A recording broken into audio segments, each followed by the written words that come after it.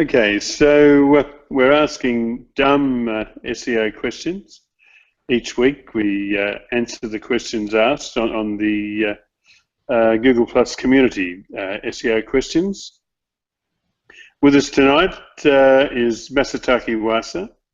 Masataki is a Google top contributor on the Google Plus help community and also on the forum for AdSense, and runs a website in the UK, wasaweb.net, WASAWEB.net.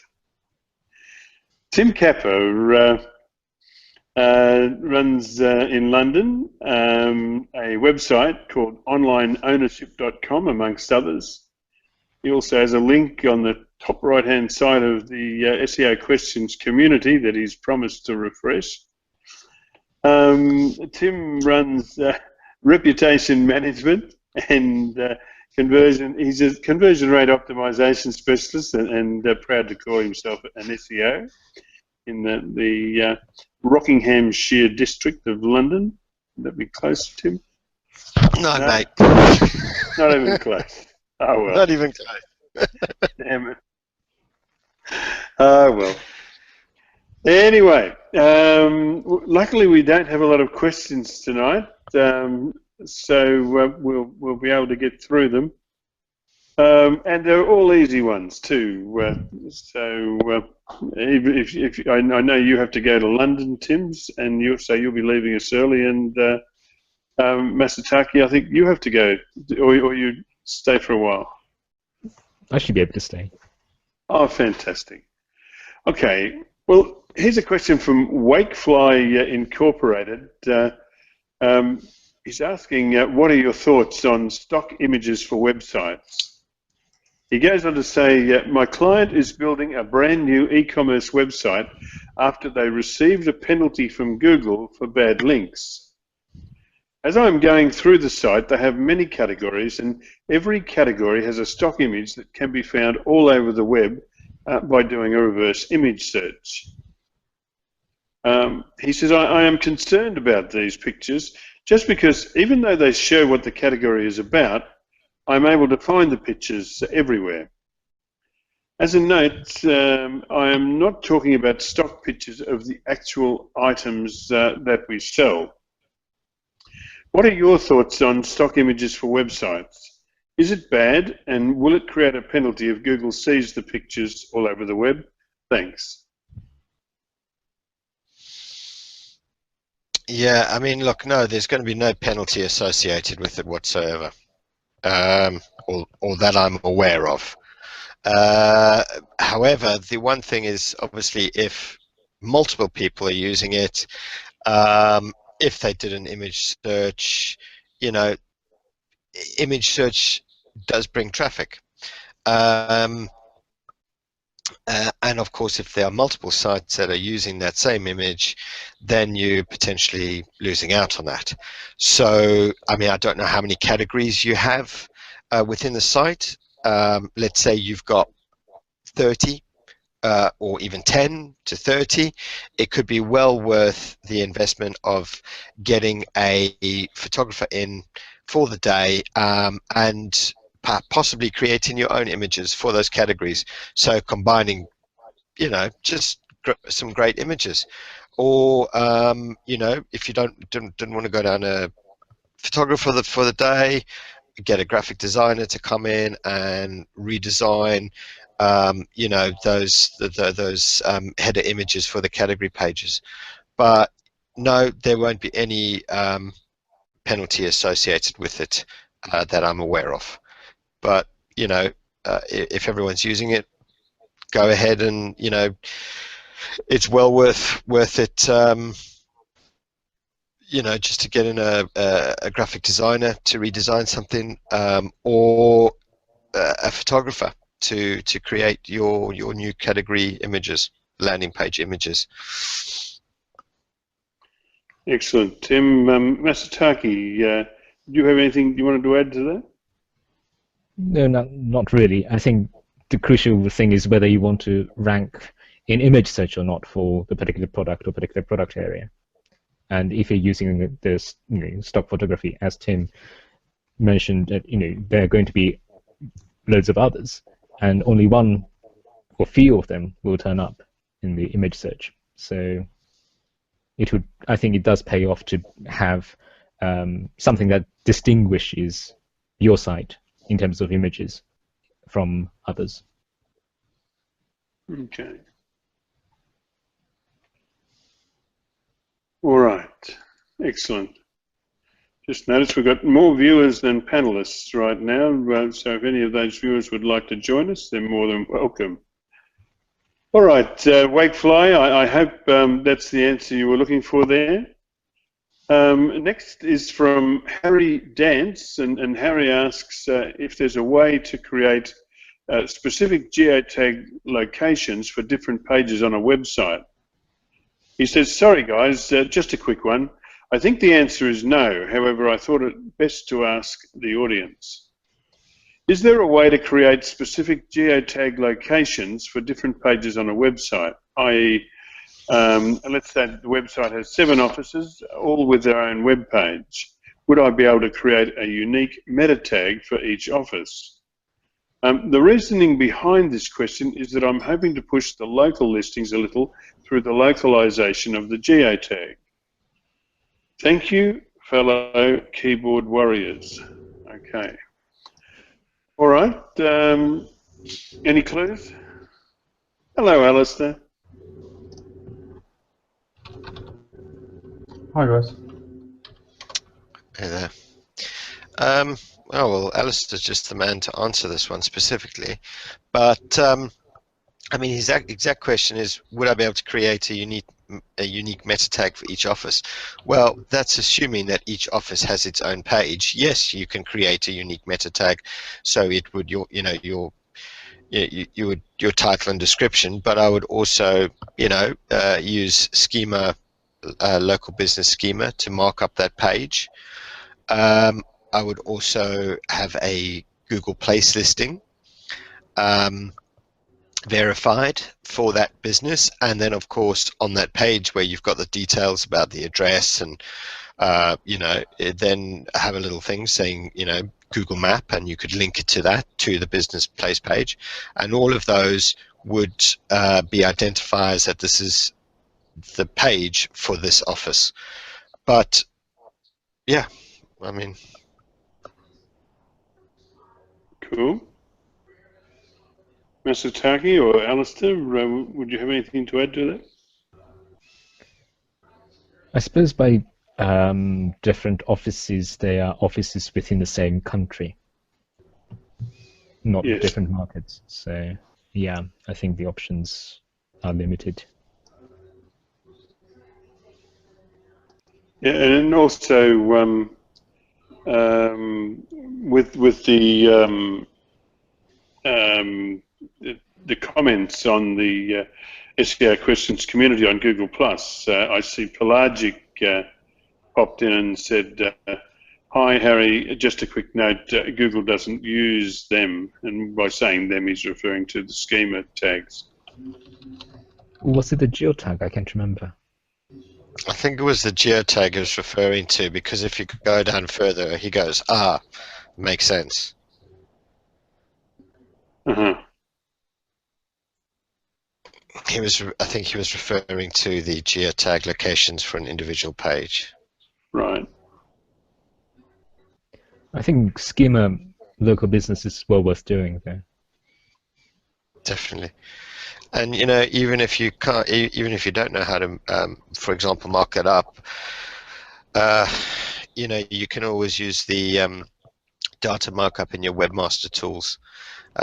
So pretty much you would have your page. Let's say your site is pinkunicorns.com / our Brisbane office forwards, and then pinkunicorns.com our Canberra office, and each one would have the address and your map and how to get there, and obviously your Google map, but each one of those pages you can mark up as a local business within your webmaster tools also, if you don't know how to add the schema itself.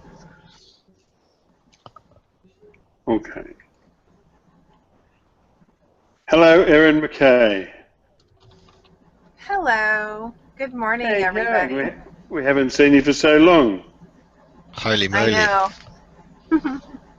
That would Yeah, be because... You go on.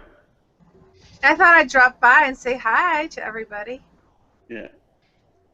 I have to apologise. I was doing some homework the other day, just some tidying up, and I noticed that somehow we'd left your profile out of our invitation list. Oh, yeah, I've been super busy lately, but I'm better now. Things are getting better. Mm-hmm. So. Getting better for Tim. It's getting better for Tim too, Erin. Really? Yeah. What's happening with Tim's life that's making things better? Well, you arrived. Yeah, Tim. Well, thank you. I'm going to put a little bit of perfume on so that I can feel the aromatherapy of it. Okay.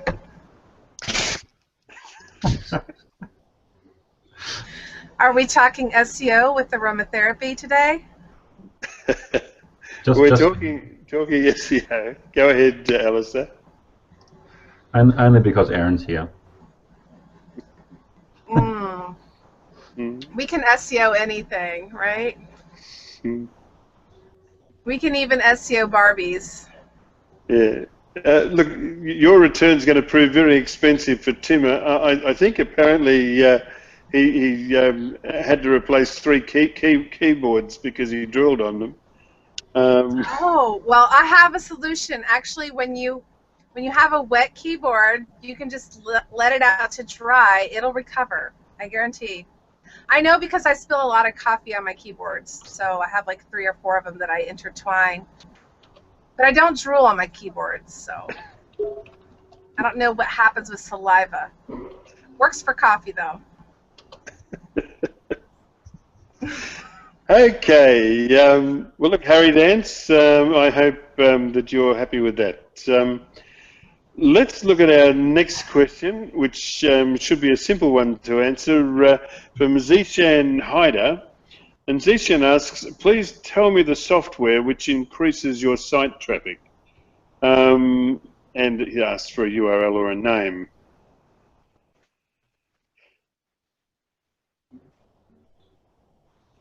It's called google.com.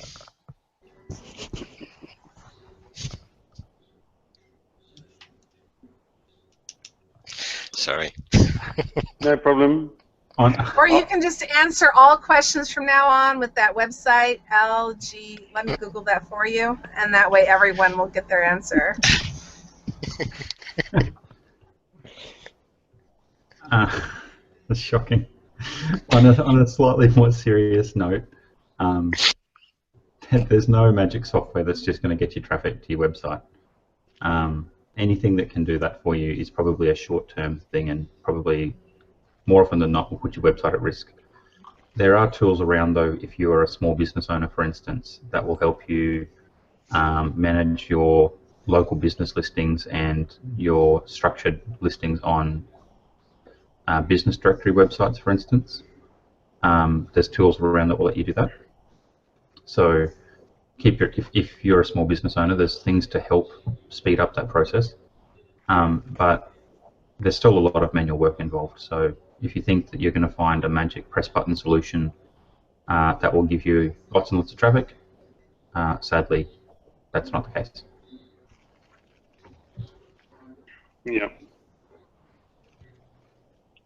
I actually put an answer for Zishan on the SEO questions community. What I said was, I'm not an expert, but I know enough to know that there is no software that will be useful to you long term. It's almost like we were brothers, Alistair. I think that's what you said. I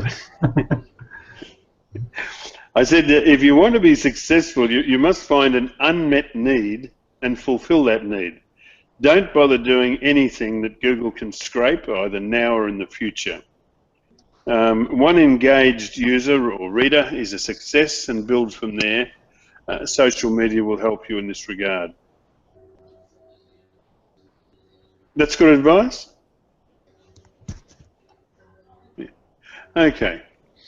All right, Zishan, I hope that is what you were looking for.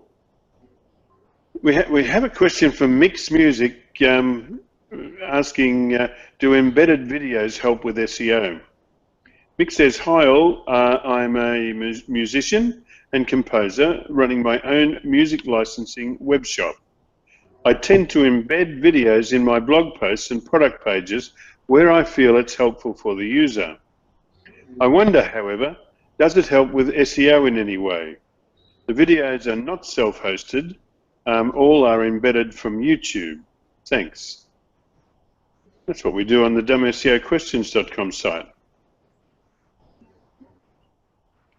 So I don't think that this is going to directly help the SEO of your website necessarily. Indirectly, it might, in a sense that if you've got a fantastic page with engaging content, a great video, things like that, it might make that page more likely to be linked to by third parties because it's just a great resource. So in that regard, having an embedded YouTube video could be a great thing. The fact that you're using YouTube versus a different video hosting platform to host your videos also in this specific instance makes a little difference as well. Google are willing to index videos hosted on YouTube, obviously, but also other video sources. So you're certainly not doing yourself a disservice by hosting the videos on YouTube, given that Google owns them and they obviously index the content aggressively. Yeah. Hello, Micah. Hey, how's it going? Good, mate. Are you in a new house or a new position? Yeah, I'm in a new country right now. I'm in the Philippines, so I'm here, but only for a short time, unfortunately. But thank you for that. Yeah, it is a nice hat, Masataki.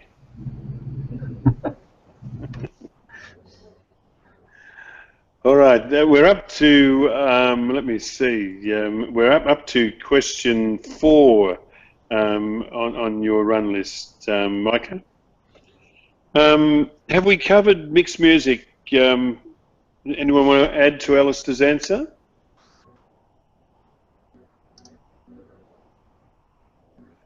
Oh, well, that's what we've got, Mick. If you need more, please ask again on the SEO questions community on Google+. Here is a question. I have something to add to that. Yeah, go ahead. Well, I would say that if he focuses on creating a really quality videos that are also hilarious or somehow has the viral factor in it, the SEO is going to take care of itself. In other words, really focus on, even if it's one quality video, that's more important than putting out, 50 crappy videos that nobody's going to like and it's not going to go viral. So even if it takes you longer to create one quality video, really focus on that, because that'll get your name out there. And if it's really quality stuff, people will be embedding the video on their blogs and everything because they want to share something cool. I mean, it's just like, that Steve Cardinal guy, right? He puts on bikinis and dances and he's gone viral. And of course, I'm not telling you to put a bikini on as a man. I'm just saying that when you do something that is worthy and different and creative, it's going to get a lot of traction, and the SEO will follow. But if you're sitting there manually trying to get people to embed your video everywhere when the video's not worthy, you're just wasting your time. So that's my advice. I'd like to see Masataki in a bikini.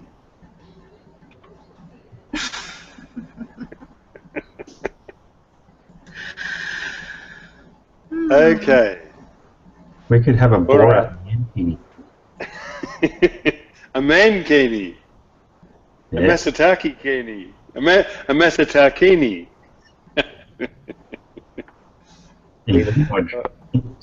All right.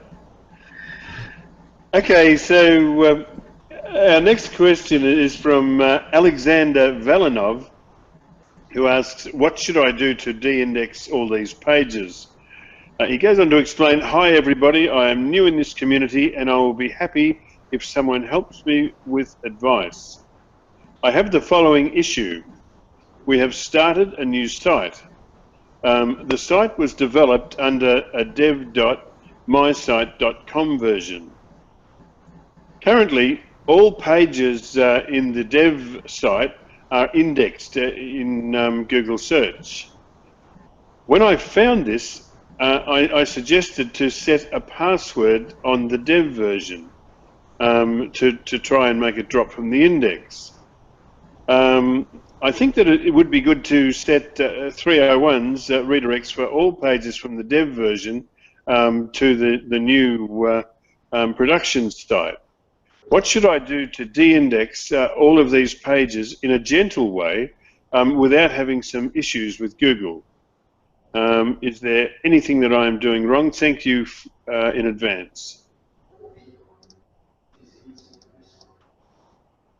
Well, that's you could basically throw on a no index, no follow.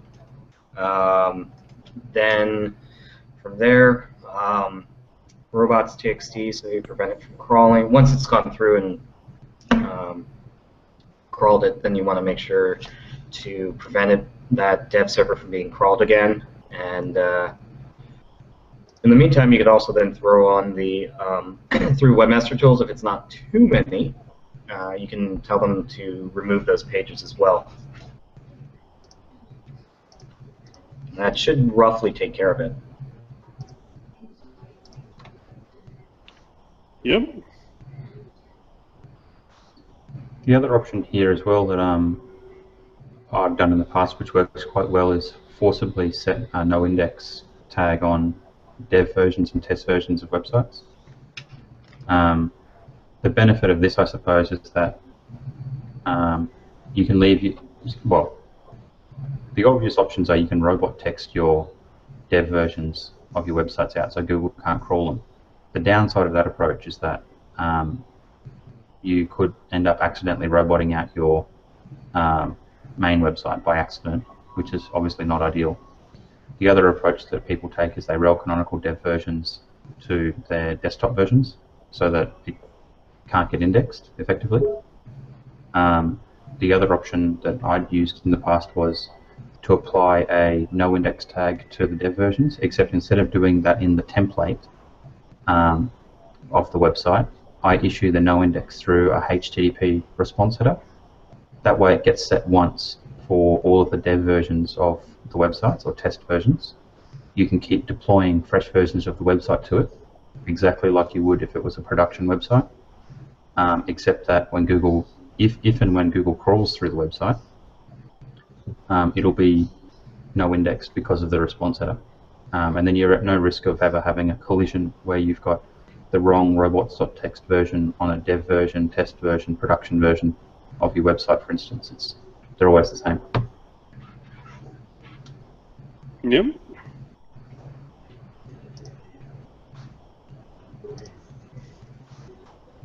Okay. What did I'm actually interested to know this, not just to spout my own trumpet, because I also answered this on the community on Google+. But the thing that I see with this particular issue, or this is an odd one, in that the dev site is now completely indexed in the in the SERPs, and so by robots texting, blocking Googlebot from crawling them, they can't be dropped. See, if they're in there now, and Google's no longer allowed to access them, it's got to assume they're still there. Or am I wrong? Maybe I'm wrong. But that's why you want to know no index, no follow first, then crawl, then tell it not to crawl anymore. Yeah. But the other point I'd make is that the no indexed page, even though it's no index, it doesn't mean that Googlebot forgets it. All it means is it's no longer in the index. And so it still knows about these identical pages on a subdomain And Googlebot doesn't know the difference between dev and www. To Googlebot, it's just another subdomain. So my thought was to leave them not roboted and role canonical them all to the equivalent page on the main site, because those pages were already in the index. It could be some time before Google actually indexes the www site, because it already knows about an identical page on the dev site. Whereas by role canonical and just letting Googlebot work it out for itself, I think it's going to lead to quicker indexing on the main site. Or is that just stupidity? Hang on, say that again. Okay, so Googlebot, no matter what you do, whether you robots text it or no index it, Googlebot still knows about these pages. And to Googlebot, dev dot is just the same as www dot. It's just another subdomain to Googlebot. So by no indexing them, all that does is drop these pages from the index. But Googlebot, like in Google's link graph, they still have these dev pages sitting there, duplicates of the main site.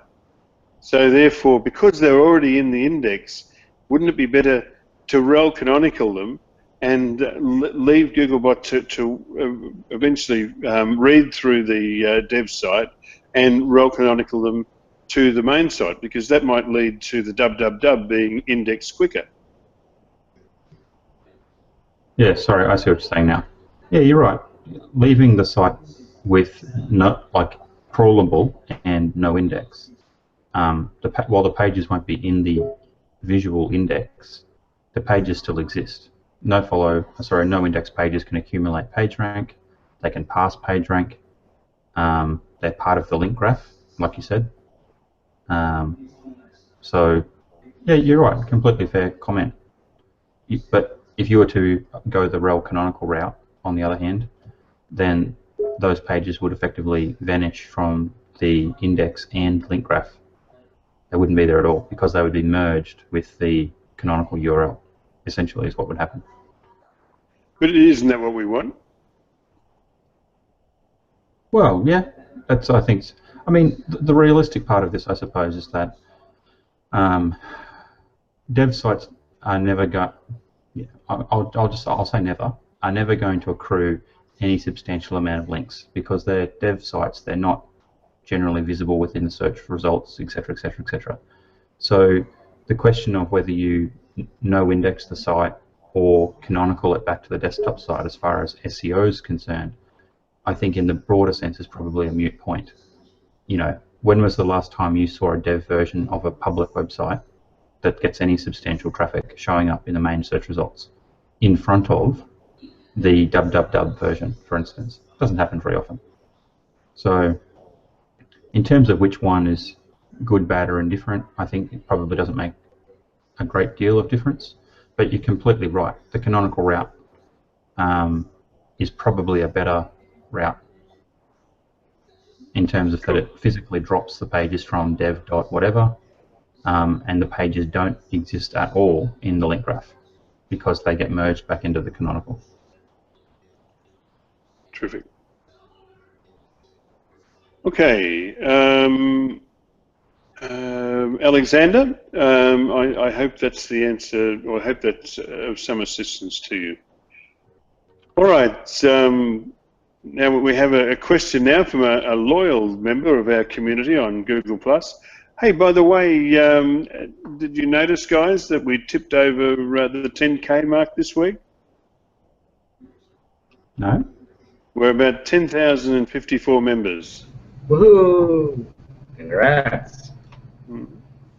I tell you, if you'd said to me when we started doing this that we'd end up with 1,000 members, I'd say you were nuts. But 10,000, it's just mind-boggling.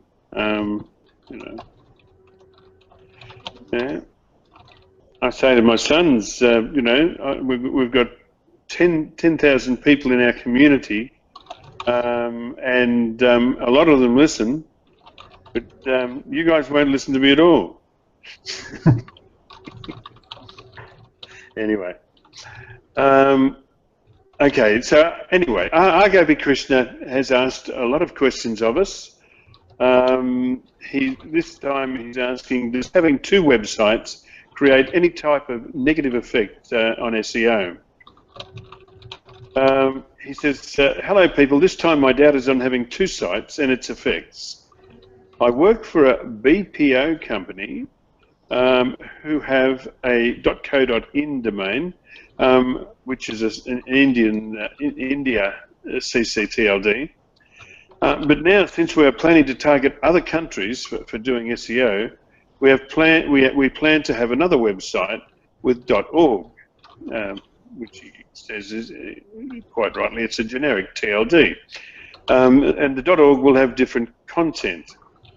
Now the doubt is, does having two websites create any kind of negative SEO effects on SEO, or does it give a good effect?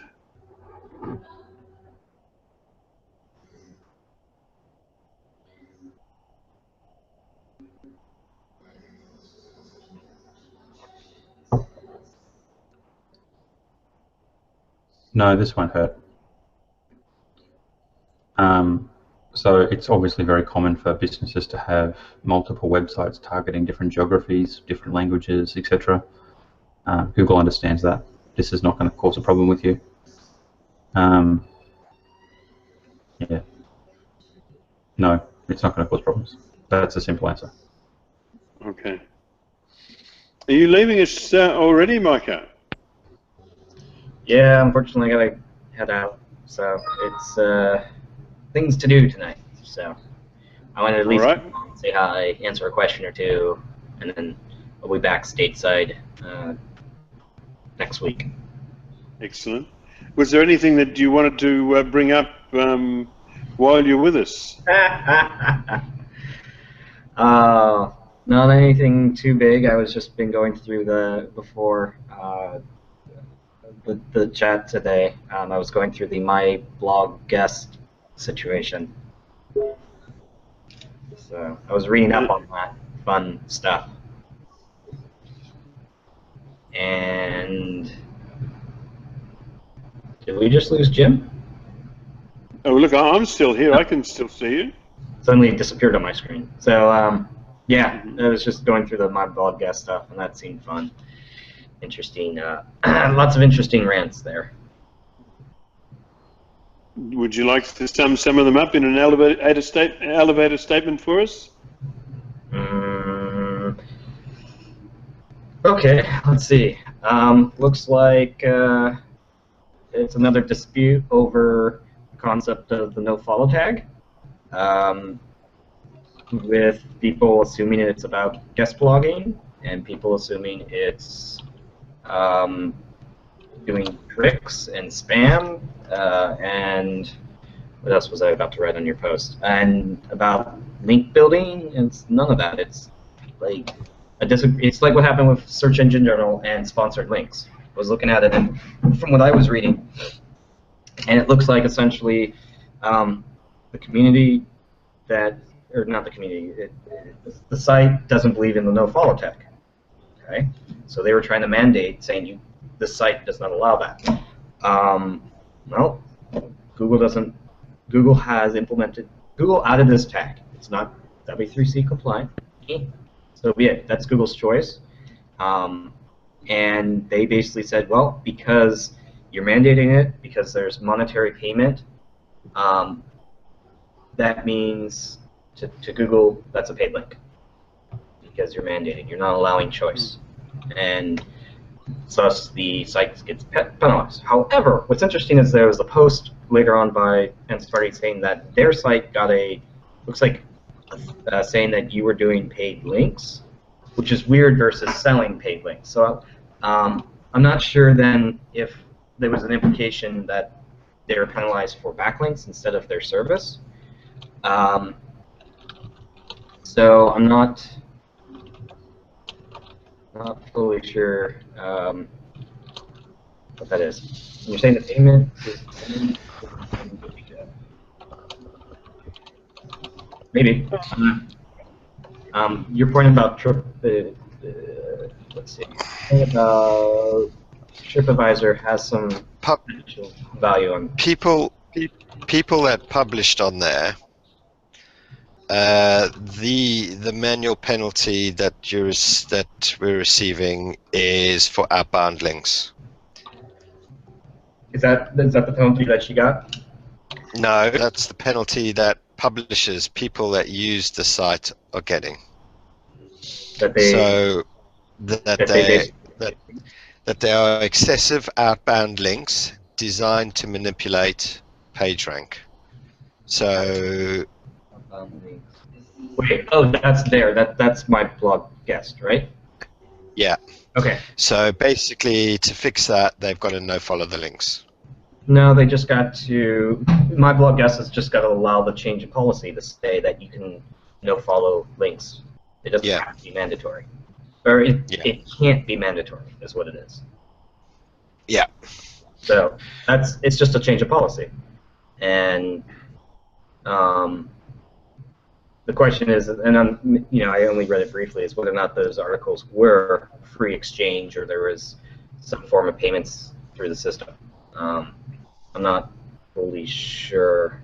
No, it's free exchange. It's free exchange? Yeah, then the TripAdvisor widget gets to be interesting then. Yeah, then that I think is a little hypocritical. I mean, yeah, it was brought up in one webmaster hangout with John Mueller, and he, this was brought up about the TripAdvisor, and that if you change the attribute to no follow in the TripAdvisor, then the widget breaks. So therefore, you have no editorial, you don't editorial control over what you're putting on your site if you're putting the widget on there. And John Mueller skillfully dodged it by going, really? Oh, I will have to look into that and get back to you. And that was the end of the obviously it was at the tail end of the Webmaster Central Hangout, and he's never taken a question about it again. Well, so the comments have been focused on link networks, so they may be next. Well, I think if they want to be seen as fair, they need to. Yeah, I agree. So the reason I have brought this up with Brian White at SMX last year in Sydney, who is Matt Cutz's right-hand man, after one of the conference's presentations was finished over a coffee or whatever, and he took some notes down in his little black leather-bound Matt Cutts book. And I told him about the scenario for TripAdvisor, and subsequently was raised with John as well, and John came back and basically said that they're not being dinged by Google because they're hotel websites, which are reputable, clean, linking to an industry source, which is also reputable and clean, and that if the hotel website, as an example, was linking to TripAdvisor without a widget, they were linking there of their own volition, that link would look completely normal to Google. So despite the fact that the widget is manipulative, so to speak, in a sense that you can't turn it off, you can't turn the no, or you can't add a no follow, or it breaks the widget. So despite that fact, the link would be normal otherwise, which is why they're not being algorithmically hit for, dirty link building tactics through widgets, as an example.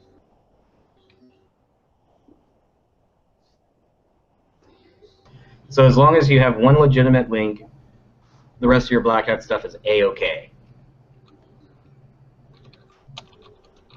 Is that what we're looking at here? That's, you see, I don't. You see, I mean, okay, I get what they're saying, but you see, that doesn't fly really with me. So that the TripAdvisor widget So obviously it's displayed on a hotel and it's going back to that specific hotel page on TripAdvisor. So therefore, you know, they are, you know, it's totally relevant. Well, with you know, my blog guest, unless someone was a real div and, you know, accepted an article that had nothing to do with his site, and of course the poster of it also can reject the site, and unless both parties are absolutely clueless and puts a car article onto a hotel website, so unless both parties are clueless and accept to publish and accept to have it published, then, you know, ordinarily that they are in the right category and they are in the right place. Do you see what I mean? Yep. The only difference there is the follow tag. Yeah, so the issue I suppose here is, in Google's sense, is less to do about the fact that the link the link doesn't look out of place, right? That's the first premise, right? It's a hotel website linking to a hotel industry website. It looks normal. The next part of the question is it unethical? Yes, because what they're doing by not allowing you to follow the link is it's a link building scheme. Absolutely, 100%, because if you carry the widget, you have to pass PageRank, and it's a link building scheme, no question, which is a violation of their guidelines, and it has been forever. And based on that logic alone, they should get penalized, in my opinion, because it's a violation. If they want to have a link in the widget, have a link, but if I publish the widget on my site, I should be allowed to either turn off the link, delete the link, or add a nofollow to it. If I want to. If that's my choice, then I should be allowed to do that. The TripAdvisor logo would still be on my website. They're still getting free branding out of it, but I shouldn't have to pass a followed link back to TripAdvisor. And it's the ethical aspect of that I've got an issue with, and it pisses me off that TripAdvisor wouldn't get penalized for this, despite the fact that it's an absolute 100% grab for links. Think about the number of links that TripAdvisor's got to their website of high quality, highly authoritative hotel websites around the world, just driving traffic into TripAdvisor and fueling their rankings. And what are they getting links for? Hotel names. So someone goes and Googles Hilton Sydney or something like that, and theoretically TripAdvisor has got widgets on the Hilton website, let's just say, potentially, driving links back to TripAdvisor with link text of Hilton Sydney. Like, it's ridiculous, and then it's a followed link. And then the funny thing about it is that people love TripAdvisor, but what they don't realize is that they're a competitor, because their links, their traffic profile is being fueled out of, one, a great product, but two, out of links from people like hotel websites and businesses that can get reviews on TripAdvisor and so forth. But then you get onto the website and TripAdvisor are making epic amounts of money off the fact that they've got a meta search product that hotels need to bid for to get the click back from their own hotel profile back to their own website. It's the most fantastic maniacal scheme ever. I feel like doing like evil laughter.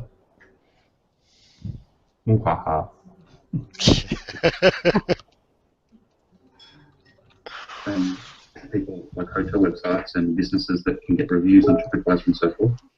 But then you get onto the website and TripAdvisor are making epic amounts of money off the fact that they've got a meta search product that hotels need to Stephen, we're getting some background from you. I'm sorry.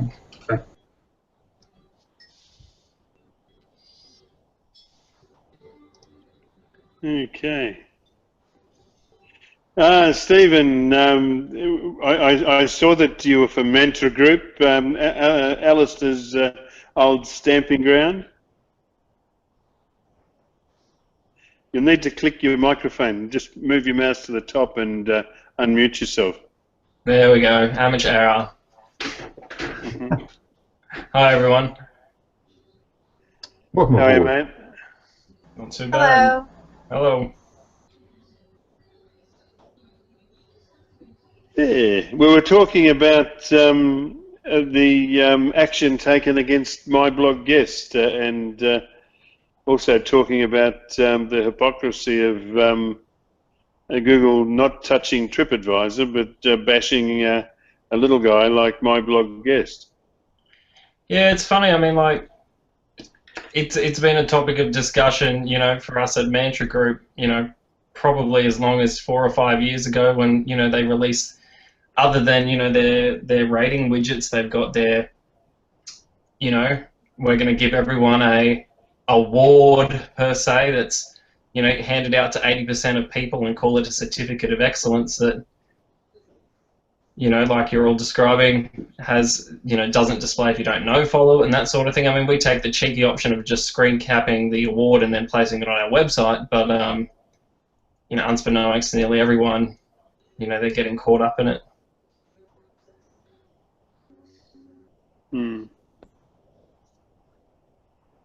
It's certainly a double standard. I think that's the issue. The only one thing that I think that is that's good about this is that in recent times, Google's taken some pretty savage action against some big brands. So, which kind of indicates that within reason, no one is free from their potential penalty, I suppose.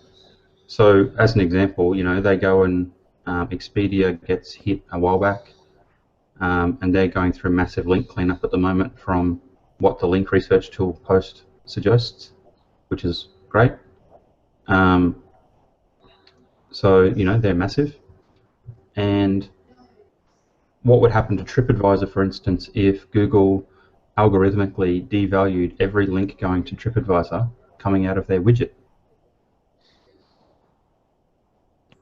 What would the traffic look like to TripAdvisor? How much would it drop?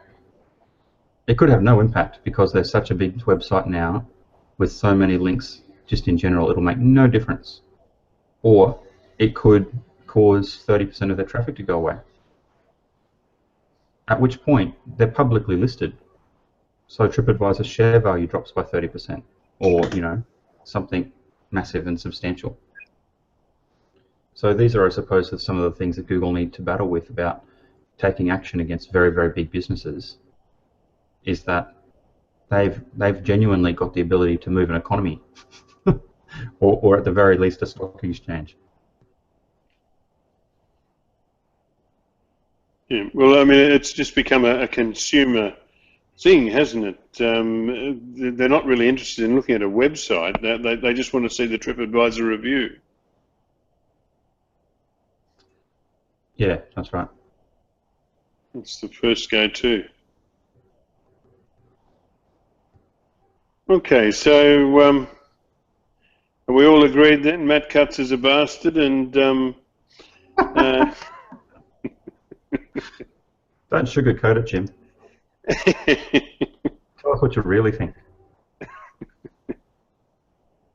well, yeah, I think that's knocked me off the Christmas card list anyway. Okay. All right. Our next question is from Nilima Ayanala, who asks or says that he or she is unable to find their site in Google search. Goes on to say, "Hi all, can anyone help me here? I have done on-page optimization with my website. I created sitemap.xml and submitted to Google Webmaster for indexing last week, but I'm unable to find it in Google search until I add .com to my website name."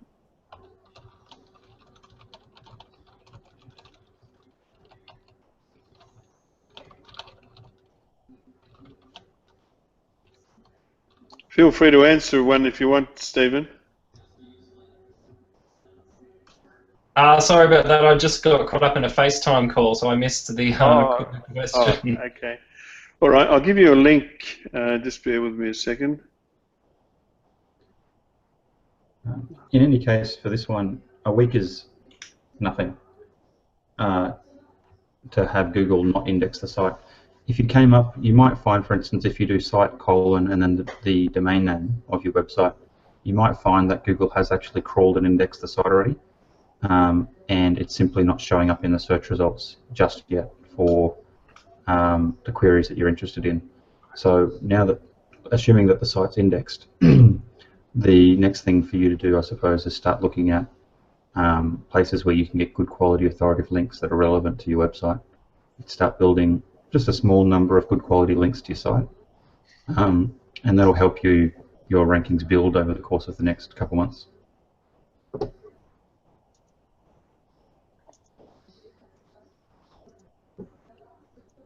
Okay. Did anyone else have anything to add to Alistair's answer? All right. We'll call that an answer. All right. Our next is from Greg Kristen. Greg says that he's looking for a case study to show starting over is the best option. And when he says starting over, he's referring to a site that's been penalised, and whether it's smart to just drop the penalised site and just start again with another site. Greg goes on to say, can anybody point me to an article or a case study showing a site that was penalised and then restarted with a new domain and had success? I'm looking for a case study to show starting over was the best option rather than try and fight the penalty and continue to lose traffic. Thanks.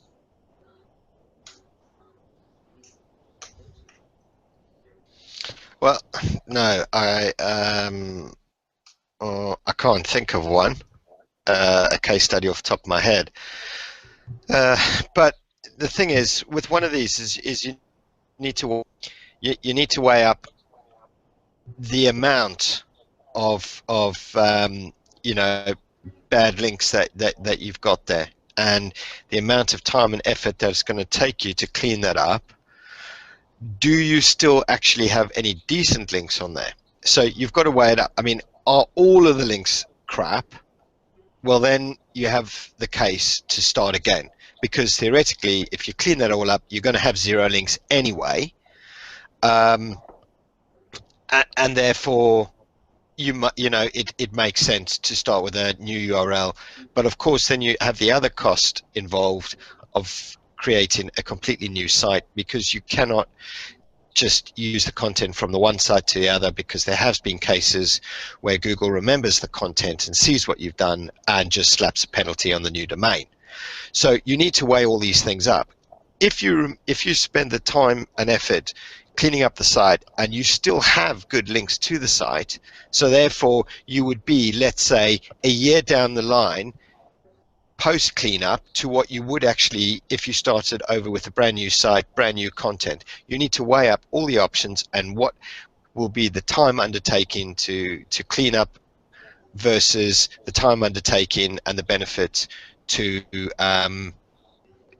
start a brand new domain and all the effort that goes into creating the new site, new content, etc. So you really need to weigh the two up.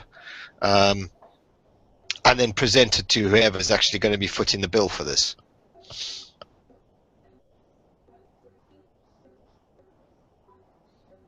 Yep. Anybody else got any war stories on penalised sites?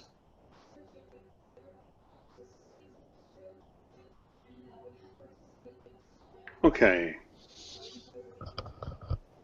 Greg, I hope that's what you want, but if you'd like us to look further, please ask your question again on the SEO questions community on Google+. Scott Cohen asks us, he says, I've often heard that AdWords campaigns do not help organic SEO.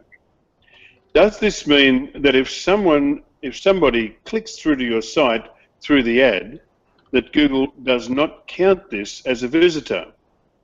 Or do they just mean that just the act of having an AdWords campaign does not help your organic rankings?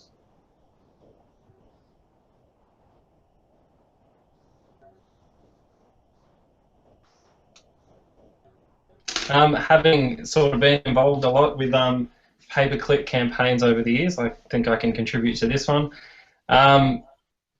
Definitely the latter, it'll still be counted towards as a visit in your, analytics software.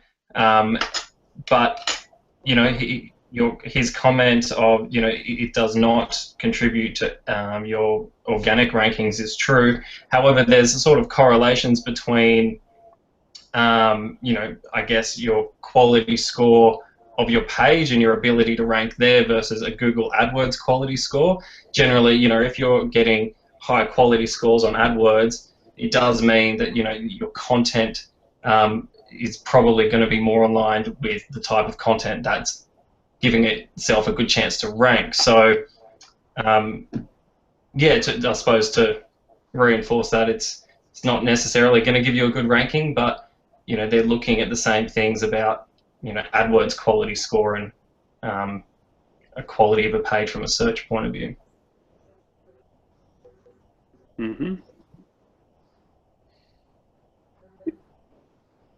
I think we've covered this before as well, where we've spoken about the fact that, and Google state this emphatically, that running an AdWords campaign has no bearing on your organic rankings with a big full stop after it. But I suppose if you were to run advertising long enough and persistent enough in volume through Google, having your ad at the top of the search results might lead you to get more links to your website, for instance, than if you weren't advertising. And in that scenario, it's the links that help your organic rankings, not the advertising itself. But the advertising, like any advertising, whether it was through paid search in Google or display advertising or Facebook or somewhere else, or newspaper, TV, all of those things build awareness, and awareness might produce links. Links help rankings. The actual fact that you were choosing to do AdWords specifically, that doesn't affect your rankings in Google Organic, but byproducts of that might. Yeah, I can see that it would also affect direct traffic.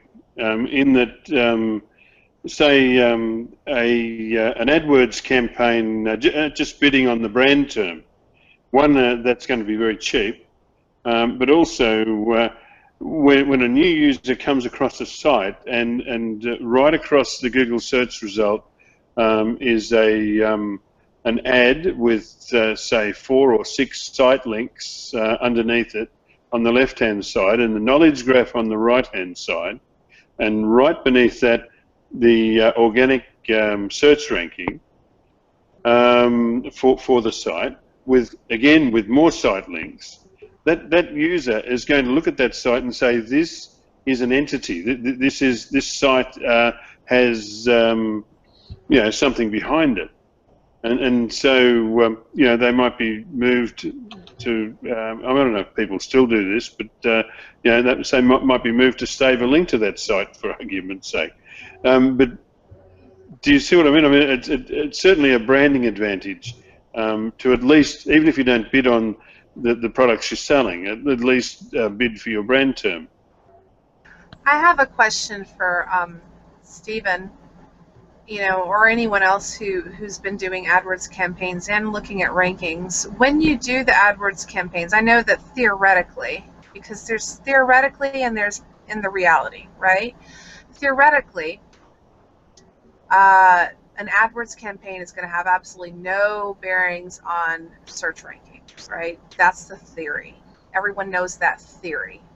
But I'm saying, in practicality, when you actually start doing it, have you ever seen a correlation? Have you ever seen things start to move, the meters start to move because you're throwing more money in the AdWords campaign? That's my question. The closest thing, I suppose, I mean, because we never focused on this to say, you know what, today or, you know, over the next 6 weeks we're going to perform this test to find out if, you know, this has an outcome or, you know, but we did create some very niche landing pages really designed to get traffic from paid search. And there was very little competition around sort of the keywords we were targeting. We did no other SEO work other than, you know, just trying to optimize the page with good keywords and content and that sort of thing, just really basic stuff so we'd get a half decent quality score. But soon enough, you know, those started appearing on the first page of Google in organic sort of listings. But I would have to say that's more got to do with you know, sort of us producing the content being relevant to the content that we were talking about, because it was related to accommodation, and Mantra being sort of a hotel provider. Well, wait a second. You're saying it's because of relevancy, but if you would have done the exact same page, exactly what you did, but you wouldn't have thrown any AdWords to it, do you really think it would be on page 1? Honestly? The term was quite uncompetitive. So, you know, we were probably one of, you know, 5 businesses really just going after that really specific term. As Al sort of mentioned, it might have got us a couple of links, the fact that we were advertising it, because that's the only way you could get to that page. We had maybe a link on our homepage just so it could get indexed really quickly. And that in itself might have given it, you know, a little bit of sort of page rank behind it. But quite possibly, you know, the fact that it was getting visits only from paid search initially might have got somebody else linking to it, and therefore, you know, got the ball rolling. But so you didn't throw it into Ahrefs to look at the backlink profile to find out like if somebody started linking to it or not. That's what you're saying. Yeah, no, I didn't do that sort of analysis on it. Okay, thanks.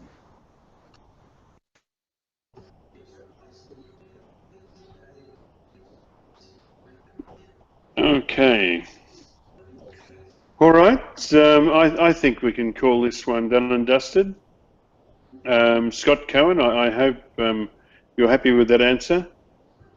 Mike Cook asks a question in regard to the new Universal Analytics in relation also to a project that he is working on.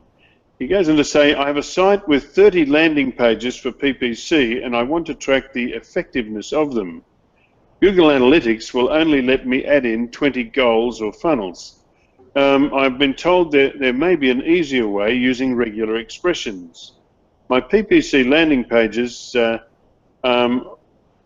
all are situated within a no-follow directory /PPC, and all go to the success page /thank you on completion. What do you think?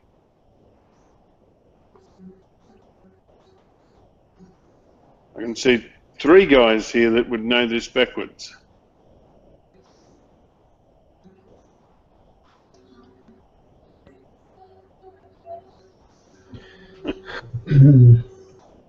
So I think the first problem here is that you can't use the same page the same thank you page in multiple goals from memory. It would need to be different in some way. That being said, that's even if you had 20 or 30 versions of the thank you page, like thank you question 1, 2, 3, 4, 5, simply so they were different URLs, it still doesn't fix the problem of 30 landing pages with only 20 measurable goals. To me, this just comes down to any other normal landing page. If you've got a large website with hundreds of landing pages, thousands, tens of thousands of landing pages, you obviously can't set up goals for all of them. So you set up goals for all of your macro conversions and micro conversions that happen through your site, and then measure on-page performance for an individual landing page, things like time on page, bounce rate, completion rates of that page to the next page, and so forth, with a view to improve it. You could hook up things like Google Analytics events to the page as well, and start measuring the volume of interactions on the page as another measure of success of engagement, not necessarily attached to a goal, but simply to measure what components on a page are being clicked on or viewed or scrolled or hovered or whatever it might be, to understand user behavior as well.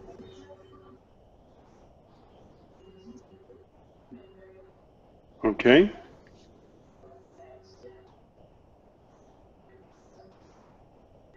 Did you want to add to that, Stephen, or Tim? No. Go ahead.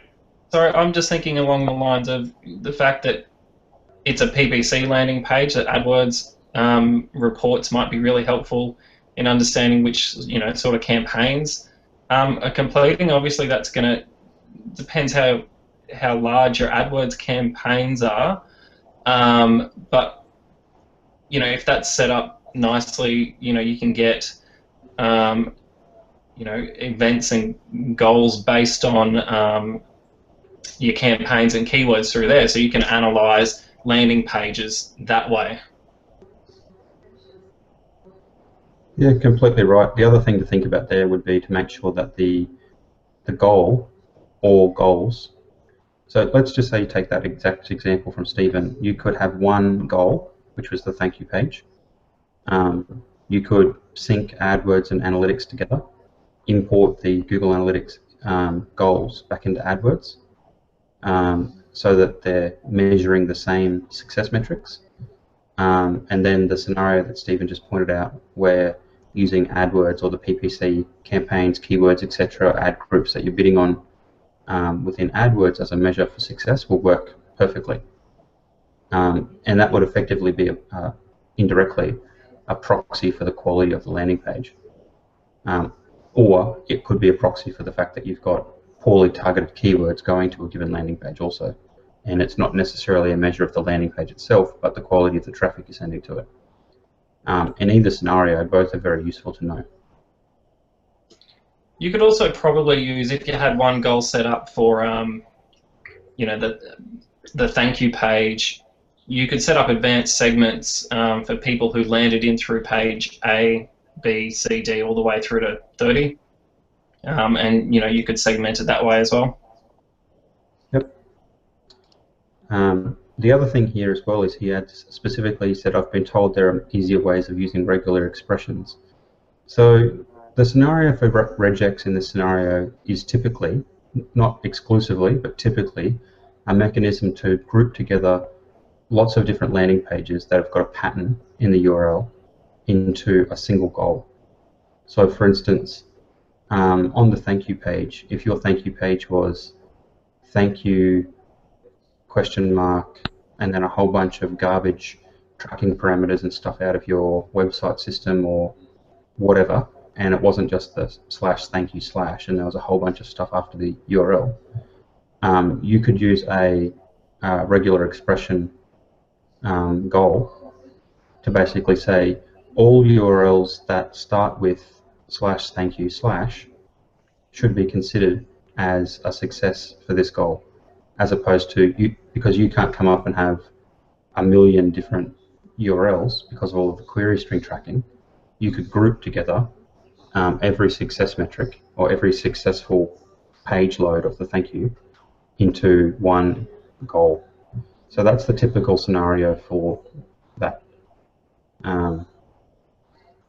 So I suppose a practical example for you might be, if you wanted to, you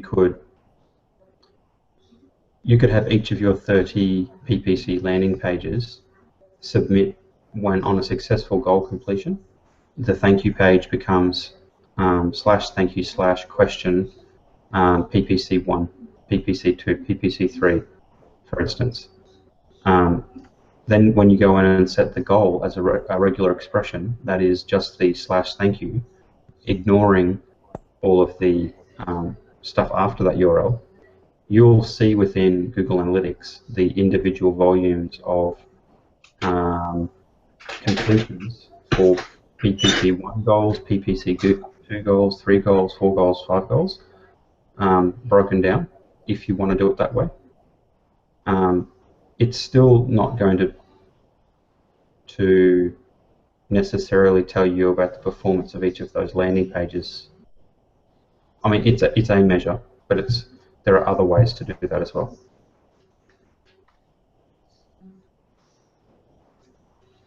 Yeah. Okay, should we move on? I'll take that as a yes. Just bear with me a moment.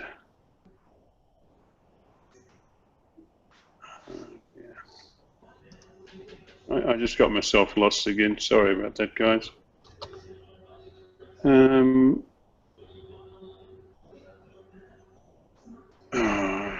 a second, I'll find it.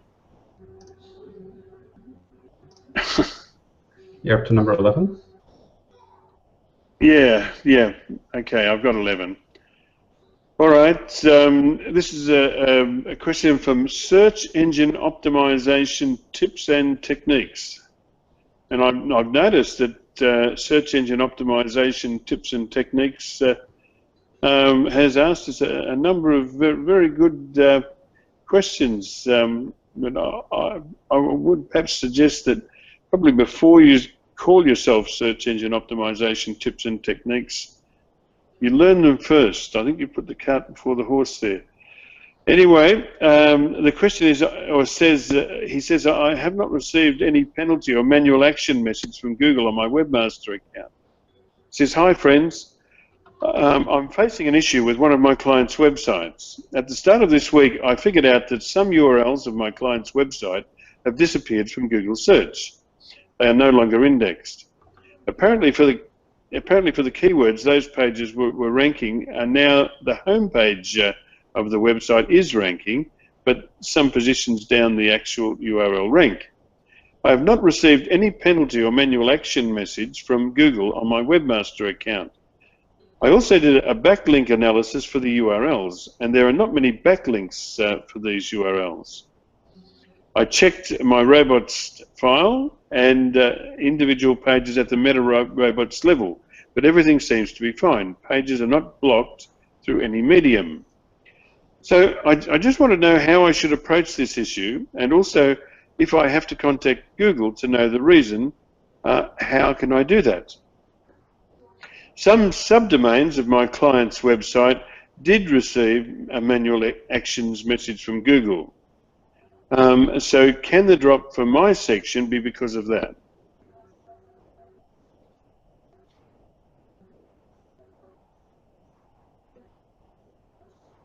It would seem like potentially links that might have been going to his client's website are no longer being counted. Like if he hasn't received a penalty notice in Google Webmaster Tools, yet the pages are still indexed, but the rankings have fallen substantially, then it's possible that Google are no longer counting a section of links that were going to the website, as an example, and that's why the rankings have fallen.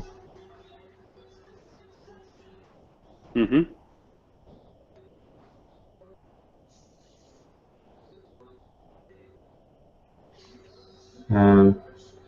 I know he says in here that he's checked a few things as well, but I would also make a point of checking. So he's mentioned that he's checked the robots file to make sure the pages aren't blocked and meta robots tag. The other one that would be worthwhile checking is to make sure that the rel canonical tag is correct on those pages as well. If that's misconfigured, it can cause you to effectively make a URL vanish from the search results entirely, like it was had a no index applied to it, as an example. So it might be worth checking all of those sorts of things as well. Yep. So he was indexed and now he's de-indexed? Is that the issue? I think so. Or is he not ranking? There's a huge difference between de-indexed and not ranking.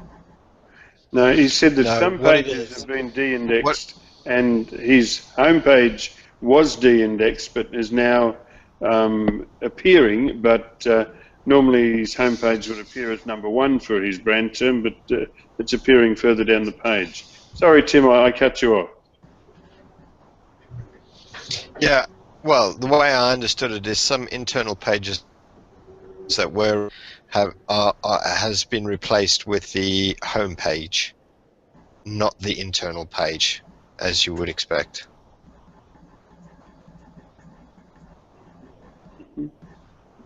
Well, you know, it would be easier if he would just give us a URL so that we can be able to look at the backlink analysis to see if he's been massively spammed by some competitor and therefore, you know, de-indexed. I mean, there's so many reasons why he could be de-indexed. You know, as Alistair correctly said, the robust text file could be misconfigured incorrectly, but he could also be de-indexed for link spam, which happens when people are trying to do negative SEO on your site. So we can't really make an analysis without seeing the URL. So, right? No, not without seeing the domain. Yep. Seeing the domain age, seeing the history.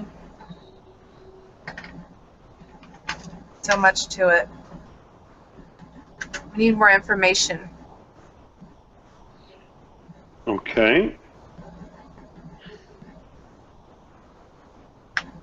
All right. Well, look, let's consider this one answered.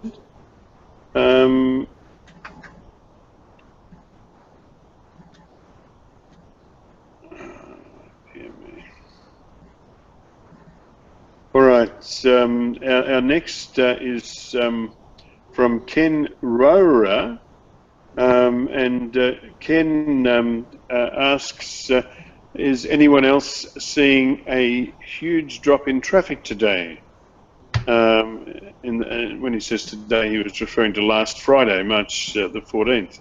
He says, if I'm the only one, that means I've been hit with some kind of algorithm change. I never noticed. If you were the only one, then it obviously wouldn't be an algorithm change, because an algorithm change would hit a lot more than one website, right? So I don't know where these people are studying. I'm just seriously. Well, see, a lot of our questions, Erin, aren't from SEOs. They're also from people who own websites. But we're not proud. We take our questions where we can.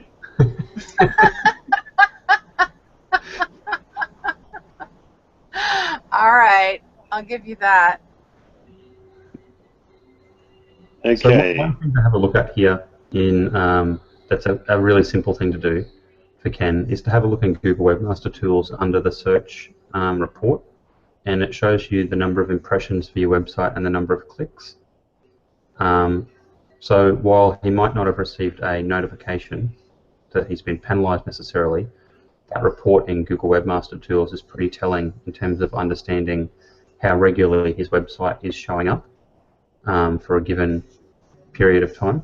It'll also show him, you can turn on in the keyword report, you can turn on the change tracking setting, so you see the percentage change for a keyword, which it might also highlight, for instance, that a certain pool of keywords to his website he's suffering ranking drops for, you know, as opposed to his entire site or his brand name. Maybe there's one whole section of his website that's been affected for some reason. So, which, you know, you could also find out through Google Analytics, obviously, for the top landing pages week on week that have fallen in traffic by a percentage, as an example. But Webmaster Tools is another interesting place to have a look at that. Yep.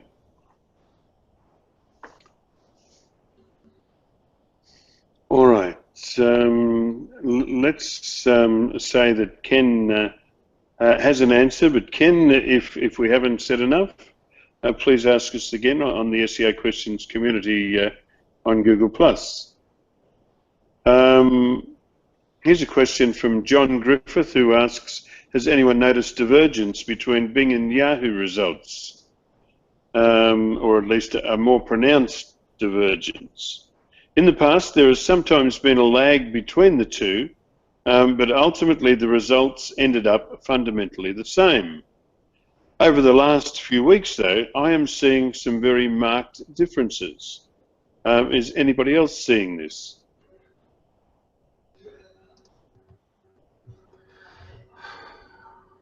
I don't visit Yahoo, and I can't remember the last time I went to Bing. So, sadly, no. I just went to Yahoo myself then. I always thought that it says Yahoo enhanced by Google. So my assumption was that it was, using some, sort of Google results there. Is that not the case? I thought Yahoo was using Microsoft.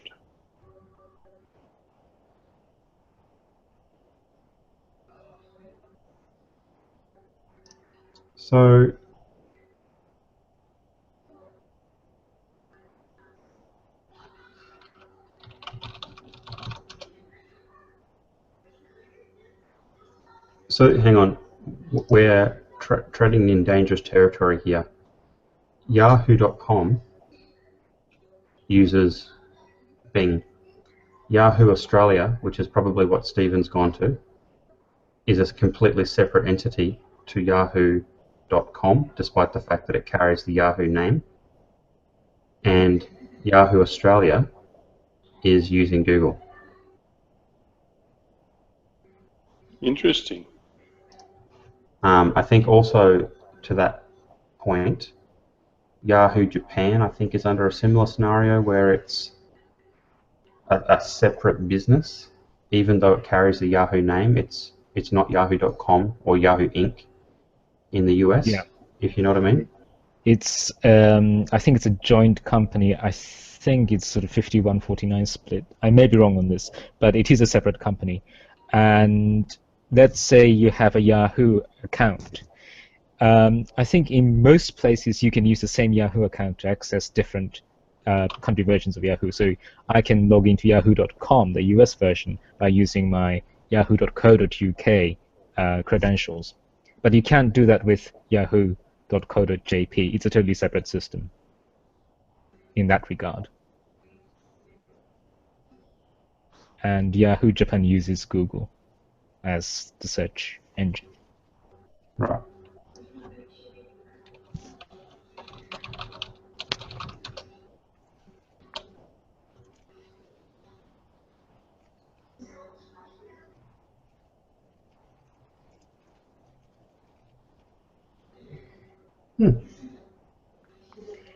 I imagine a lot of people that received a manual penalty for usage of myblogguest.co will be looking at Bing and Yahoo a little bit more closely, and maybe also Bleco and DuckDuckGo. I was thinking, No, Jim. No, you don't think? Well, let me tell you that Tad Chef, probably, a guy I put up there with AJ Cohn as a SEO rock star. I mean, we have our own SEO rock star here up on the left-hand side of your screen, or at least left-hand side of my screen. Tad Chef, he said, users can find better results in DuckDuckGo and Bleco. Did you not see that? Was he taking the piss, or? Look, there's a history there. Google took individual action against Tad Chef's blog. It didn't give him a manual penalty, or at least notice of one. It just took action against him, much the same as Google is doing with ShopSo. So Tad Chef has always he looks at Google with a jaundiced eye, if you like.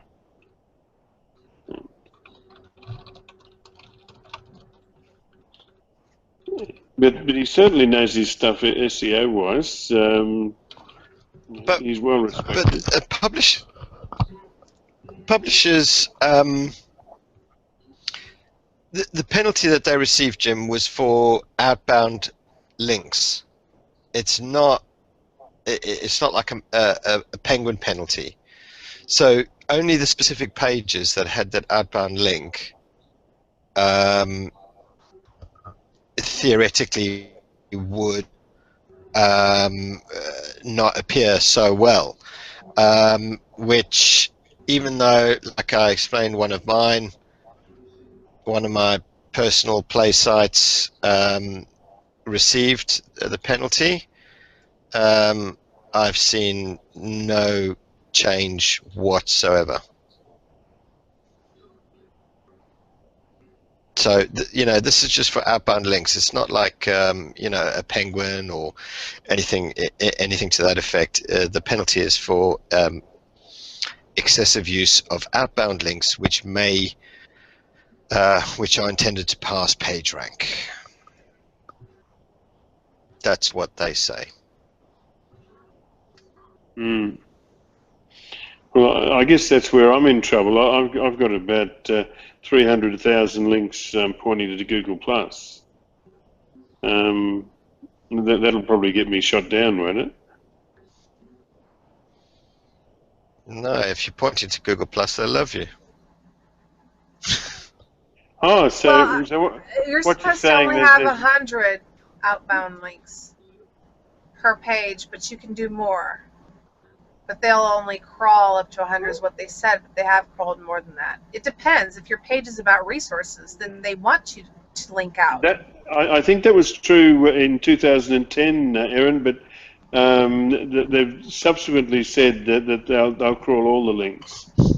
Yeah, exactly. They were saying that before, and then they changed what they were saying, which is what I was saying, like they said keep it to a minimum, but they'll crawl everything. But the thing is, if it's resource page, it's the massive resource page, then that's what the page is about. It's about linking out. Now, if you're a part of a link scheme, then that's a problem. But if you're creating a massive resource for somebody, then it's good to have several outbound links. It's not a bad thing at all. It really depends on the context. Where are you linking to? Is it highly relevant to what the page title and everything is about? They look at relevancy. Yep. All right. Anybody else? Okay. Let's call this one done and dusted. And John Griffith, I hope that's what you were looking for. Francisco Dominguez asks, should I disavow a blog post with links to my site? He says, hi, there is a blog post with a link to my site. According to Google Webmaster Tools, this post has 4 duplicated URLs. Should I disallow it? And he gives, on the Dumb SEO Questions community on Google+, he gives 2 links to those URLs and says, thank you very much for your help. I often wonder, what madness Google is engendering with all of this social engineering and people, jumping at shadows because they think that there's something terribly wrong because somebody should have the temerity to link to them. I really don't. I just think that Google is leading us down the path to madness. I'd like to know what you think.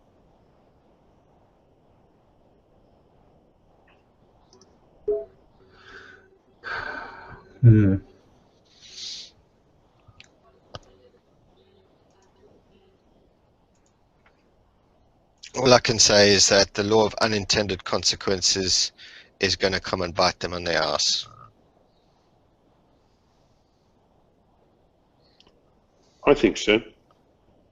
It will. It will. It will ultimately. You know, if you create so much PR hype around all of this, people will stop linking out, and ultimately Google will start having to follow no follows, and then they'll introduce the super no follow, and then after that they'll have to reintroduce the mega no follow.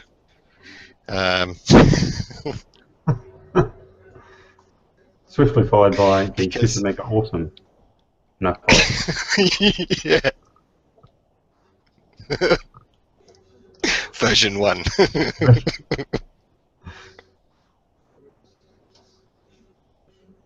Yeah.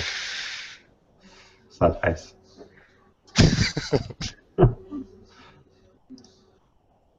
All right. I take your point, but can I have somebody tell Francisco that he has nothing to be concerned about?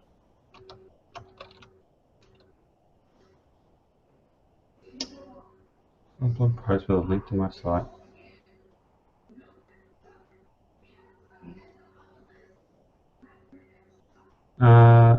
So there's a blog post with a link to my site.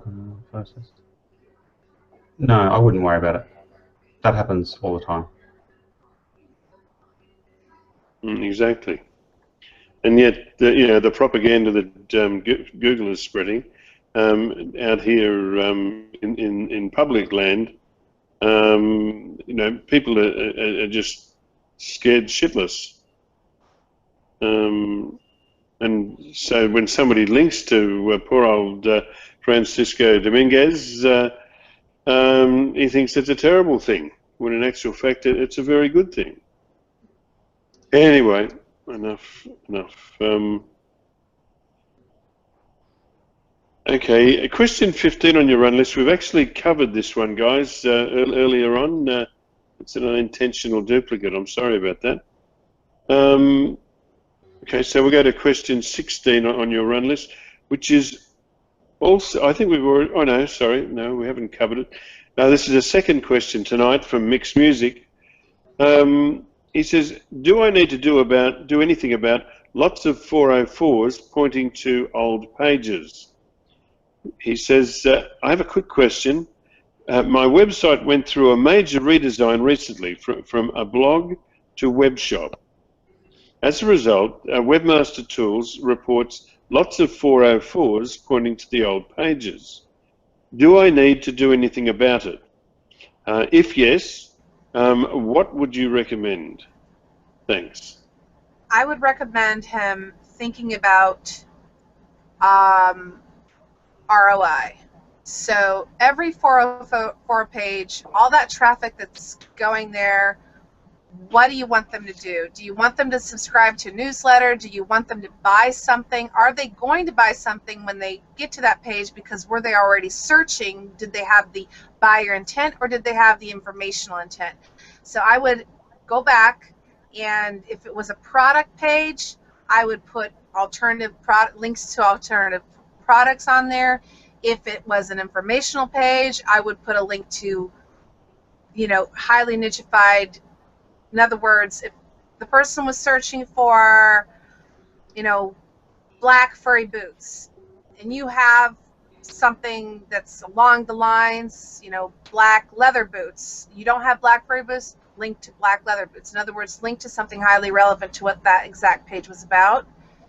Or, if possible, 301 sorry to interrupt you there, Erin, but I know that Tim Kappa is thinking about black leather boots at this very moment. Well, it was the first thing that came to my mind because, I'm wearing them. Anyways, so...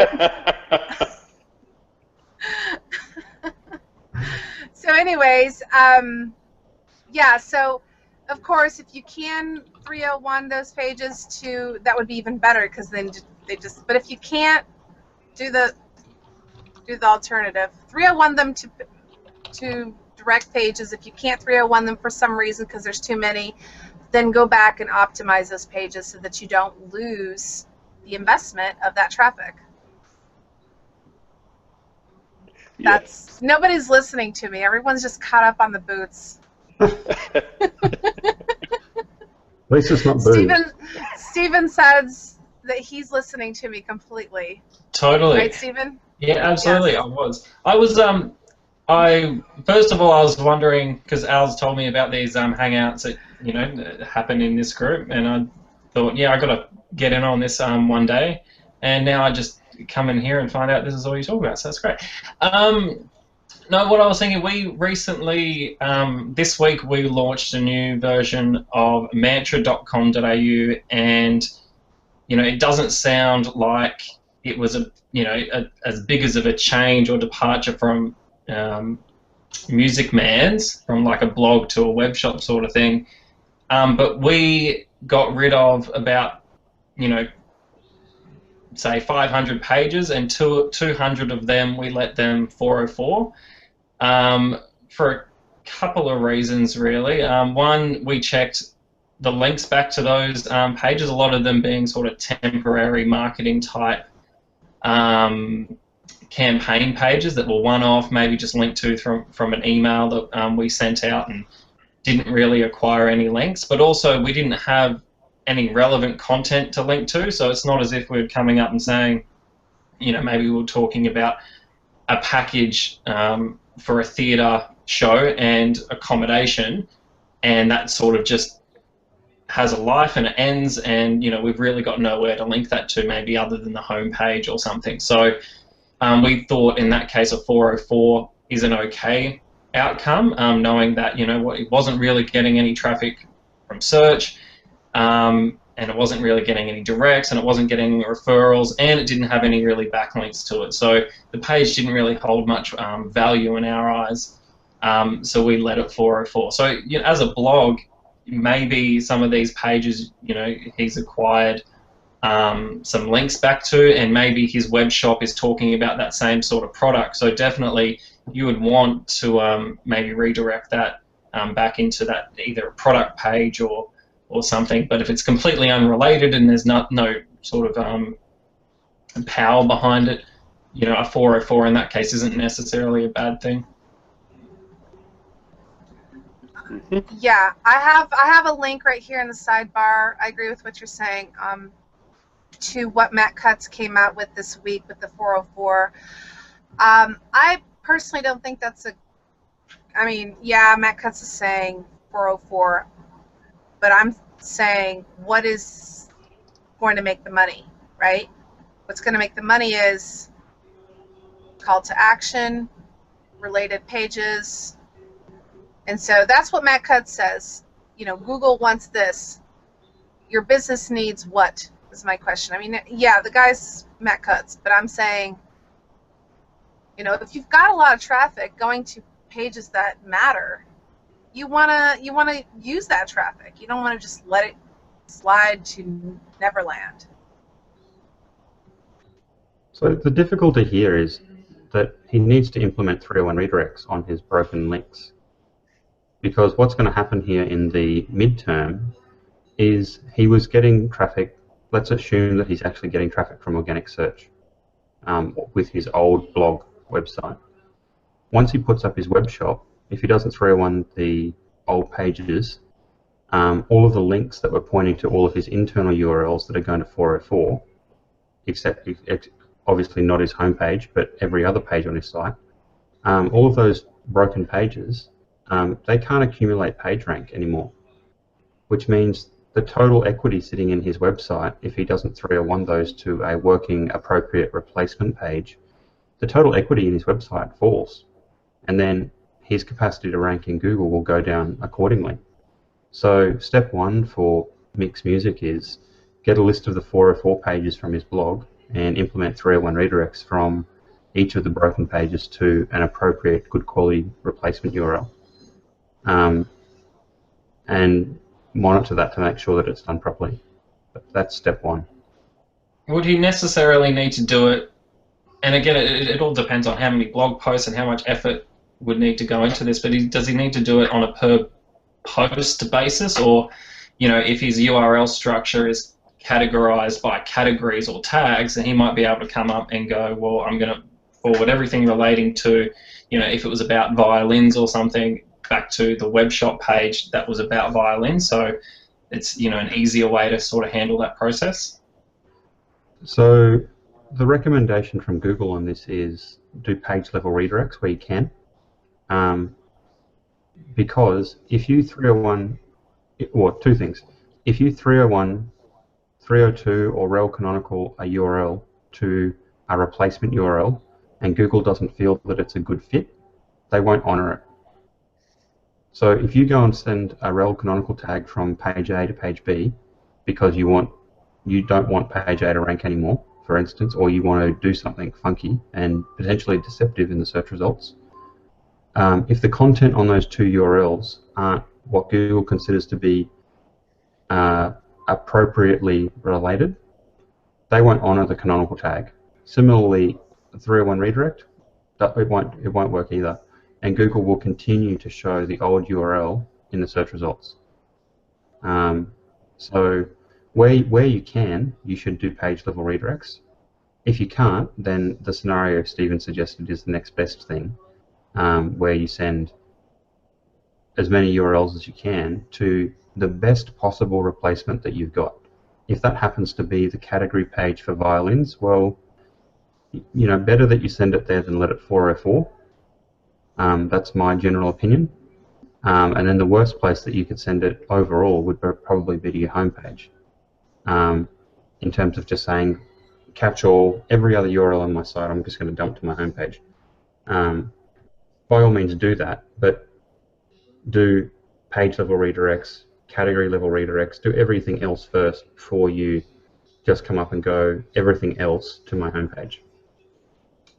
I also wonder if even though he says he's changed it from a blog to a web shop, but that doesn't necessarily mean he hasn't still got a blog element to his site. I mean, in which case, if the URL structure of his site's changed, he should be matching up the articles. Like Al said, page for page should be going to the new article URL. Yeah, that's right, 100%. Where he can. In case he doesn't know where to do that, it's in his htaccess file, just in case he doesn't know how to do that. I don't know if he does or not. Jim said that there's all kinds of people asking questions. So. Unless he's hosted on IIS. Although the new IIS, that also can use an htaccess file. Alistair, is that right? I don't think it can. Well, so doing redirects in IIS, I think you basically handle them two ways. Either you install IIS Rewrite, which is a component or a module for IIS by Helicon. It's available for IIS 6, 7, or IIS 6 and newer versions of IIS, so 7 and later. Alternatively, the new version of IIS, so 7 and later, also supports its own internal component called Rewrite. And you can actually put the rewrite rules directly into a web.config file in a similar way to what you would do it in mod rewrite in a htaccess file. You can put similar style rewrites or rewrites or redirects into the web.config file and have a similar outcome in terms of redirecting URLs using patterns like regex, proxying a URL to a different backend URL. You can do all sorts of fancy things like you can in mod rewrite. Yeah, you're absolutely right. It now dawns on me that the htaccess I was thinking of is used by the Helicon DLL, which SAPI rewrite that does version 5 and 6 IIS, but the rewrite tool for up to version 8.5 of IIS, I actually had the occasion to use it myself recently, and it's very good. It takes the htaccess file used, the rule set used by the Helicon tool, and just seamlessly changes those rules to load the web config file, and with the in the right coding, using the right terms to match IIS, which I thought was really sweet. Yeah, it's a great tool and massively underused. Similarly, the other tool from Microsoft as well that I think is doesn't get anywhere near enough airtime, and it's a fabulous tool, is the IIS SEO toolkit. That's part of an optional component for IIS. People go on and on and on about the Screaming Frog SEO as a crawler. I challenge people to go and give the Microsoft one a go, because it will blow your socks off. It's a really powerful tool.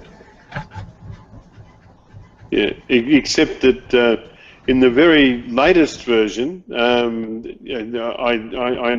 that you're right, because I've used it from the earlier versions, and I used to be able to attach it to just one site. But if I wanted to report on any other site on the internet, I could run it.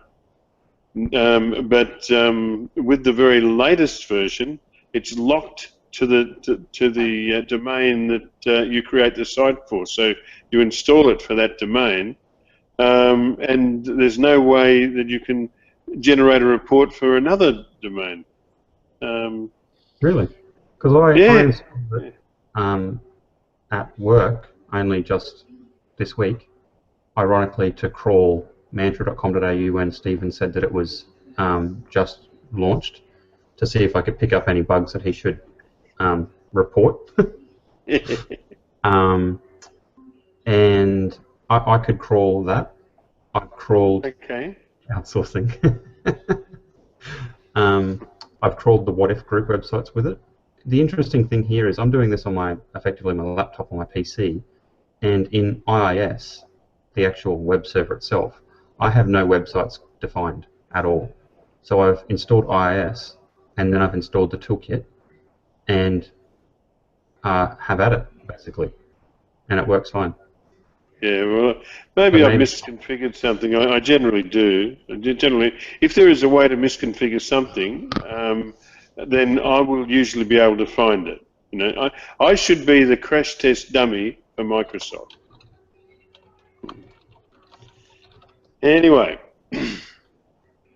all right.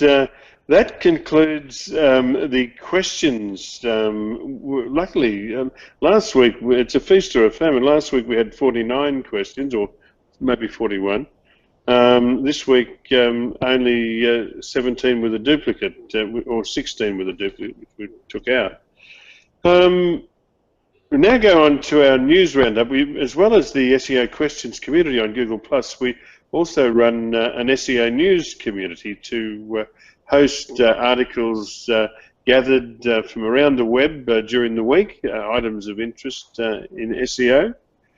On your run list, we've got an item number 17, which involves a manual spam action revoked, a case study from Jenny Halaz. Jenny actually has been in touch with me and wants to come on to the Hangout, but of course, because of where she lives, the time zone is not good. So I said I would hold this up, this particular question up, until the very end, in the hope that she's able to make it. I'll leave question 17 and go to the news item 18. I don't know if you guys have had a chance to look at this. You might like to click the link, but it's an item contributed by Matt Rains. How do you beat Google in vertical search? He says, does anyone think this is a wise move from Google? He gives a URL, and he says, not providing a better user experience, but blatantly muscling in on brand search. I haven't had time myself to read this article. Has anybody else had time? No, I'm just cruising through it now. Give me a second. Yeah, okay. I'm just trying to work out when he said brand search, what, like an example of that?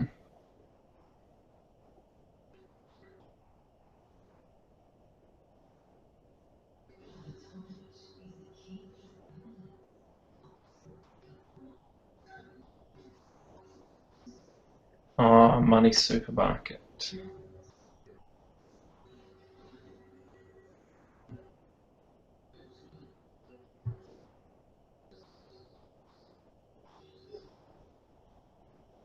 I guess in regards to the money supermarket confused, all being sort of credit card comparison or insurance comparison in like money supermarket sort of case, actually.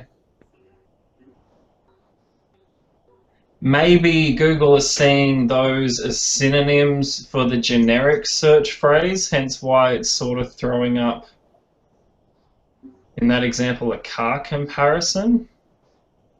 Because, I mean, I would be very disappointed to see, say, from Mantra's point of view, you know, their hotel search being, you know, thrown up for Mantra as a search phrase. But I guess this is happening as well if somebody types in a hotel name from us. You know, you do get the opportunity. It's not as blatant, like it's not as sort of in your face, but you do get the opportunity to search other, you know, online travel agents and that sort of thing directly out of Google.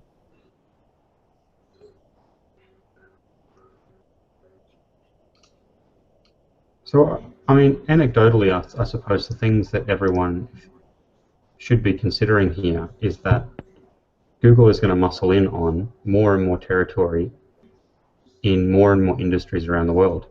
I mean, the days of Google being a search engine with 10 links is long, long, long gone. And, you know, with the advent of universal search years ago, where they're pulling in, you know, effectively units of content from various verticals, and as time's passed now, they're releasing more and more aggressive tools into the search results, like the Flight Finder after the acquisition of ITA software. It's a fantastic consumer tool, but there's no denying that having a tool like that pushes people into Google Flights, and then subsequently the airlines need to buy the click from Flights, Google Flights, back to the airline to get that booking. You know, you can see it with Hotel Finder, same deal. Again, arguably, it's another potentially very good consumer-focused thing, but it's them muscling in on a territory where historically they've sent a click off to potentially the best paid search result in terms of an AdWords ad, or the best organic result, except now they've got on-site content to complement that, where you can go and browse hotels and do comparisons within Google.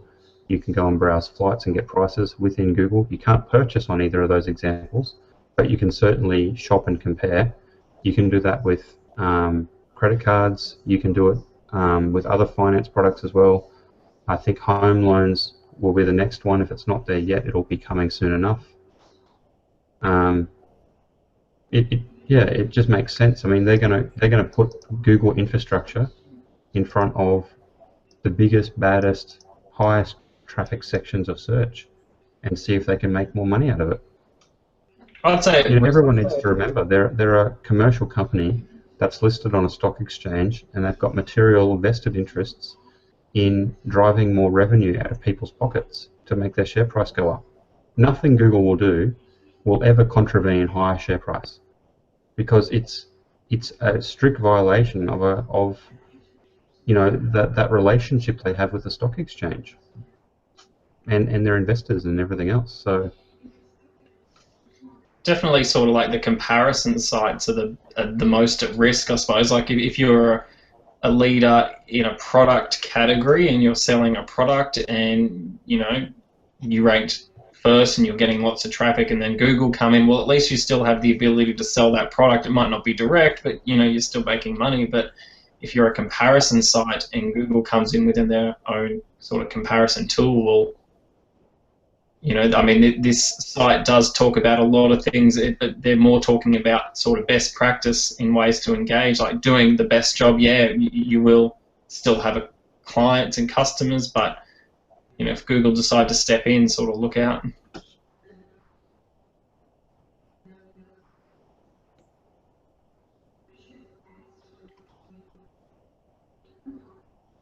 Yeah, is I think it's painfully obvious that Google will consume almost the entire ecosystem around them. I'm just wondering. I mean, a few things come to my mind, but I'd like to know what you guys think. What sites will be Google proof, or are there any sites that are Google proof that won't be muscled out by Google? I mean, the thing that I was thinking of. What's that? Payday loans. That one's good. Payday loans. It begs the question: should a business be basing their entire marketing strategy on organic search? And my answer would be absolutely not. So, you know, as intelligent beings that y'all are, what is the alternative to organic search? Because there's really, for the small business owner, I would say they need to look for places to invest their money for better advertising. And so would you say the best, don't depend on organic search for your business? You want to have your eggs in several different baskets that aren't just one. You can wake up one day and lose your entire business. So what do you think is the best alternatives? My question to you guys.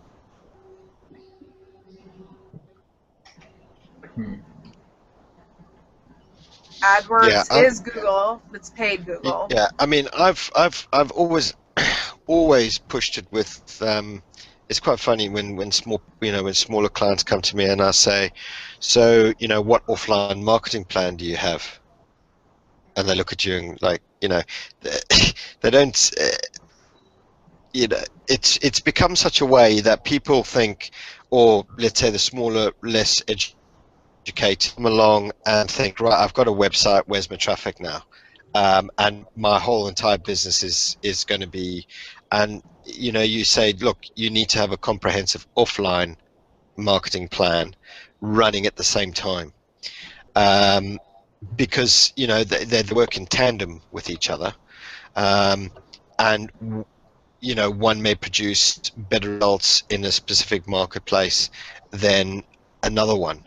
But yeah, good old-fashioned marketing offline still produces results, still produces very effective results. Going to events where you can be seen and speaking and There's having events, your little... Yeah. Even if you're in a small rural area, let's say, covering not a very big, but that is your target, sponsoring the local football team's jerseys. There's so many ways of getting out there and marketing your business that can produce, niche local results for you. Right. Offline marketing. Do you guys think that direct mail still works? I've heard people saying that direct mail still gets them a lot of results. And I know that that's like so old-fashioned, blah, blah, blah, but they say it's so, people have gone so much to email that when they receive something good in the mail, not in the sense of spam in the mail, but I mean something really good in the mail, that they get a lot of results from that. What do you guys think of that? I think it works. I had a luxury brand send out a massive mail shot. Of course, it was targeted to their demographic, so it wasn't just a random, I'm going to drop one in every letterbox. This was demographic, mail shot. It was beautifully produced, and I'm talking, absolute mint quality here. The brochure, it was a mixture of, designs, textures. You opened it up. It was almost like getting your own little Christmas box, a little present wrapped, delivered in the mail. And that was astoundingly successful. Yes. You know, it even got picked up online by the sheer beauty of it, and I think a thing was run in Retail Weekly on just on the sheer design and the beauty of it. How did you not to get do the with list of names of people? I mean, if you don't want, we're live, of course, but I'm just Oh, saying. I didn't do. No, I didn't do that. But the P company obviously sourced that list and the demographic list. So I had nothing to do with that. But in just terms of obviously being aware of it for an online, and actually online, even online benefited because of the quality of the thing. So I think the takeaway there is if you get your demographics correct instead of just a complete random mail shot, that's fine. But of course, on the other hand, if you're the new takeaway that's opened up the road, you are going to mail shot every house. So it's finding that right mix Balance. for the right product. Yeah.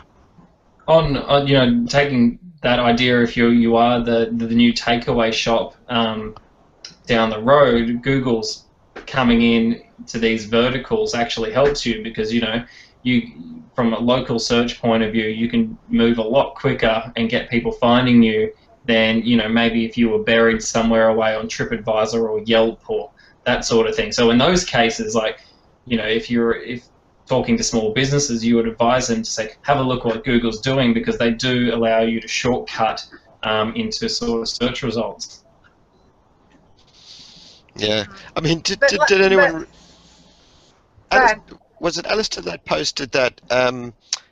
Was it Eat24 or something like that? That app, and they posted you know, how they actually launched this app, which was for takeaway food. And you know, the article goes on to say, right, well, here's this thing, you know, takeaway apps. How are we going to launch it? How are we going to get it out there when this market is pretty saturated? You know, yes, there's AdWords, there's etc. There's affiliates, but look at the cost, the ads. And then they looked at actual porn sites, and they created and crafted ads that would actually work well on porn sites. The spend was absolutely, you know, ridiculously cheap. Because traditionally nobody goes and advertises there except for obviously adult affiliated kind of products. But it was astounding. I mean, the traffic they generated, the downloads, you know, of the app was just absolutely phenomenal for the smallest, you know, possible price you could ever actually pay. And look, what I'm saying is that will only work for a certain type of market, for sure. And yeah, You're sure, not take helping away. me, Tim. That's not helping me at all. My demographic has nothing to do with that. Oh, but I'm just saying, you know, it's finding that niche key. Yeah. Okay. Well, that's not a helpful tip for the normal human being. Well, I'm just kidding. There might be people out there that are being helped by that tip, though. So thanks for putting it out there. I went to a. I'm sure black furry boots would go. You know, it's a perfect marketplace. No, I'm not. I'm sexywithoutVulgar.com. No, I was talking about boots. You know, if you were selling boots, not you per se. That's not what I'm selling. No, I'm not selling boots. I'm showing you my boots. Anyways. Something there that maybe Tim picks up on is, you know, like, yeah, you can have your media, and you talked about the direct mail as well, but it's a lot of people dismiss creative these days. If you talk to, like, you know, just, you know, paid search people, they say, well, I can get you a whole heap of money, and, you know, it's not about, you don't have to have heaps of good creative, it's just about, you know, getting people to your site. And, you know, that's sort of like, you know, on a basic thought, but, you know, there are people that think like that. And, you know, last year I went to an event that was the Australian nominated ads for the Cannes Lion Awards, And all that is about is creative. We sat in a cinema and watched ads for 2 hours, and everyone at the they loved it. But there was a guy from Coca-Cola who was speaking, and he was mainly focusing on the power of creative. That over the past 5 years, they've had one particular campaign that's gone off, and it's just that creative concept. They haven't spent any more money on it, but it's the one that resonated most with people. So the ads for takeaway on those particular sites, they were hitting a certain people at a time of night when they were hungry, yeah, but they were humorous in their creative. They kind of were using a bit of that sort of meta humor by understanding they knew where the ad was. But likewise for that direct mail piece, it was the creative that made it sort of people discuss it online. It was you get hundreds of mails pieces a fortnight, but one particular one, if it hits the market, it'll work. Yeah, the issue that I have is when you've studied a lot of SEO and you have SEO ingrained in your brain, but then you want to think about what's the return. Like, you want to think about the end goal of the business is not just to rank. The end goal of the business is to be lucrative and to sustain itself. It has to be sustainable. So the big problem that I have now is because the baby is being thrown out with the bathwater. They're shooting the dog that has the little fleas, right? So not just getting away from that whole metaphor was just to get rid of the spammers, we're going to just shoot everybody, right?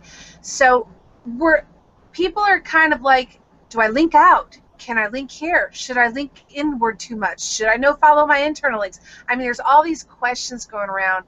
And what it does to me is like, should I just not really care at all about SEO and just make the entire website about the end user, the end goal, making the business sustainable, I can't forget SEO. It's inside my soul, unfortunately. But what I'm saying is, when you're doing marketing, should you really take into consideration when they say, don't link out more than this amount of time, don't do this, don't do that? Like, should you really be taking all that into consideration when your end goal is at play? Like, where is the balance? If you're always afraid of Google, then you're going to end up not going where you're supposed to go in your business. Personally, no. I mean, I don't take any of that on board in that sense. If one of the clients launches a new product, I mean, they launched one a couple months back. Basically, the product for me, and this is what we take the new product, obviously that will get launched online, and there will be a little bit of hype online about it, but also equally what we do is we do it the great old-fashioned way. We don't just do these crap releases. I take the product, the new product line goes into a beautiful box with tissue paper. We have the press release all wrapped up like a little manuscript, rolled in, goes into the box. The box then gets shipped off direct to the people it specifically go to, all letters, all the the magazines, all the authority trade out there. It gets shipped out, then that gets followed up with a did you receive it when it gets signed for. And we found that combining offline in a good, in a traditional great package and marketing, as well as the online, we find that the two just work so well together. And I've never thought, okay, shit, I don't want to link out there. Obviously be sensible about stuff. Yeah, but on the other hand, for example, they were hitting PR sites like press releases, right? But you have to get your name out there when you're marketing. How are you going to get your name out if you don't ever do a press release? Yes, but what we do is we release it on our own site, and then it goes out to all the major players. The press release gets hand-delivered with the product in a beautiful box, and every single one of them writes their own release. So we have 30 or 40 individual written press releases coming from, you know, niche sites to our site rather than one single press release distributed en masse and sits out there. That's what Google doesn't like. And to be honest, it doesn't work.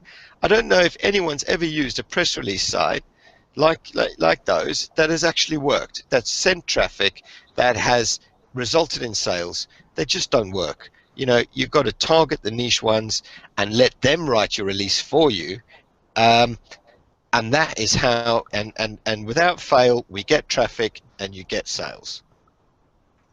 Okay, well, I like that there. Now you gave me some good piece of advice, Tim, because it wasn't porn related.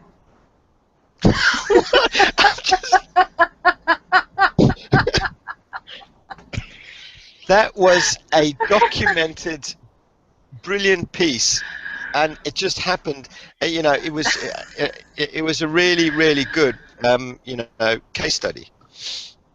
Well, and what I'm just trying to say is people should. I think Jim wants to say something. Think out the box. No, I was just saying that Tim is a very generous bloke. He often does a lot of research on porn sites for no money.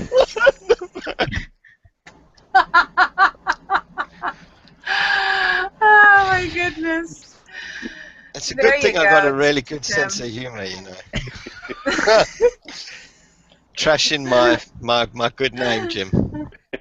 Bloody hell. I'm sorry, Tim. It'd be quite scary if Google decides to transcribe everything and then start to link people, you know, with certain keywords. Yeah, my name will be appearing in the knowledge graph for like. Yeah, you may also like this. There's a picture of my face. Pink. Yeah, right. Oh goodness. I do know that once they do manage to transcribe these, caption these adequately, that Tim Capper will be the first one with the two-word phrase beginning with F and finishing with Google.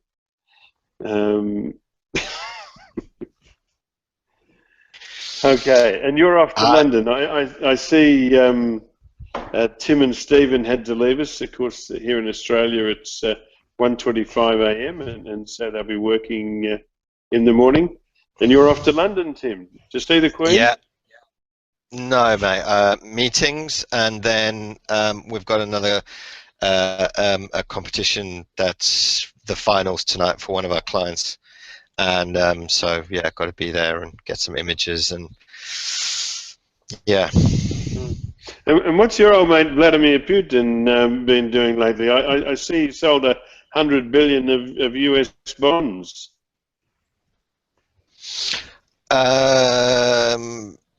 No comment. Okay. Right, it's been funny. You always putting me on the spot, Jim. Jeez, always putting me on the spot. Right. Okay. Anyway, lovely to see you again, Erin. Cheers, Jim. Okay. Bye. Cheers, Master. Bye-bye, mate. See you. Okay. All right. I'm going to have to chastise you, Erin. I was hoping to get some bounce from the guys on what type of website would be Google proof. You know, like there must be types of sites that Google will find impossible to consume, you know, to take over, muscle in on, because that's the sort of site that I want to get my team onto. I don't see that there's any point trying to compete with Google. But anyway, I'm going to ask them again next week. I've made a note. We'll ask them then. Do you have any ideas? Didn't they say that there really isn't such a thing? That's what I thought I heard them say. Oh no, I'm certain that there'll be. I mean, I can think of a couple that would be. I mean, basically user-based, like sites that require human interaction. I mean, until they build AI, you'll never beat human interaction. I don't know. I mean, the face that I saw everyone have was like, is there such a thing? You know, we can't say that because Google's changing all the time. So I don't know if the question is like, maybe it needs to be, I don't know what you mean really, because Google's always changing their algorithm, their rules. So is there such a thing as a Google-proof website?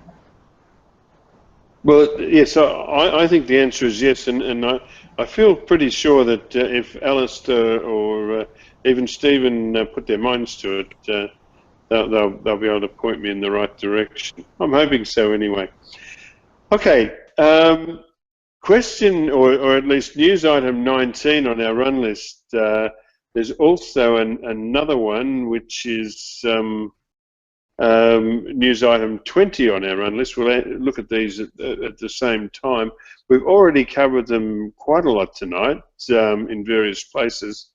It's regarding the Google guest blog penalty, and also an article on Search Engine Roundtable, SE Roundtable. Matt Cutt's tweet, starting off, we've penalised the guest blogging network. And also I picked up two articles which were public spats from the principles of them, the principles of my blog guest, regarding no-follow links. Did anybody want to, Masataki or Aaron or Mr. Yonk? How are you going, Mr. Yonk? Great to see you. Did any of you have any comment to make on my guest blog or their attempting to manipulate users into using followed links instead of no followed links?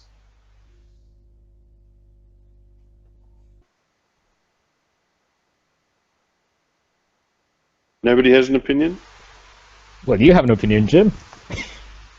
I have a strong opinion. I put it on Google Plus today. Got myself crossed off Matt Kutz's Christmas card list. Would you like to expand on that?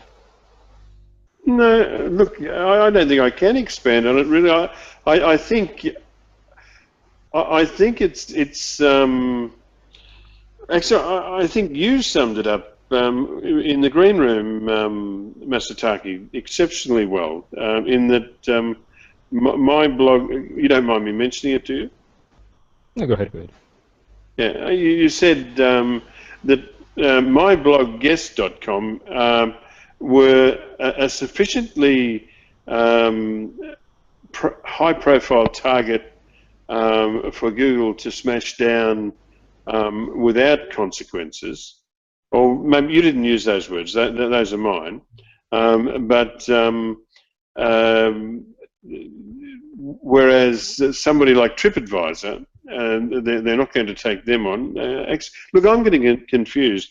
Maybe if you were to say it in your words, because I know you said it so much more nicely.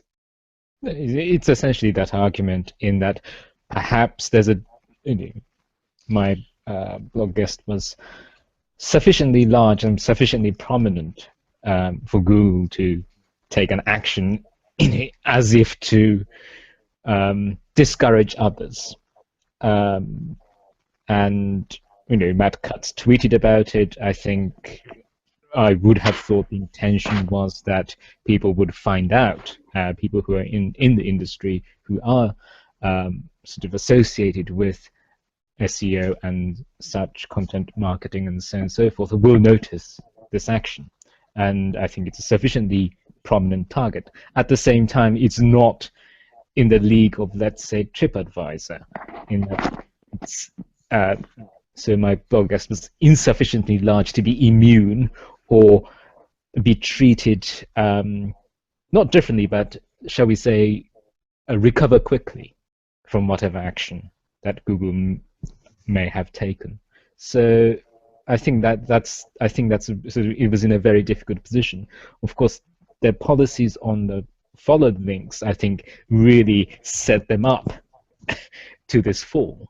I think I think most of us, I think, have agreed in this hangout that's in a sense the issue. It's that depriving people of editorial control, and that really was the main issue.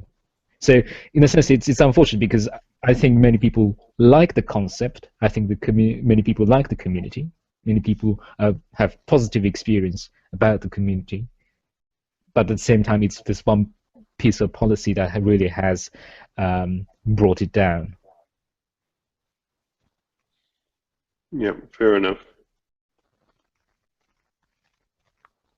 Anybody else? Didn't Medium also no follow? I beg your pardon? Medium, the blog, it's also something like guest blogging. They no followed everything now. Oh right. Yes. Actually, that was the one that Dan Petrovic took issue with when they no followed his. He took his post away. Yeah, and he posted on his own site. Because if you add no follow, you're basically saying we don't trust this particular link. I don't think that is nice to authors to say we don't trust you. That's my opinion. I think that's the issue that they had to come up. They probably thought, okay, let's see what's happening. What's the safest course of action? Okay. Action that will cause the least harm, or least likely to cause harm. And they thought, okay, let's no follow everything. I'm not so sure whether that's the thinking process, but I think that many sites are now worried about these things. So I think, understandably, people will default to the position, okay, I don't want to risk anything. By putting no follow, I remove the risk.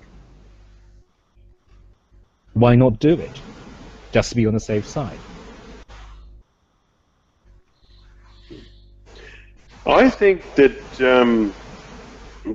by the way, I agree with everything you said. And if you just indulge me for a second, I'd like to digress. I think that Google has betrayed themselves with this action by letting it be known that they consider it significant. I think Tim Kappa's post on Google Plus today, he said that he had only 2 articles on 2 sites or something like that. I might be misreading it. There might have been 2 or 3 articles maybe, and it might have been 2 or 3 pages on 2 different sites. Total of 6 maybe, I don't know. I don't think it was that many, but just let's say it was. But anyway, by taking action for something which is so insignificant, I mean, these articles might have contained 1 link each. Isn't Google showing their hand? Isn't Google saying, okay, we've screwed the link graph up so much that really a couple or 4 or 5 significant links are all that one needs now? Have they shifted the emphasis so far in one direction that sites with thousands of generated links, properly generated by external users, are now at a disadvantage?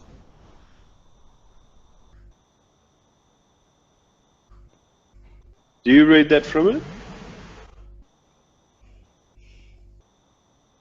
I mean, why are Google getting excited about 4 or 5 links on Tim's site? I mean, why are negative SEO spammers hitting my sites with 40 million links to ensure that negative SEO works? When it's possible, and also, like, I'm sure you guys have all seen the examples. It is possible to rank a site very well on just 3 or 4 or 4 or 5 good authoritative links. And I wonder if Google has exposed this by actually turning their attention to a guest blogging service that just has one link on an article.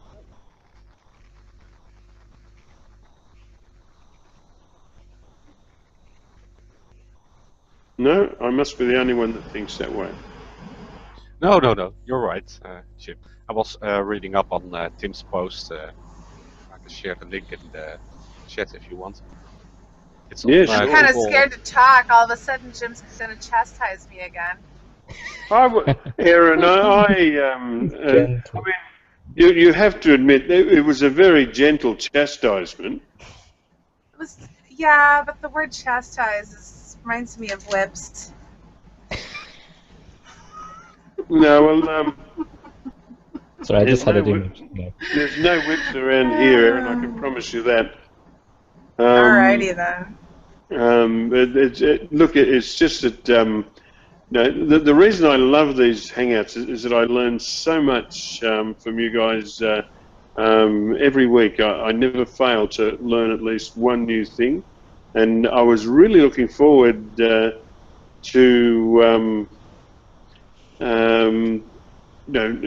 getting a response on that. But it's okay. I'll ask Alistair tomorrow. Okay. But in the article on Google Plus businesspages.com with the title "My bloggers blog guest publisher site received manual action." Let me quote it. I accepted 7 articles for one site and 4 articles on the other over a period of 2 months. And then he was hit with a manual penalty. Interesting to note in that article, and he says the same thing. He said, what has surprised me is how small the threshold is, 7 and 4 articles in my case. And yeah, I mean, I really think Google shot themselves in the foot here. They've let the cat out of the bag with this.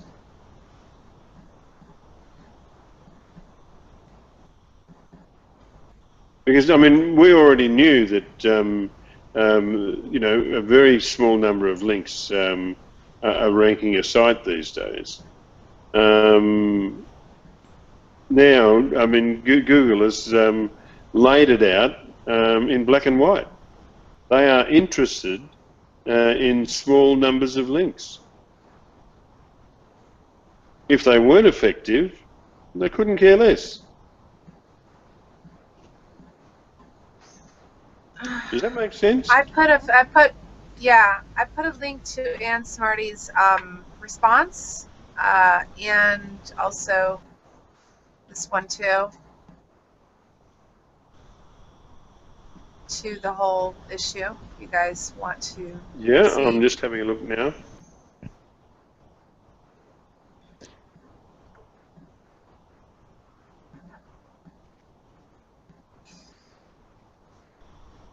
I think she was pretty perplexed, and here's the thread where she talks about that on Twitter.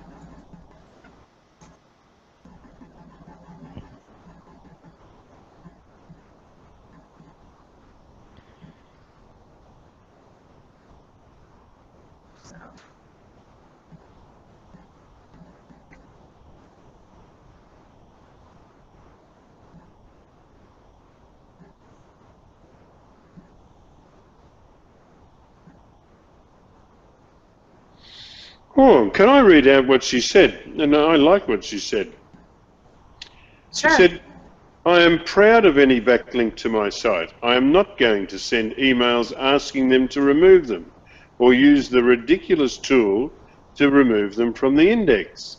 I stand by each link that ever was put for my blog guest. Well, good on you and Smarty. It won't do you any good.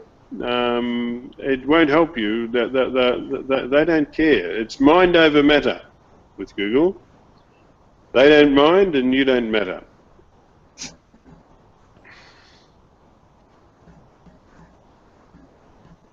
Yeah, so I thought it would be better to just give her responses here, like her, what she's saying, because she's directly involved in it all. Mm-hmm. Yeah, but it does sometimes feel like charging at the windmills. Yeah.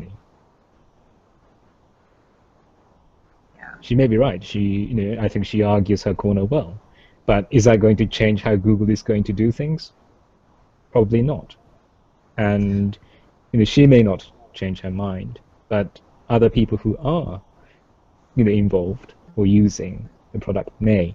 And I think that's going to be the next stage of this story. Which is the point that I was trying to make earlier, which is we need to think of ways to market that are independent of organic search. And I really believe in that. Like, I truly believe in that with all my heart. I think small businesses, if you're not Sears, if you're not a huge name brand that has millions of dollars to invest and see a huge return for your investment in SEO, I think you really need to think about other alternatives, not just ranking, because sorry, the problem is the balance. No, go ahead. The problem is the biggest problem in my head is the balance, because I think, I think about this marketing strategy. Yeah, but then I'm going to get 500 links, and it'll be fast, and they may see link velocity, because I think like an SEO, so I'm thinking link velocity. Oh, but then how do I market? Because, and then I'm going to get hurt, So it's like you have to end up picking organic search or return for investment, right? That's where I'm at. Yeah, it's sort of different priorities, isn't it, in a sense that and if the two aims were to conflict with one another, what is the best thing possible for ROI may not be the best thing for the ranking. Are you structuring your website for robots, or are you structuring your website for your end market? Because if you're doing it for the bots, and the bots change 300 sometimes a year, then you get a confused brain, right? And the people get confused too, because you're not going to put a link here because SEO-wise, that's not the best place to put it. But for the person, it is. So I think that, in a sense, if you're building a business, you have to have SEO kind of at your back of your mind, but it cannot dominate the entire web structure. It can't dominate the entire marketing plan either, because you'll be restricted by the hundreds of different rules and regulations and ever-changing rules and regulations. Yeah, I think that touches on a very sort of fundamental issue, in that some people mistake SEO for business plan.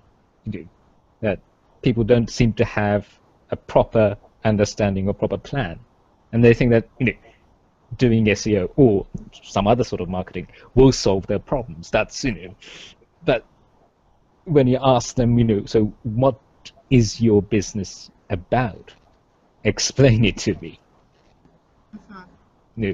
What are you trying to do with your business? Who are you trying to reach? It's all about reaching your target market, and if that's your end goal, you have to do everything you can to make your business sustainable and to reach your target market, to connect with them, for them to have an emotional connection with you, to build a relationship with your target market, and consequently, in the end, you're going to get results from that. You're going to get sales from that, which is going to sustain your business. But if you're sitting there thinking, oh, if I put a link here, it'll be bad for SEO, but this is the best place to put a link to get somebody to do what I want them to do. Guess what? You have to make a choice. SEO or end result. Yeah. SEO is a means, it's not an end.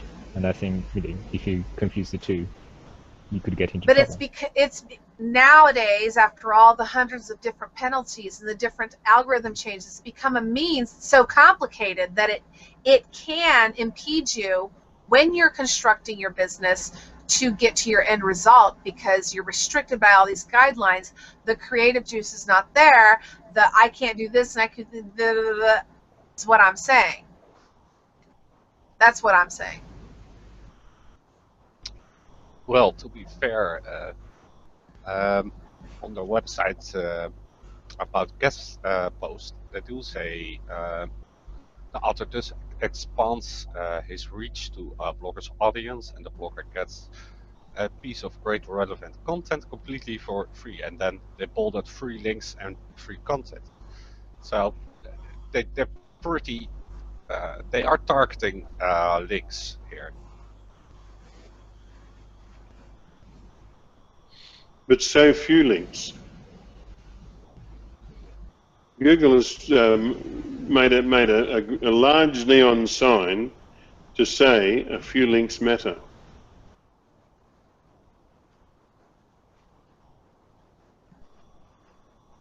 A few links are important to them. Yeah.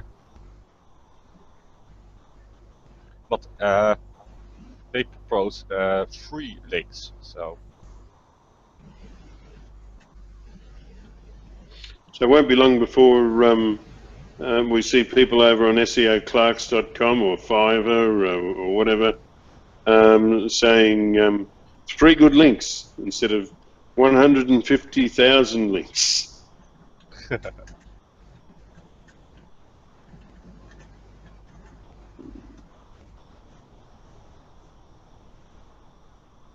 I still think the article from Tim is weird, of the 7 articles.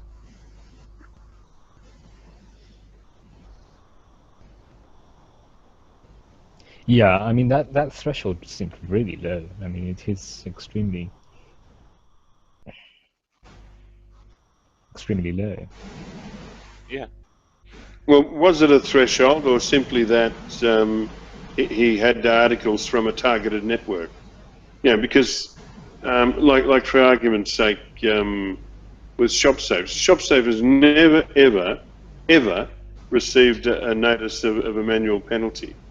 So therefore, all of our issues must be algorithmic. I don't think so. Looking at what we've been beset with, our issues are negative SEO, and also I would say some sort of manual action, because it's consistently applied and heavily applied, from time to time. With the latest one, we're really bumping along the bottom, but fortunately, I don't need to rely on it. That's stuff for you, Matt. You also didn't need Penguin for that. You were already a hit, no?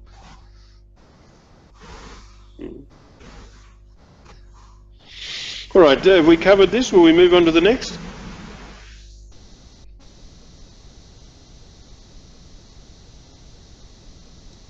I'll take that as a yes. I'm probably wrong. I usually am, but anyway.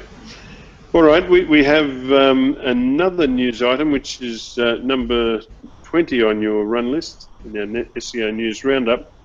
21. How stupid am I?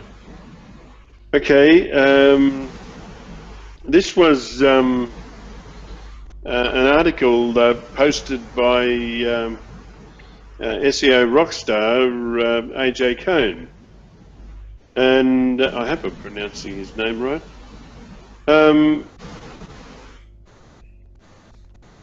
I'll just read the TLDR from AJ's article, and he said, SEO as a profession is much larger than the specific acronym indicates, yet SEO remains a powerful term because of user behavior and intent, providing an opportunity to deliver other important digital marketing techniques to a larger audience.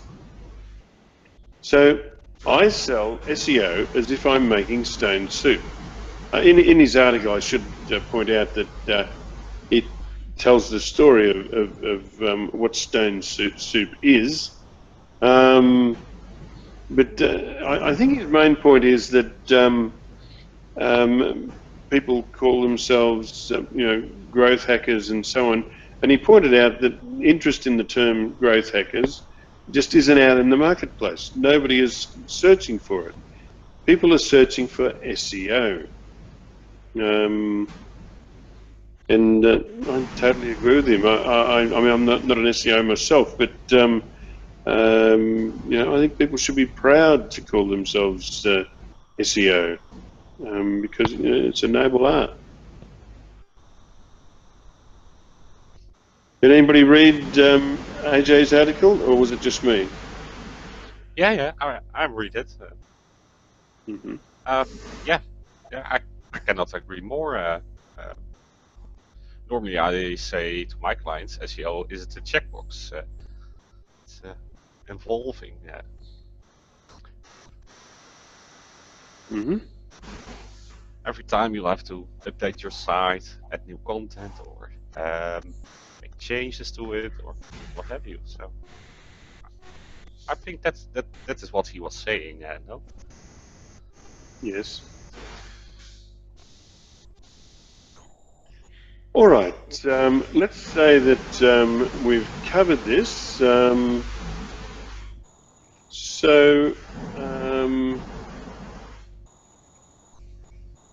Let me see. We've covered that, and all right. We do have one last article to cover, and I was hoping that Jenny Halaz would turn up in time to cover it. But I guess we can't wait to cover it. But this, I thought, was a really good article involving, I think it was in the finance field, was it? Did anybody else read it? I didn't read it. Okay. Jenny Halaz basically put out as a case study this site which had a manual spam action revoked.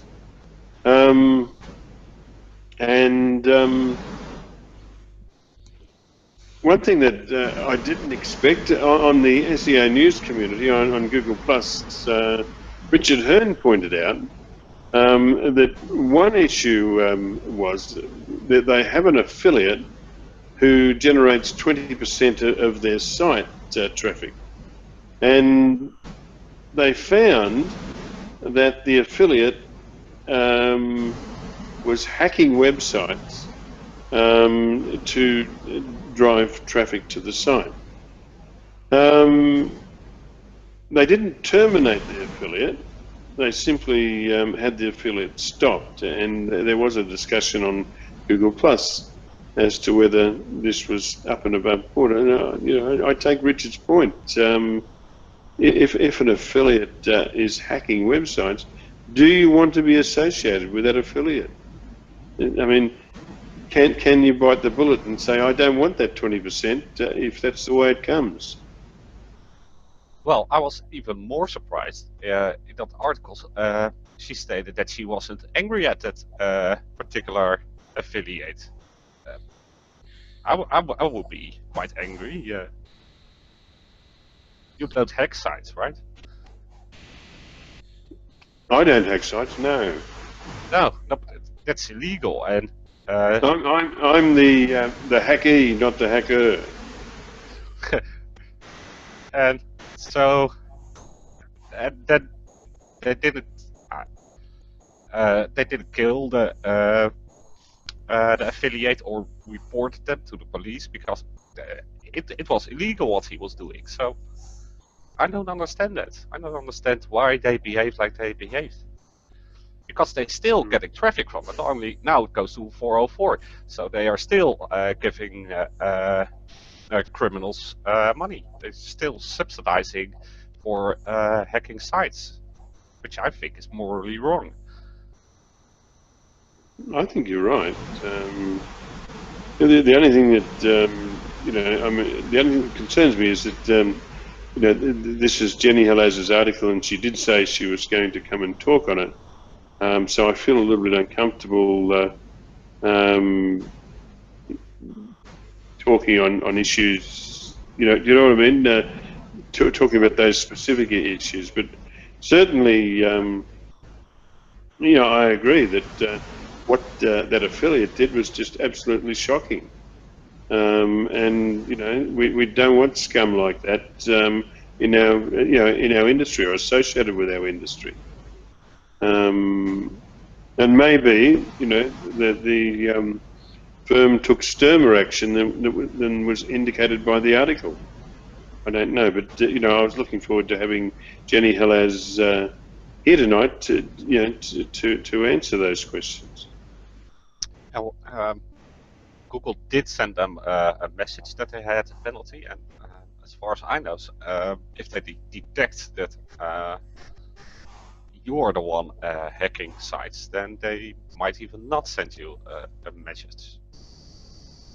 Right? If you're really black hat, then they might not send a message. So I think she was lucky that at least Google gave her the opportunity to say, look, there is something wrong with your backlink profile.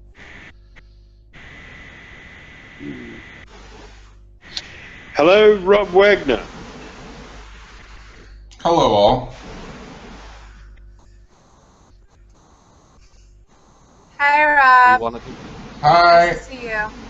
Nice to see you, Aaron. Yeah, it's been a while. Yeah, it's been busy for me. Yeah, me too. What question are we on? We're actually on the very last news item, which we did them out of order, Rob. So on your run list, it will be number 17. Okay.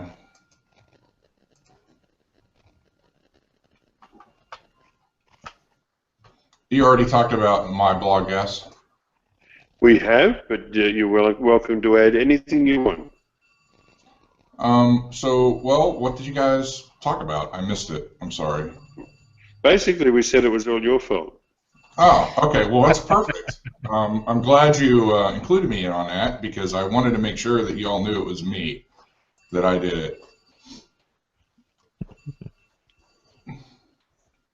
I have the power. No, what was the consensus there? I mean, I'm curious. Well, we also looked at Tim Skepper article. Yeah. And we shared a link in the chat, Rob. The threshold is so low. He only had 7 articles, and he got a manual penalty. Yeah, I had a website that got penalized as well. So I looked at my webmaster tools after I read his post and noticed that I had a penalty on one of my sites as well. So interesting.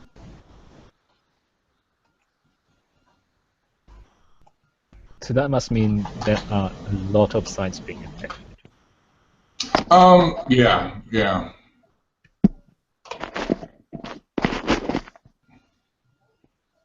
There's it seems like there's a lot of sites. If I'm still around when we go off air, I'll talk about it a little bit more. But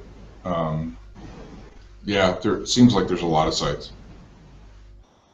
and we also discussed Medium, where Dan posted 1 or 2 articles, and they decided to go no follow and then removed his post.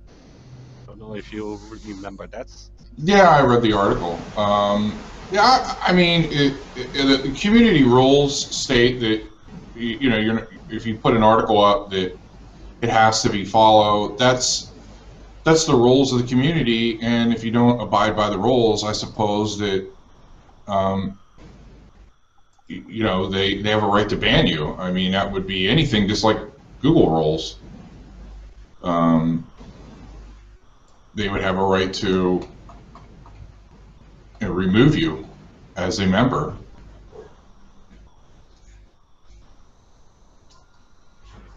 What question are we on? 17? Jim? Yes. No, 16. 16. Yes. Oh, the case study. Okay. Oh, sorry, I was muted. Are you sure it's 16? I thought it was number 17, manual spam action revoked. I'm seeing that as 17 on my list. It's 16 on mine. 16 on mine as well. Because didn't you remove a duplicate question, something like that, Jim? I did remove a duplicate. That's right, and I haven't refreshed mine to that'll be why, because we've got yours. You guys are refreshing with Ajax, and mine is manual, so that I don't muck up the queue times. So you're talking about the manual spam action revoked. That's the one we're talking about. Okay. Yeah, Jenny. All right. Jenny. Well, go ahead. No, we're wondering what your input was. I did read it carefully, so I can't really speak on it intelligently. I noticed that some people made some comments about some issues with some spam, some affiliates or something doing something wrong. I'm not quite up on it. I apologize. That's okay. Well, yeah, specifically it was mentioned that one affiliate was hacking websites to drop links. That's what it was, yeah. That's what it was, yeah.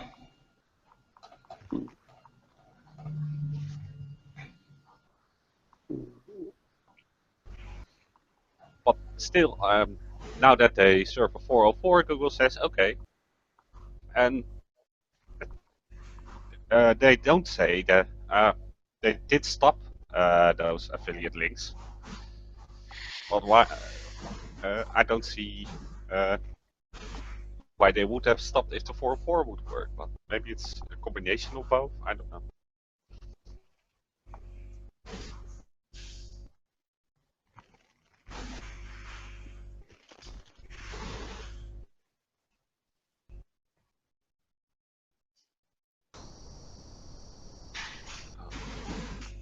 I think. Am I still here or not? Yep, you are. Okay.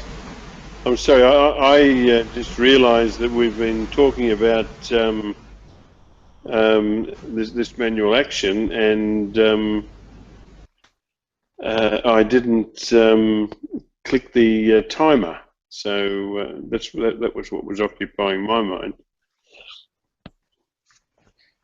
Put back another 20 minutes, I guess.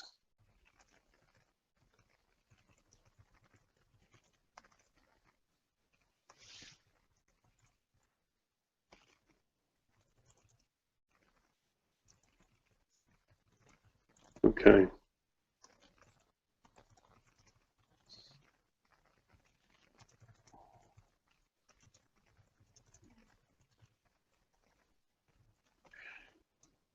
Okay, so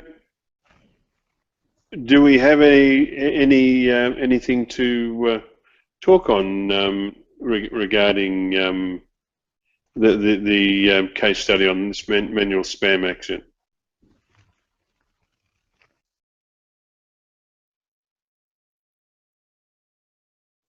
So I guess what we could say is that we can leave this and hope that Jenny Halaz will be able to join us next week, and maybe we can look at this more closely. Does that make sense? Yep. Okay. All right. Well, that covers all of our SEO roundup, news roundup, and all of our questions. This is really we're well ahead of the game this week. I think we finished at 5 a.m. Australian time last week. It's 2:08 a.m. Here in Australia right now.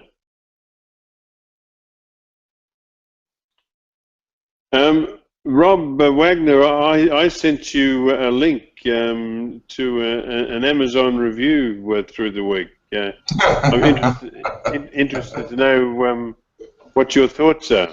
My thoughts are, I don't know if I want to give my thoughts on it, to be quite honest.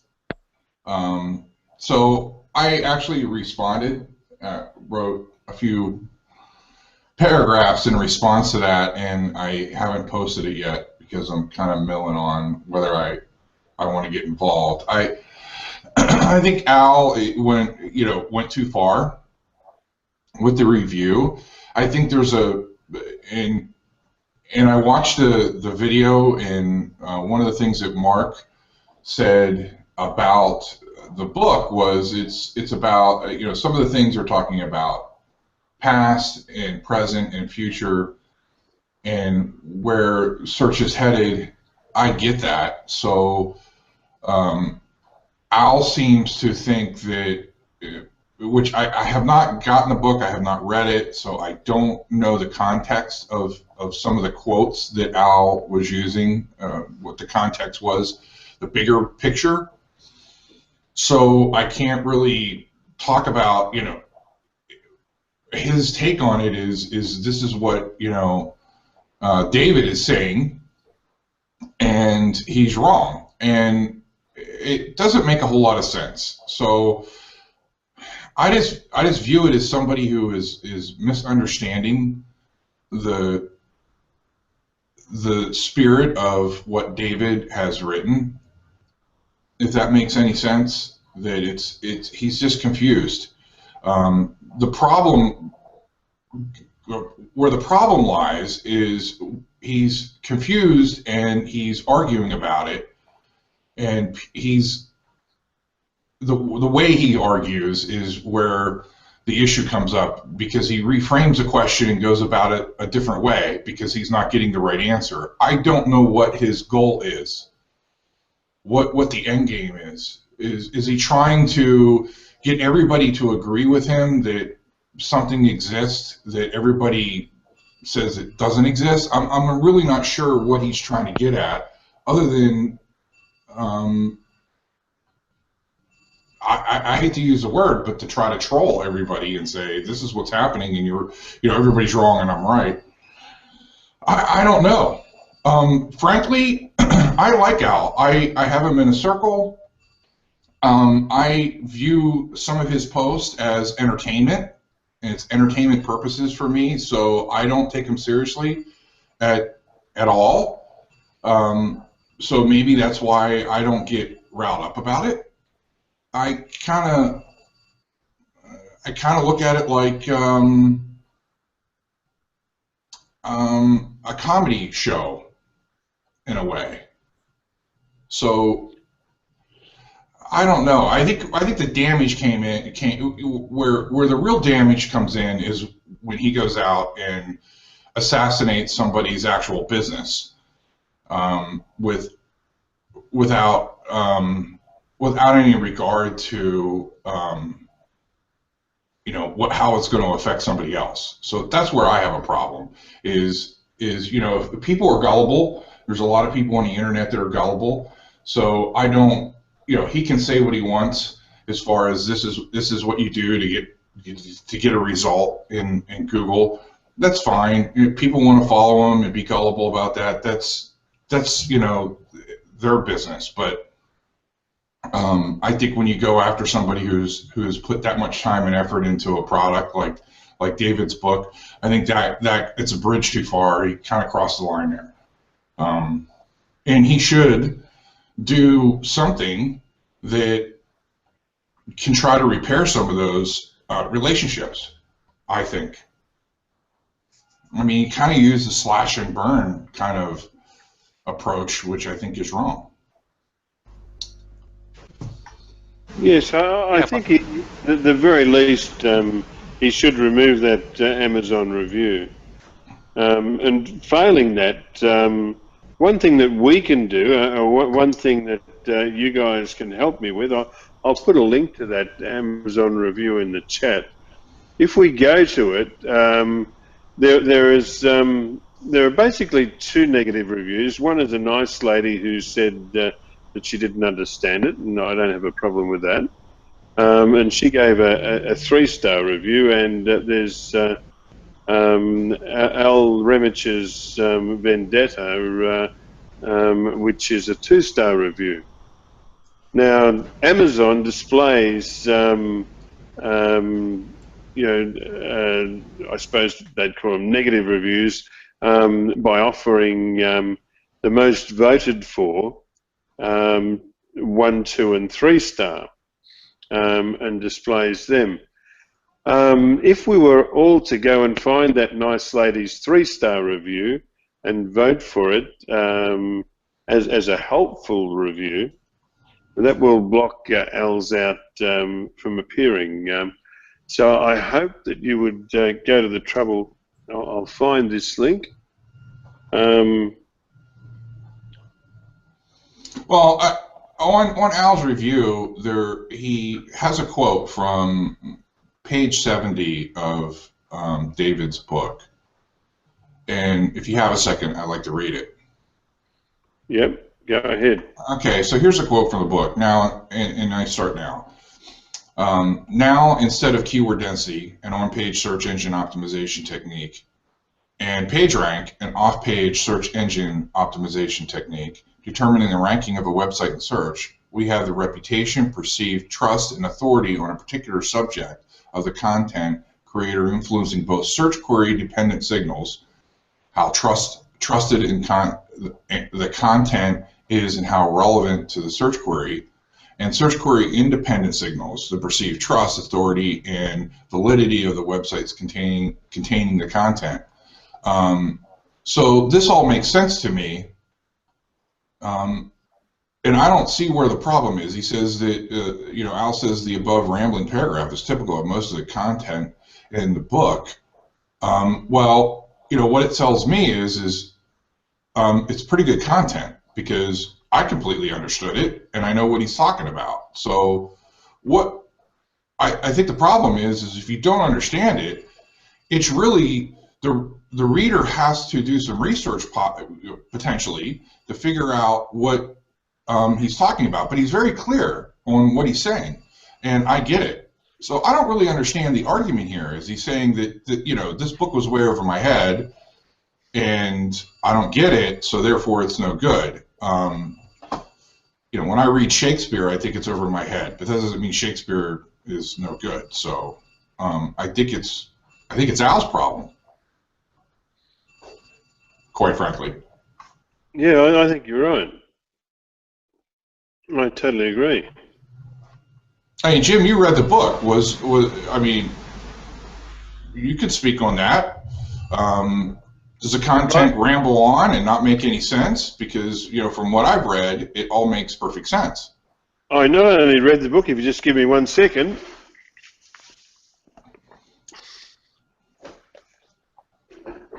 I keep it close to hand. There it is there. Google Semantic Search by David Ameland. It has a quote on the front. The search engine optimization, SEO techniques that get your company more traffic, increase brand impact, and amplify your online presence. No lie said there. It's a great book. Now, Is it a manual for SEO? I mean, is it a how-to for SEO? No, it's not. It is a book to make you think, and it certainly does that.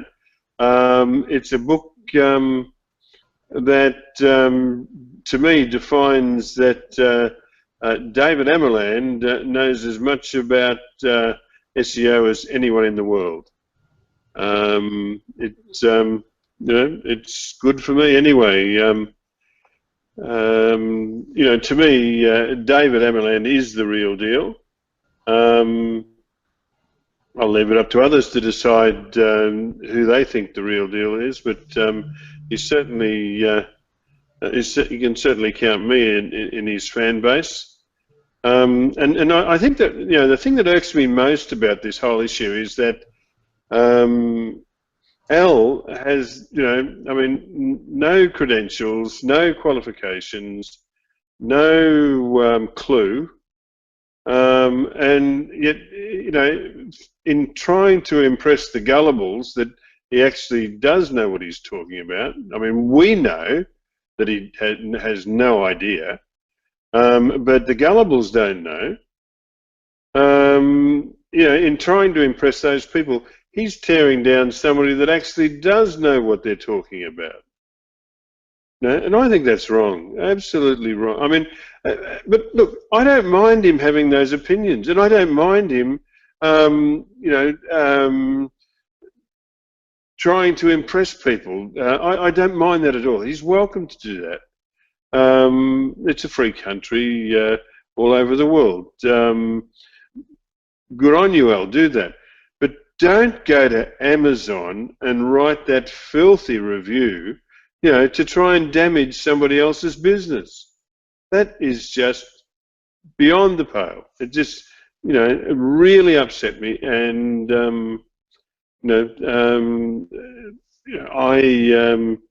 I would like to see, if you guys have time, if you could go to that link and vote up the other negative review, because it's really quite an innocuous thing. She just didn't understand it. Actually, if Al had half a mind, he would have written the same thing, because, you know, he just took a lot more words to say. He doesn't understand it. He didn't say it in that many words. He just demonstrated it by his lack of knowledge.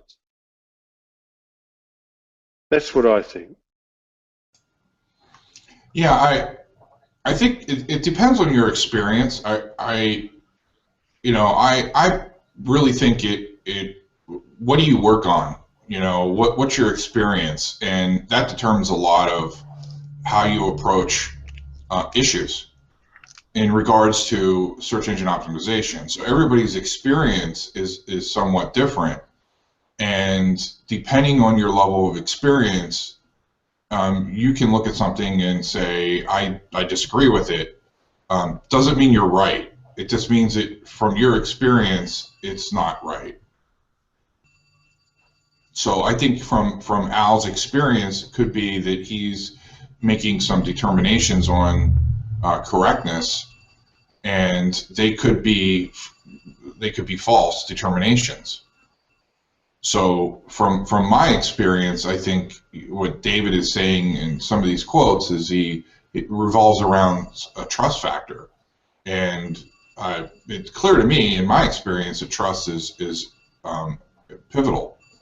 So maybe other people don't experience the same thing.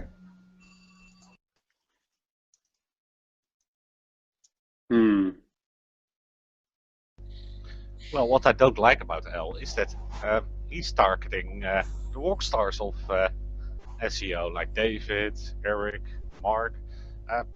I don't see him engaging with other people, does he?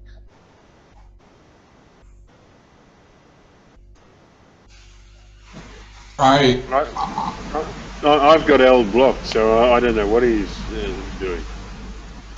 I think I don't really know. I really don't pay that close attention to it, so it's really not fair for me to talk about some of these things, because I really don't have I really don't follow Al that closely. Typically, I see something and it makes me laugh. That's okay. But I don't really actually follow him and say, you know, what is Al saying today? That doesn't interest me. No, but I think he's trying to be. He believes in auto rank, and he thinks, well, if I'm pissing off all those rock stars, then I might get higher in the list or get more business from it, or I don't know. That's not the way to make your business. I think. Well, to be fair, it's a little bit dishonest.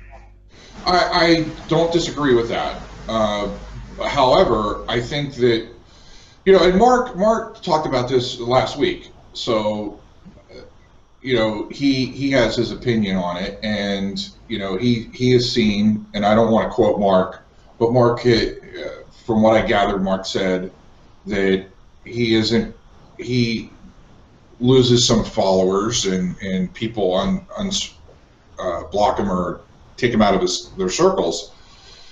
I think that, depending, you know, I think it works up to a certain point as far as being controversial.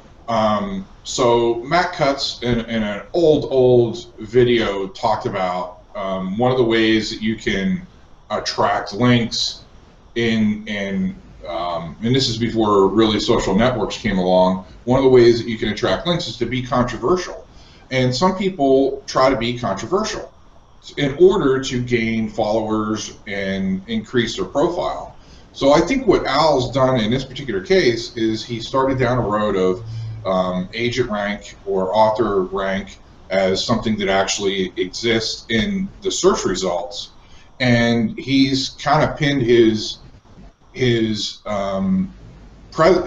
presence online with that, around that author rank, and he's talked a lot about it, and he has to defend it, and he's controversial, and he gets some attention. Unfortunately, if you're too controversial and you go too far, then it has a negative impact. So I think this is a clear case where, in the beginning, he brought something to the table to discuss, and he had some interesting takes on it and some interesting examples, and people listened to him. He got on the suggested user list, gained a lot of followers, and he continued to be controversial, and after a period of time, that starts to have a negative impact. And it must be exhausting for him to be constantly taking that approach. I don't know. I don't agree with everybody, but I certainly don't troll around and try to bring somebody else down. At least I don't think I do. And on a side note, I don't use Google Plus I use Google Plus as a social network. So I'm not using it for a business. I'm using it purely to be social. So maybe his approach works for him. I don't know. I think it's fine to be controversial. I think it's fine, you know, to be out there. I mean, heaven knows I am not short of. I mean, I've made plenty of crazy statements, and probably made a fool of myself in the process. That's fine, but you know, and well, do you actually go out and start, you know, looking for that? If you disagree with somebody, do you actively go out and try to bring them down? I mean, you know, we've disagreed, but I haven't seen you write a bunch of posts negatively about me on a subject that you disagree with me on. So I think people can disagree, and you can point out that you disagree, but you don't go around trying to call people out at every day and say this person's this person's that. It doesn't make sense to me. Can I give you what I think is a tip for Google Plus? Yeah. All right. So when I mean, I'm not much of an online communicator. I'm, in fact, you know, although I've been on the internet, I've been an ISP since I think '97. I haven't, you know, I missed MySpace and Buzz and all of those. Got involved with Google Wave, not as a social network, but as a tool for you know, marshalling our projects and communicating with our coders.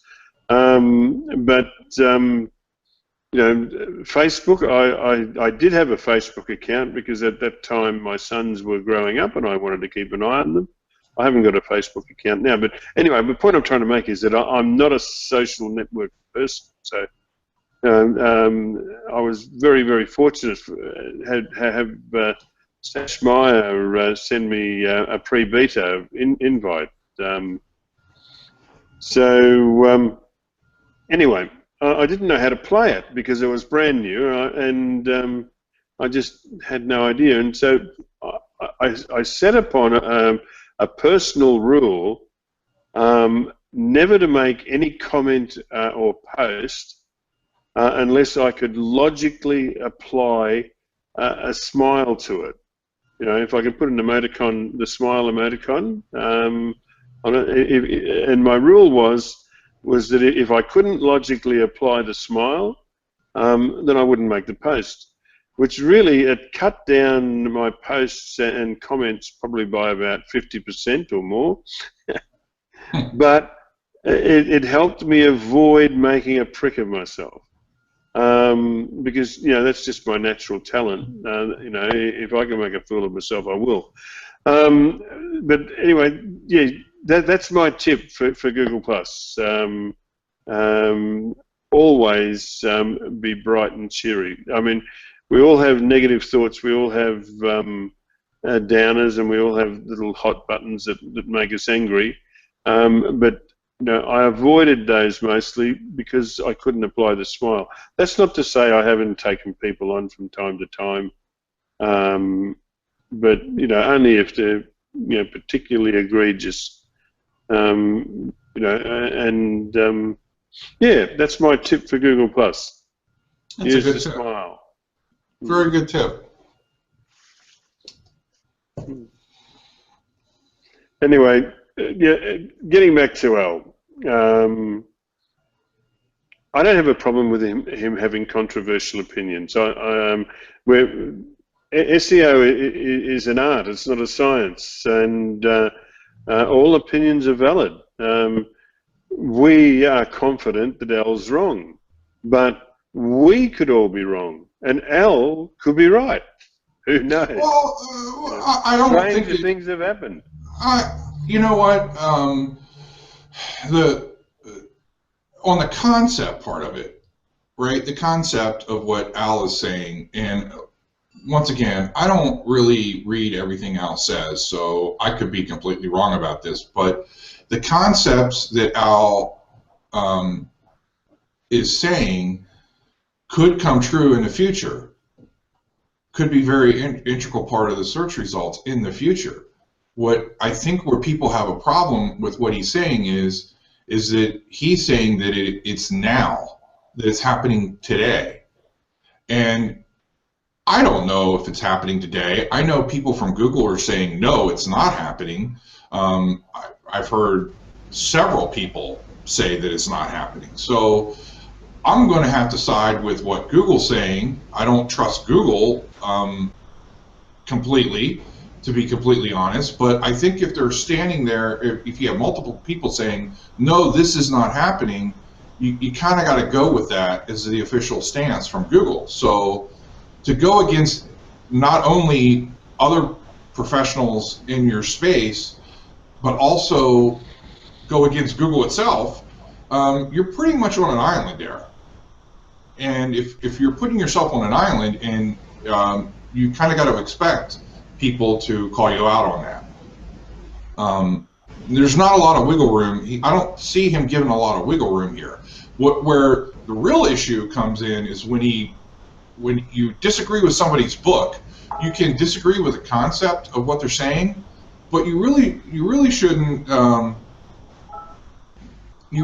do that in a personal way. And I think Al came off as somewhat of a personal attack on the Amazon review.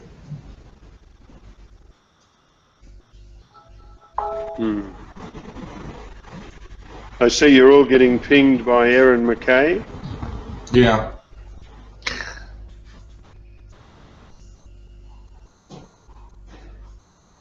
It takes a long time to load that chat thing, no?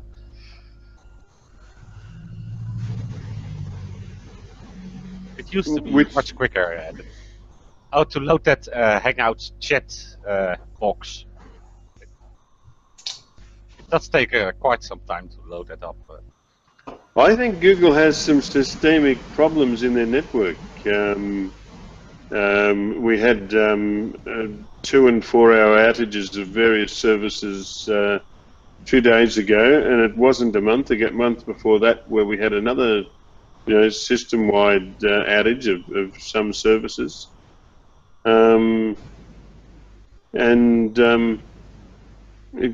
Keep in mind that the Hangout app is a proprietary, self-written Google thing where they diverged from, when was it, about May last year? May last year, the initial Hangout app was multi-platform and all of the tools could talk to each other. Then Google decided to take a track, and I can't think of the or the protocol that's running it, the Hangouts, but it was a complete about face from what they already had. So the new upgrade was actually thank you, Mr. Young, XMPP. You're exactly right. The new upgrade was actually a step backwards, and I would have thought after, that was last May, so it's now 10 months since they introduced it, and we've had troubles with dropouts, with bad audio, complete fails of Hangouts where we've had to stop one Hangout and start again. I would think after 10 months with Google's resources, they are not even back to where they were last May when they introduced the new Hangout type, and I think that's wrong. It's just silly. It's their network, fine by me, and we're not paying anything for it, so they're entitled to do what they want. But to go from something which was working pretty good, might have been, not faultless, but it was pretty good, to what we have now, which is flaky and, just sort of so-so. It's a shame. Yeah, the chat on Google Plus was actually a plugin from Google Talk, and that worked great. You didn't have to load up that little box, and everything was much faster. And I don't know. Well, I don't know why they changed, especially the chat function, over to Hangouts. But I understand they go even further to SMS and other mobile phone things and Hangouts.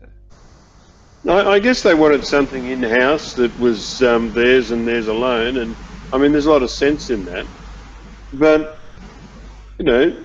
surely they must have known when they did it. They must have had a plan in mind to implement features and iron out issues. But it's 10 months now. That's the thing. Google has 40,000 staff. I'd bet that half of them are coders. Why haven't they fixed it yet?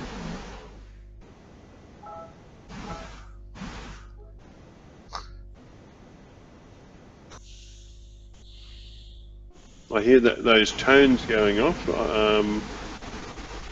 Do you want to What's being said discuss? there?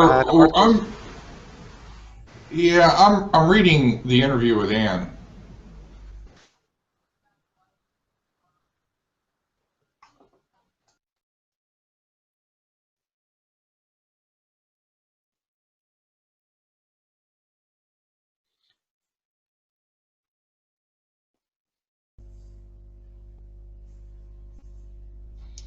So, is there any? Oh, go ahead, Rob. Well, so publishers are being penalized. There's no doubt about that. It's a manual action. You're getting notified. Publishers are getting notified in the webmaster tools that they have a manual action. So you have publishers that are getting penalized, and also the sites that are have built links through my blog guests are getting penalized. So I think Anne made the statement that publishers should not get penalized, but that's not the case. Publishers are getting penalized. From what I can see, from Tim's posts to some other ones, and myself, I also got a manual penalty on one of my sites. So could be a coincidence, but I doubt it. So yeah, I mean, my blog guest, it's a community for guest bloggers. I think where the real problem came into, where the core problem is the follow rule that Anne put on the community. That if you publish a post and you put that post live on your site, you have to follow the link. And if you don't follow the link, you will be banned from the community. And that policy is kind of forcing publishers to, if you want to stay in the community, it takes it out of the publisher's control. And I get her point. If you publish an article, then you publish it because you have to follow the link. If you don't want to follow the link, don't publish the article. Don't put the article on your site. It gives the article writer an opportunity to find another site that they can put that article on that will give them a follow link. So I get the rule in all that. There's some cases where on a publisher side, you don't want to follow a link. It doesn't make sense. It's unnatural. It's in the author bio, which is a footprint. You can make that determination, or you should be able to make that determination on a case-by-case basis as an editorial review, in my opinion. So we had a parting of the ways over a year ago because of that. I still got hit with a manual penalty, even though there were I used editorial control. Even though I did that, it seems that doesn't matter. So there were some articles that I accepted that I said, yeah, that link is fine, it makes sense. Other articles on the site, after reviewing them, I said, you know what, that link doesn't make any sense. I'm going to take it out, or I'm going to no follow the link. So, my editorial review process on the site that I'm talking about, I still got a manual penalty on it, even though I exercised a manual editorial review process. So I have issues with the whole thing. It doesn't surprise me, but I do have some issues with it on both sides. So there you have it. Yeah, look, I think what will come out of, I take my hat off to Anne Smarty for her defiance, and I think if it were me in the same position, I'd follow her path. But it's all very well to tough it out, but I think to make my blog guests absolutely blameless in this, they've got to drop the insistence on followed links. But once they do that, they've done that. So, is there anything you would? It says, what can we expect from my blog guests in the future? Will you be doing anything differently? And her answer to that question is, we'll give the publishers the flexibility to use nofollow for byline attribution links, making sure both the parties are aware. And that's it for the changes so far. So what she's saying is she's saying, okay, in the byline, publishers can now make them nofollow, which is, really it's not up to her at this point, because, if you've got a manual penalty, you kind of have to make them nofollow, or you can't do a reconsideration request, right? Yeah, and but the other thing is, sorry to interrupt, but it's all very well to say the byline, but that's bullshit. I mean, the issue that Google will be concerned about is the links inside the body of the content. And she's just got to, I mean, Ann Smarty really, and really, it's not up to Ann Smarty to dictate to publishers whether they make links or follow or no follow. It should be the publisher's choice. It's not up. I mean, TripAdvisor does the same as that. They provide a widget where the widget will not work if it's changed to a no follow. So they're forced by TripAdvisor to leave the links as followed. Interestingly, Google takes no action against TripAdvisor, and I guess that's probably an indication of how much they pay in AdWords. They're too valuable a client to upset, so Google's happy to be branded hypocritical for this. But Ann Smarty doesn't have that luxury. She doesn't spend millions or close to billions on AdWords, I think she's got to recognise that it's not the role of my blog guest to stipulate whether links are no follow or follow, and allow no followed links on all of them. See, that's where I had an issue, because she was. And it's her decision to do this, but she made a hard and fast rule, and she would ban people if they did not follow that rule, and that's where I had a problem. I did not like the idea of turning over my editorial control over to a community like that. So I'm not the only one that has felt that way. I'm certainly not the only one that's gotten banned from the site.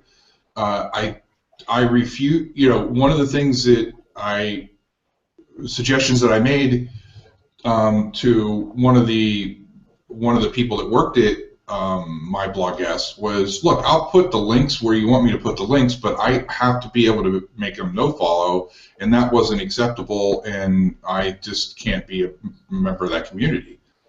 So, hi, Rand. I just came in. I saw Jim's post just now about the guest blogging site, and I had to just jump in. It seems. Have you guys been talking about that long, or did I get it at the right time? Go ahead.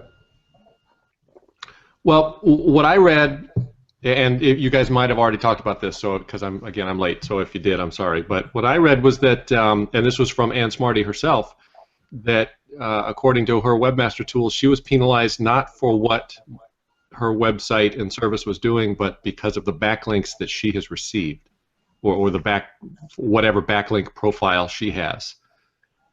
Not having to do with what the service does, unless it forces a backlink to her site. I don't know. Just to clarify that, publishers are getting, I have a site that in the past that I've used to post articles from my blog guest. That site got a manual action. Okay. And it was due to links pointing away from the site or being in a link scheme. Tim has also got a manual penalty on one of his sites for a handful of articles he posted a long time ago, and he got the same manual action. And I've talked to some others that have also received a manual action. So Anne has said that she doesn't think the publishers are going to get penalized. That doesn't seem to be accurate. Okay, so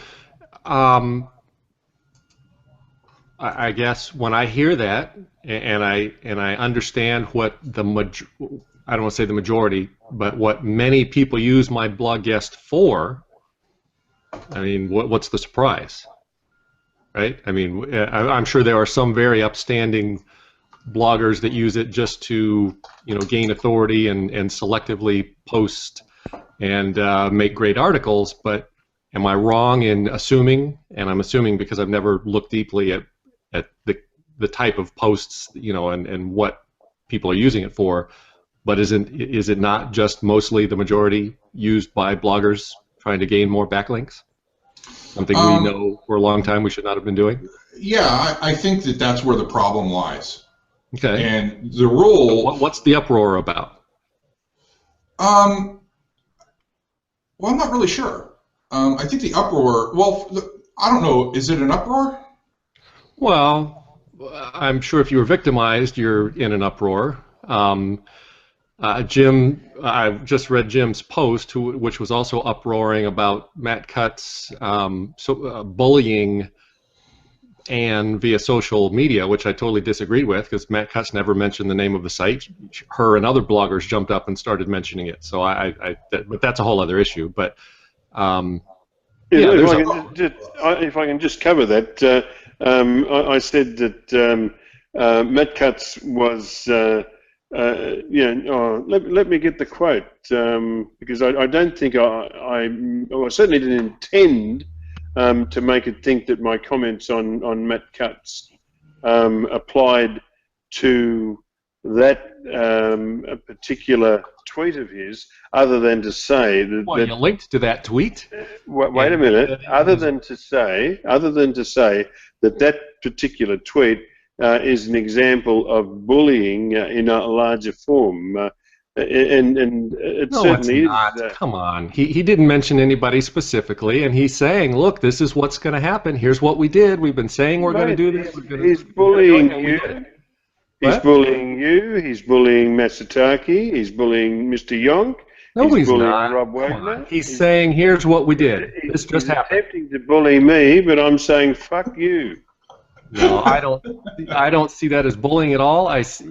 What the alternative is that he says nothing and he remains silent, and then Ann Smarty and everybody in the blogosphere starts guessing and hoping and dreaming and coming up with conspiracy theories because he's not given any information. So he's saying, look, he's given everybody warnings for how long? Months?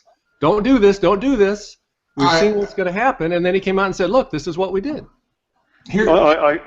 First of all, I must tell you, Rand, that it is well known that Matt Cutts does not listen to these. So, sucking up, no matter how well you do it, will not help you.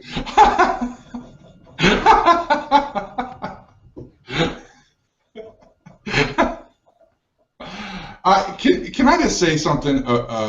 I think where some of the problem lies is that, first of all, Matt Cutts said that he took out another blog network. I never considered my blog guest as a blog network. It is a community, and I pointed out in a comment on Tim's post that I've met some really great people on my blog guest when I participated in the community, and they still are friends of mine, and we still collaborate on different projects. And I think there was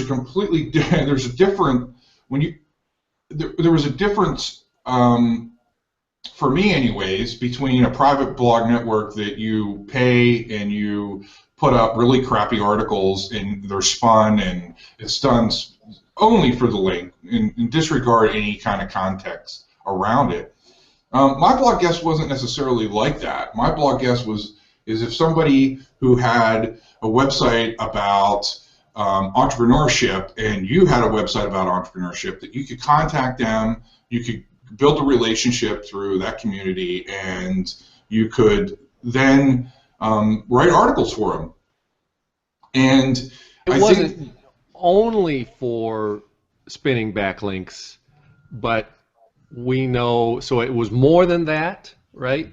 But we don't know how much of it was just, or was just being used. But that's where the problem lies, because you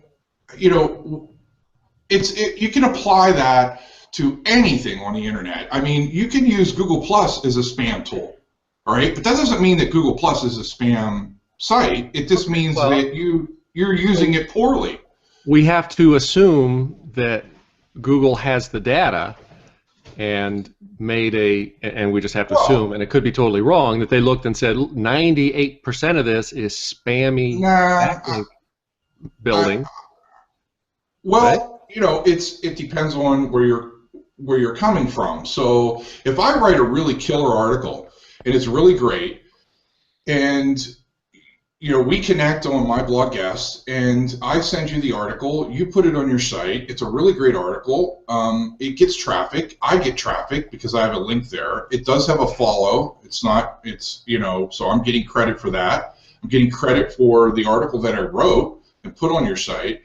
I think, would that normally be penalized? And who knows, but, I think that type of scenario, just for the fact that you belong to that community, you will get looked at and you may get penalized. So I think the threshold is really low when it comes to this particular service now that it's being looked at manually. And I think that's where the problem lies, is if I go to a community and I'm involved in a community and I agree to the community terms and conditions, and I accept an article and I like the article and I publish the article, that's on me. And I have complete editorial control over that. So if I don't like the link, I just don't publish the article. So, I mean, from that aspect, you could logically sit down with somebody for a lunch and say, look, you can't really punish me for me, exercising my editorial control on the site. What you should be able to punish me for is it's a bad article. Doesn't make sense. It doesn't make sense to your website. You can punish me because I have really crappy content on my site, but don't punish me because I accepted an article that is a killer article and I want to accept it and I have a follow link in the byline to give that person credit. Rob, you said you had one site that got penalized? I did. What? I did.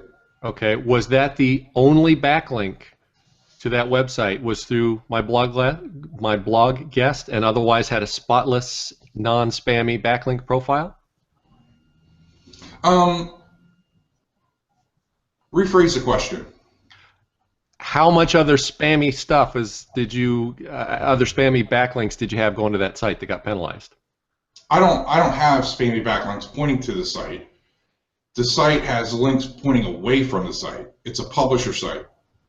Okay, so looking back, would you say that that's something my question is, did that site, in all honesty, deserve a penalty, or do you think that it was only penalized because it was associated with my blog guest? It was penalized because, okay, so the answer to your questions is yes and yes. All right, so it was penalized because it needed to be penalized. Okay, so was it penalized because of my blog guest? Yes, it was. It was direct. I believe it was direct correlation between the two. Because they looked and said, oh, hey, look, this is a great place to start looking for other sites that need to be penalized, you're saying? Yes. Oh, okay. I'm saying that they went into that they used my blog guest. It wasn't the people were looking at my blog guest getting penalized. The actual website, myblogguest.com, got penalized. That is the case, but the people who were involved in the community and took guest posts and sent guest posts, those are also being looked at on a manual basis to manual action can be taken on those. So if you're a publisher and you took articles from My Blog Guest and you published them on your site and you followed My Blog Guest rules and said, I'm going to follow this link in the byline. If you did that and somebody from Google came in and looked at that because they found you through somehow connected to My Blog Guest, you're going to get a manual penalty because, and this is just my opinion, they're looking at it saying you participated in a link scheme. Well, see, I think that but you only got the penalty if you really did participate in a link scheme, not just, in other words, if I did a guest post through My Blog Guest, however it works, for one site, for one post, one time, or 2 or 3 times, you're saying that site would have also been penalized just because it was affiliated with, or if it was just one of my many multiple ways that I tried to game the system and build backlinks? No, from the publisher side, if I join My Blog Guest, there's two sides to the story here. You join My Blog Guest, and you can be a publisher. In other words, people will send you articles, you can publish them on your blog. And if you do that, if you accept those guest posts, you publish them on your blog, you have to put a follow link in the byline. It's the rule. So if you accept an article, the byline link will be follow. If you do that, and at least in my case, that's what I did, I received a manual penalty. It's coincidental, maybe, that I received a manual penalty at the exact moment that they got hit, but I would say probably not. I would say that, it probably was direct correlation between the two. Getting, myblogguest.com getting hit and this particular publishing site that I have got hit. So I actually got banned from the site well over a year ago because I had a disagreement with Ann about the follow, no follow rule. And I said, look, if I did a review of all the guest posts that I have, some of the links don't make sense at all. I took them out completely. If they were completely off the charts, stupid, I did not add the link. If I did not like the link itself in the byline, I didn't take the link out necessarily. I put a no-follow attribute on them. I also had a policy that if you send me an article and it's over a year old, the link is going to be no-follow. So you can send me an article, but if it's over a year old, if it's been on my site and it's a year and a half, 2, 3 years old, I'm going to put no-follow on that link. Where I got in trouble with Ann was somebody sent me an article almost 4 years ago, and I put them on put it on the website. The website that was pointing to was penalized, and I didn't like the website it was pointing to. I took the link out and said, I'm not going to link to this. And the person who had that link complained, and I got banned. Simple as that. Okay. But your site still needed to be penalized. My big question is, did any site associated with them get penalized that should not have been penalized? If that's the case, then there should be a huge uproar. Let me ask you, do you think that accepting a guest post from myblogguest.com, accepting a guest post, and it requires you to put a follow link in a byline, if you think that violates Google's terms of service, then yes, it deserves it. If you think that it doesn't, then it doesn't deserve it. I personally think, and this is just my personal opinion, so on the off chance somebody watches this, it's just my personal opinion.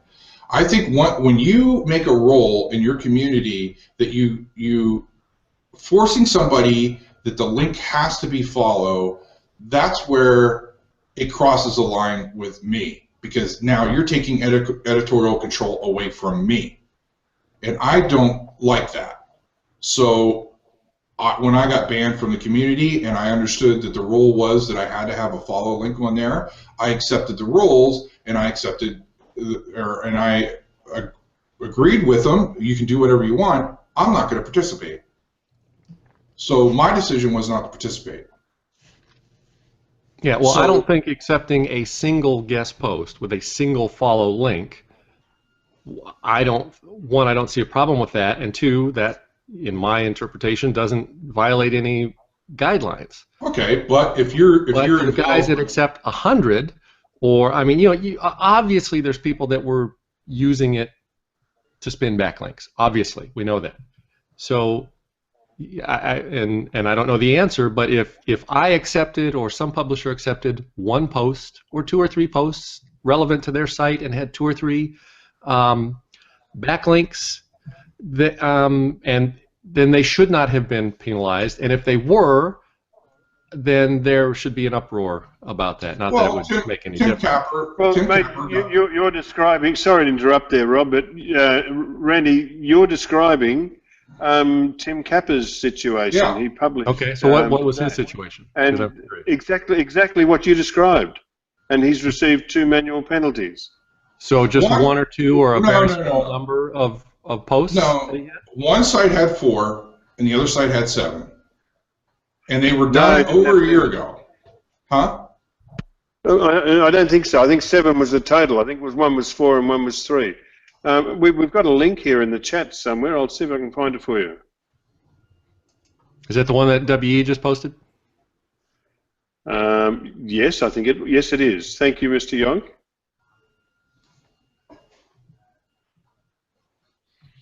Now there is a quote here somewhere, halfway down, I think. Tim is saying. I have to say that Rob Wagner is correct. And I am wrong. Now, there's something new. Yeah, that's a first. Write that down. 2014, once. So the threshold, 7 and 4 articles. So on one side, he published 4 articles. It was, he said, I accepted 7 articles for one site and 4 articles on the other over a period of 2 months. I will admit it was a welcome boost in producing content for the site, blah, blah, blah, blah, blah. So my personal take on it is, if you were involved with my blog guest, if that's what you were involved in, if you were involved with that community and Google could follow the footprint, hit your site, and you still have follow links on those posts, you got a manual action. So in this case, it's specific to my blog guest.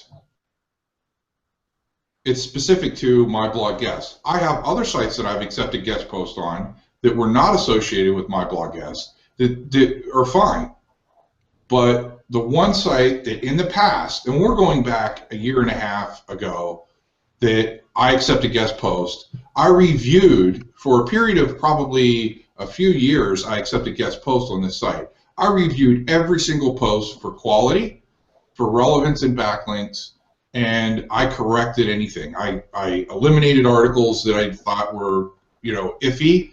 Most of the articles were fine. They were decent quality, but some weren't. So I eliminated those, and I eliminated links that were completely irrelevant, if there was any, and I no-follow links that didn't make sense or were not connected with the theme of the site.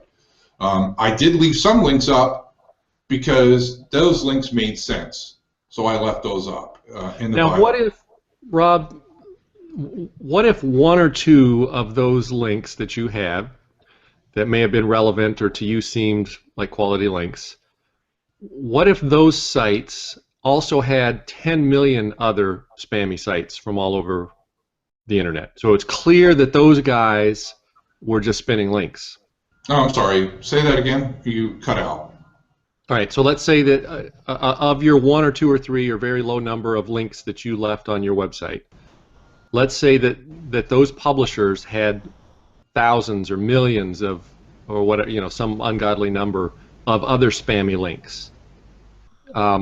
Would it make sense, or do you think that would be possible, that you got penalized because you had 1 or 2 links for a guy that's got a million links that was clearly buying and spinning links? I think it would be more of it. So I think it's more of what your blog looks like, more so than what you're linking to, which could be considered as part of the penalty. But so where I think you run into a problem, and this is just my opinion, because this is all speculative on my part, so I'm just going to give you my opinion. I think if you accept guest posts, and every post on your blog, every other post on your blog, or a certain percentage of posts on your blog have links going to, have follow links going to other sites, that it looks kind of like you're accepting payment for posts. So you can make the argument that, hey, look, I've got 100 posts on my site. They all link to different sites. They're all guests who publish articles on my site. Half of them are follow links. And it looks like people are paying me to put a link on my site. So it looks that way. And it looks kind of like I'm participating in some type of link scheme somewhere along the line. So if you take an honest look at the site, you could make a very logical conclusion that I participated in a link scheme, or I could have possibly accepted guest posts for payment. You could make that argument. So in that sense, I think the site should have been penalized. So overall, I think the site should have been penalized, because it looks like I accepted payment for posts, or I participated in a link scheme. I don't think people disagree with that, but it seems that Google is well, some sites are more equal than others. In the post, in Tim's post, he mentions TripAdvisor. Those widgets are all follow, and if you no follow them, they don't work. Well, not only TripAdvisor has do follow links. Many widgets, including from Google, from Stack Overflow, from so many sites. Yeah, I mean, here there is a website with 4 pages and a couple of links, and that get a penalty. Well, TripAdvisor and others can just do what they want. Well, that's a little bit different, right? Because if my blog guest, if you were a member of first of all, it's not a private network.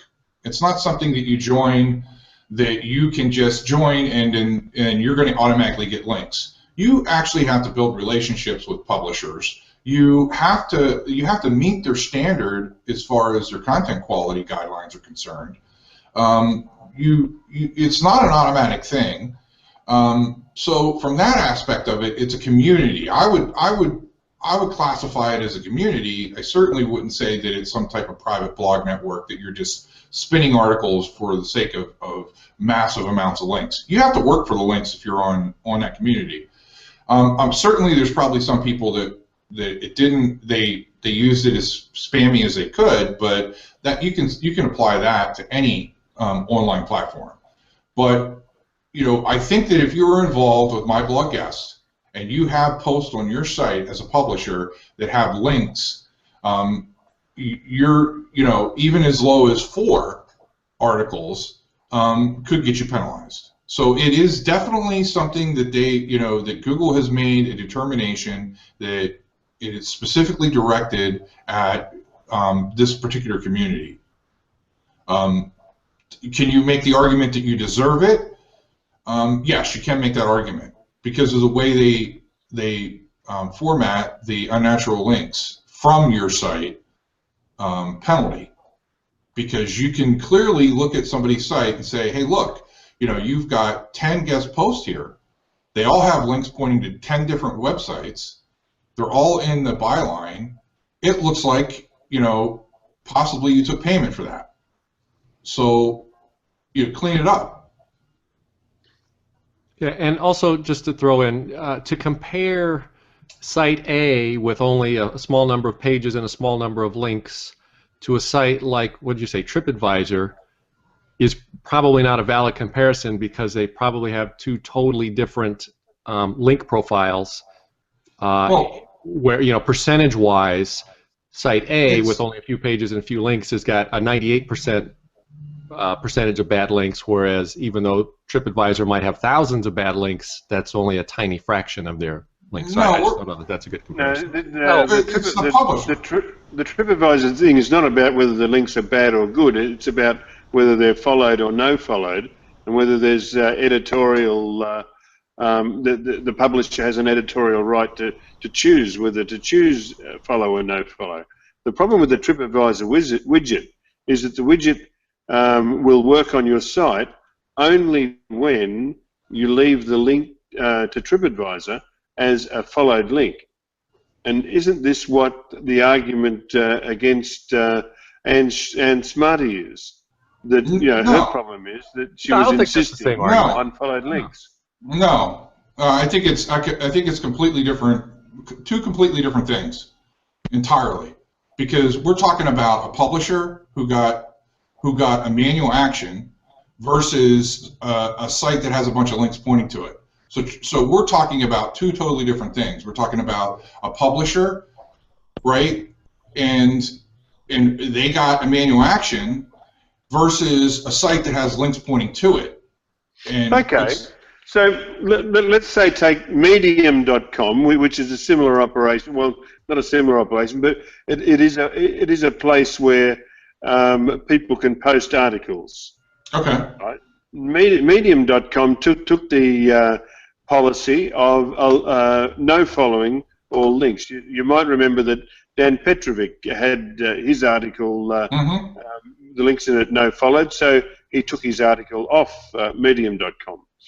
And wrote a post about it on dejaneseo.com.au. Now, so that was Medium. Now, Matt Cutts hasn't targeted Medium.com. In fact, Medium.com will not ever be targeted because Medium.com is no following all their links. Anne Smarty stood up and said, I'm not going to no follow any links. And it is about that. It is about editorial right for the publisher to be able to choose whether they no follow a link or follow a link. Now, TripAdvisor doesn't let anybody no follow a link. So and that's completely against Google's terms of service or whatever rule their guidelines. There's probably a better way to describe it. So what we're talking about here, in this case, if you want to talk apples and apples, then anybody that has a TripAdvisor widget on their site, that's the publisher. And the publisher should be penalized manually for having that widget on their site. Exactly. So, if they're going to apply it to publishers of myblogguest.com, for consistency, they must now go out and knock off every site, put a manual penalty on every site holding the TripAdvisor widget. That would be comparing it apples to apples, yes. And I go back to a statement I made a long time ago, and I think Rand was involved in that conversation at that point. Give me one good reason to follow a link. I'm putting no follow on every site that I manage or I own. All of them are completely 100% no follow. Everything pointing away from that site is no follow. Why would I put a follow link on anything? Because why? Well, you probably shouldn't, but I think the key there is that you're a smart SEO or webmaster, and not all of them out there are. And conversely, I have the same policy when I put a link on somebody else's site. I don't require it to be follow.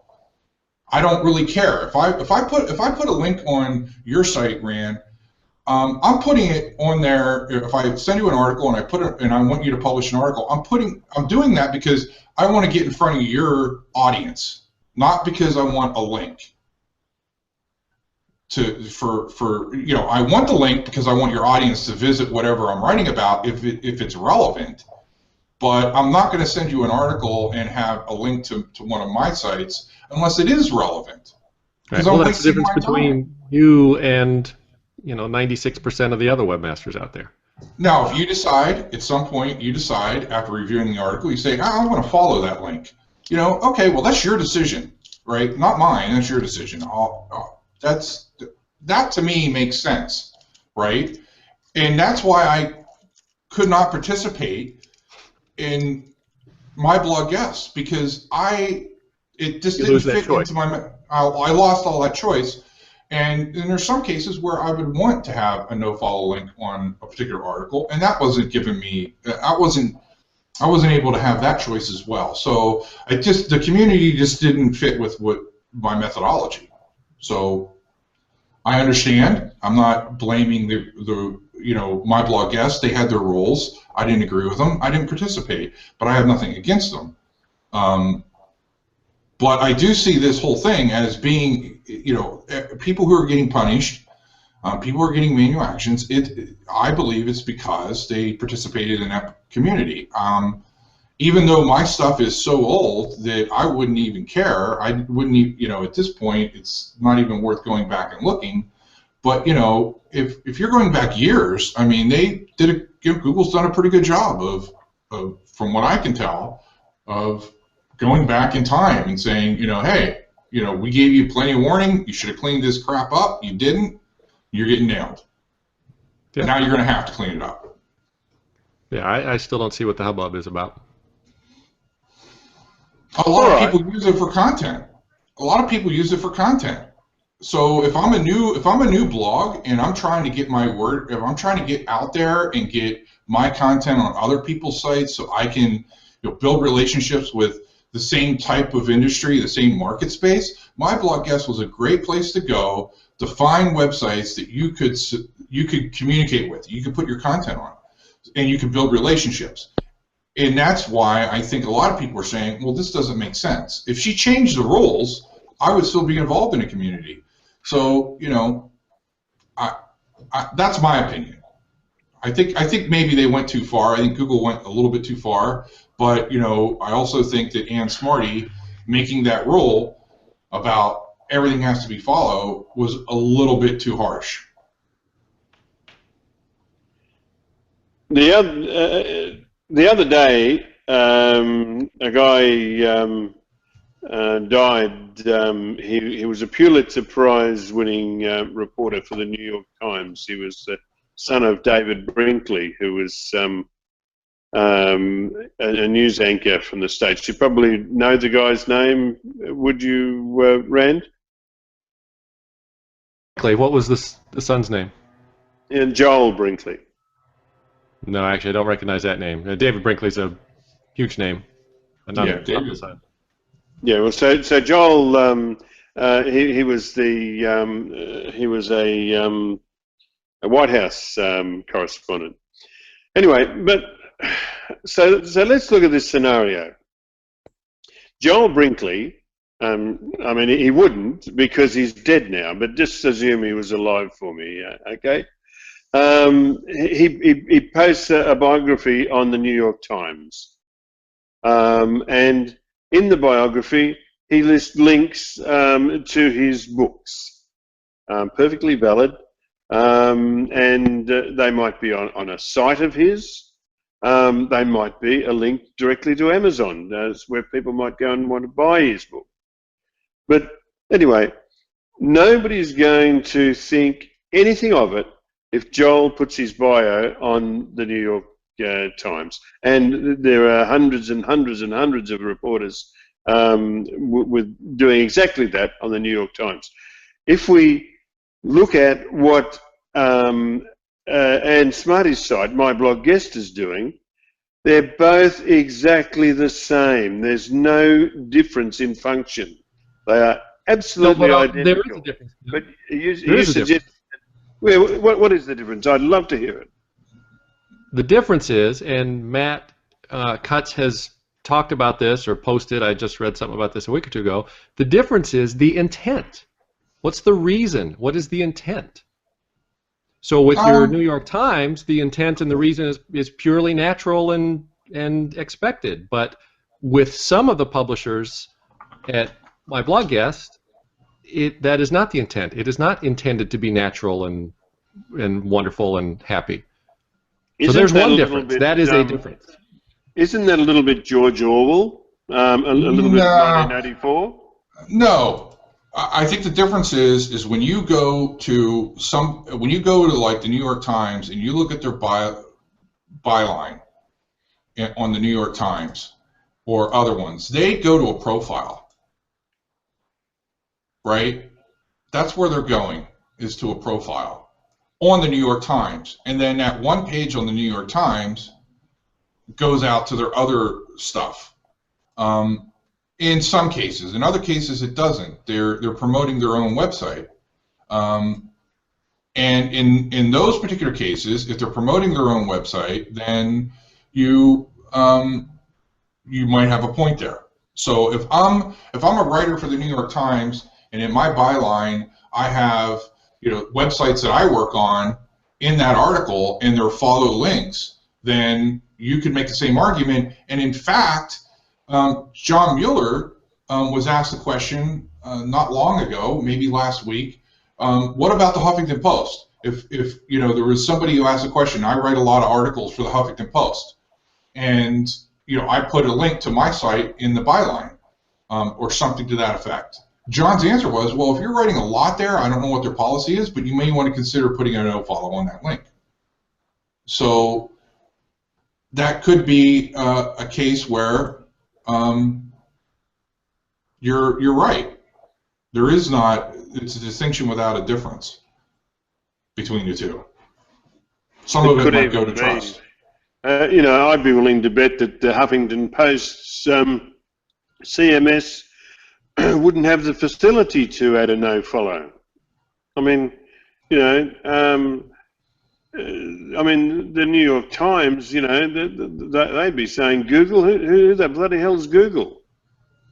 Well, they might not care. Yeah, of course. Why would they care? But on the other hand, you also have to look at it from the standpoint of, if Google's not going to bang the New York Times or a big website because they expect to see it in the search results. So if I look for the New York Times, I expect to see it. If I look for JCPenney, I expect to see it. So they say that, but isn't it just that the New York Times spends money on AdWords?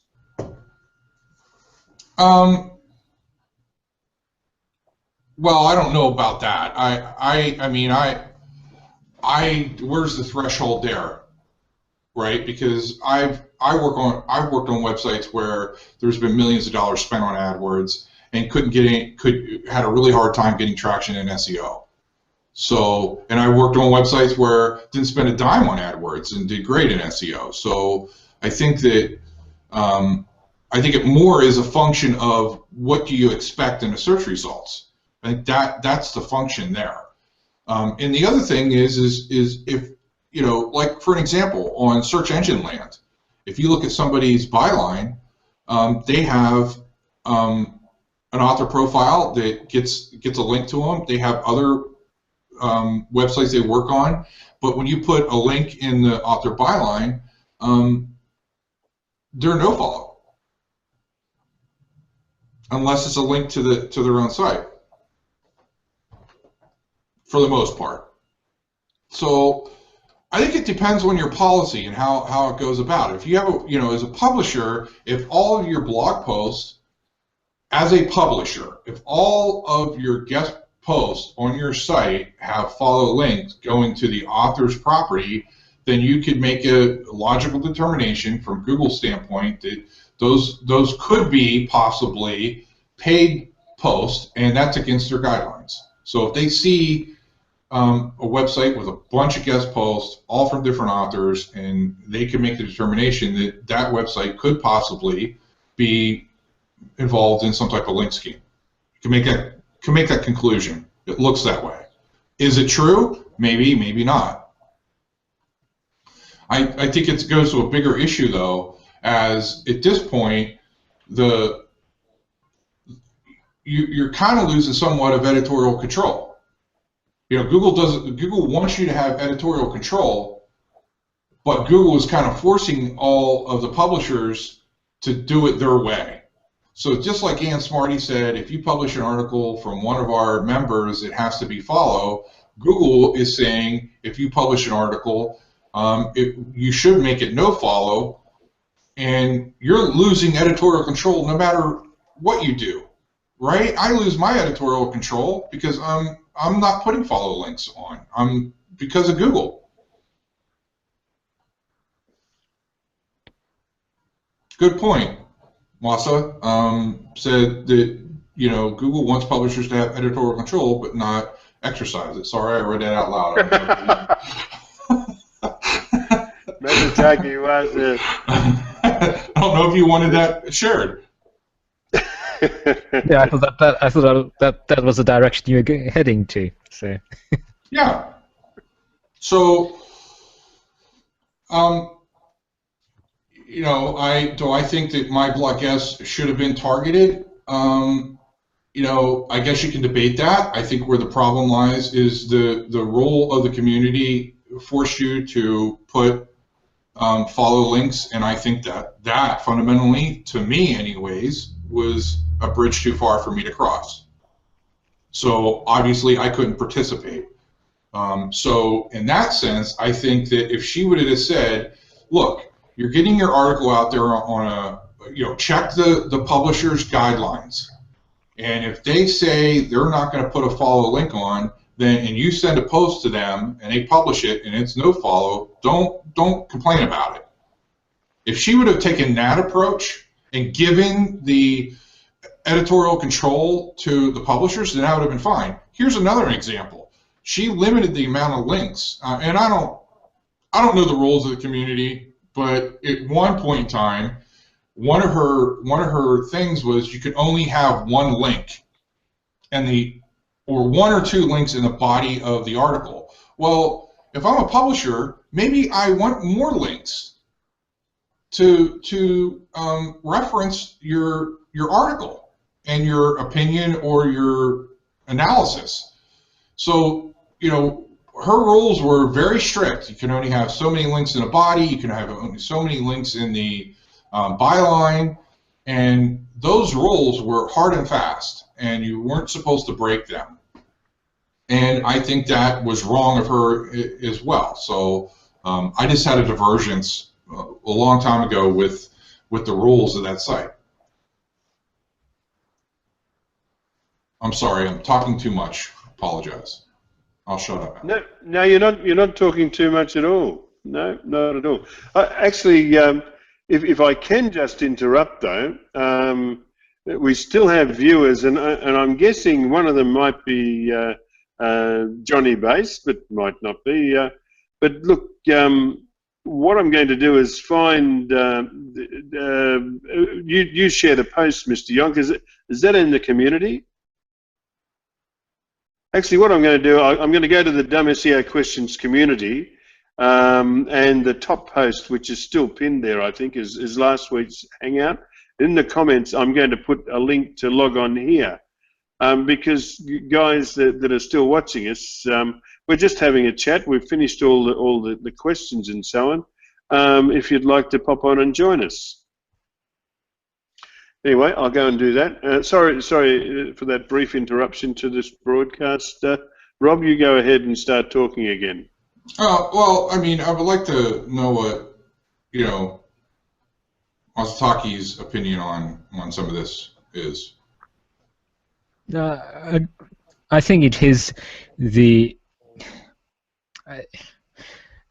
I really don't know enough to say anything too intelligent about it, but I do think it is the insistence on followed links, and I think that really, I think it obviously gave the impression that links are being traded.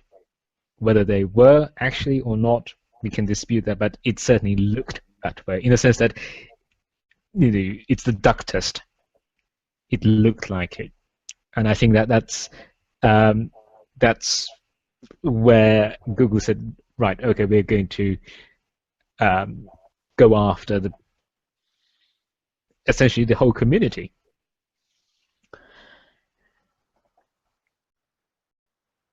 I'll guess that they also had data to back that up. We don't know that, but you know they did.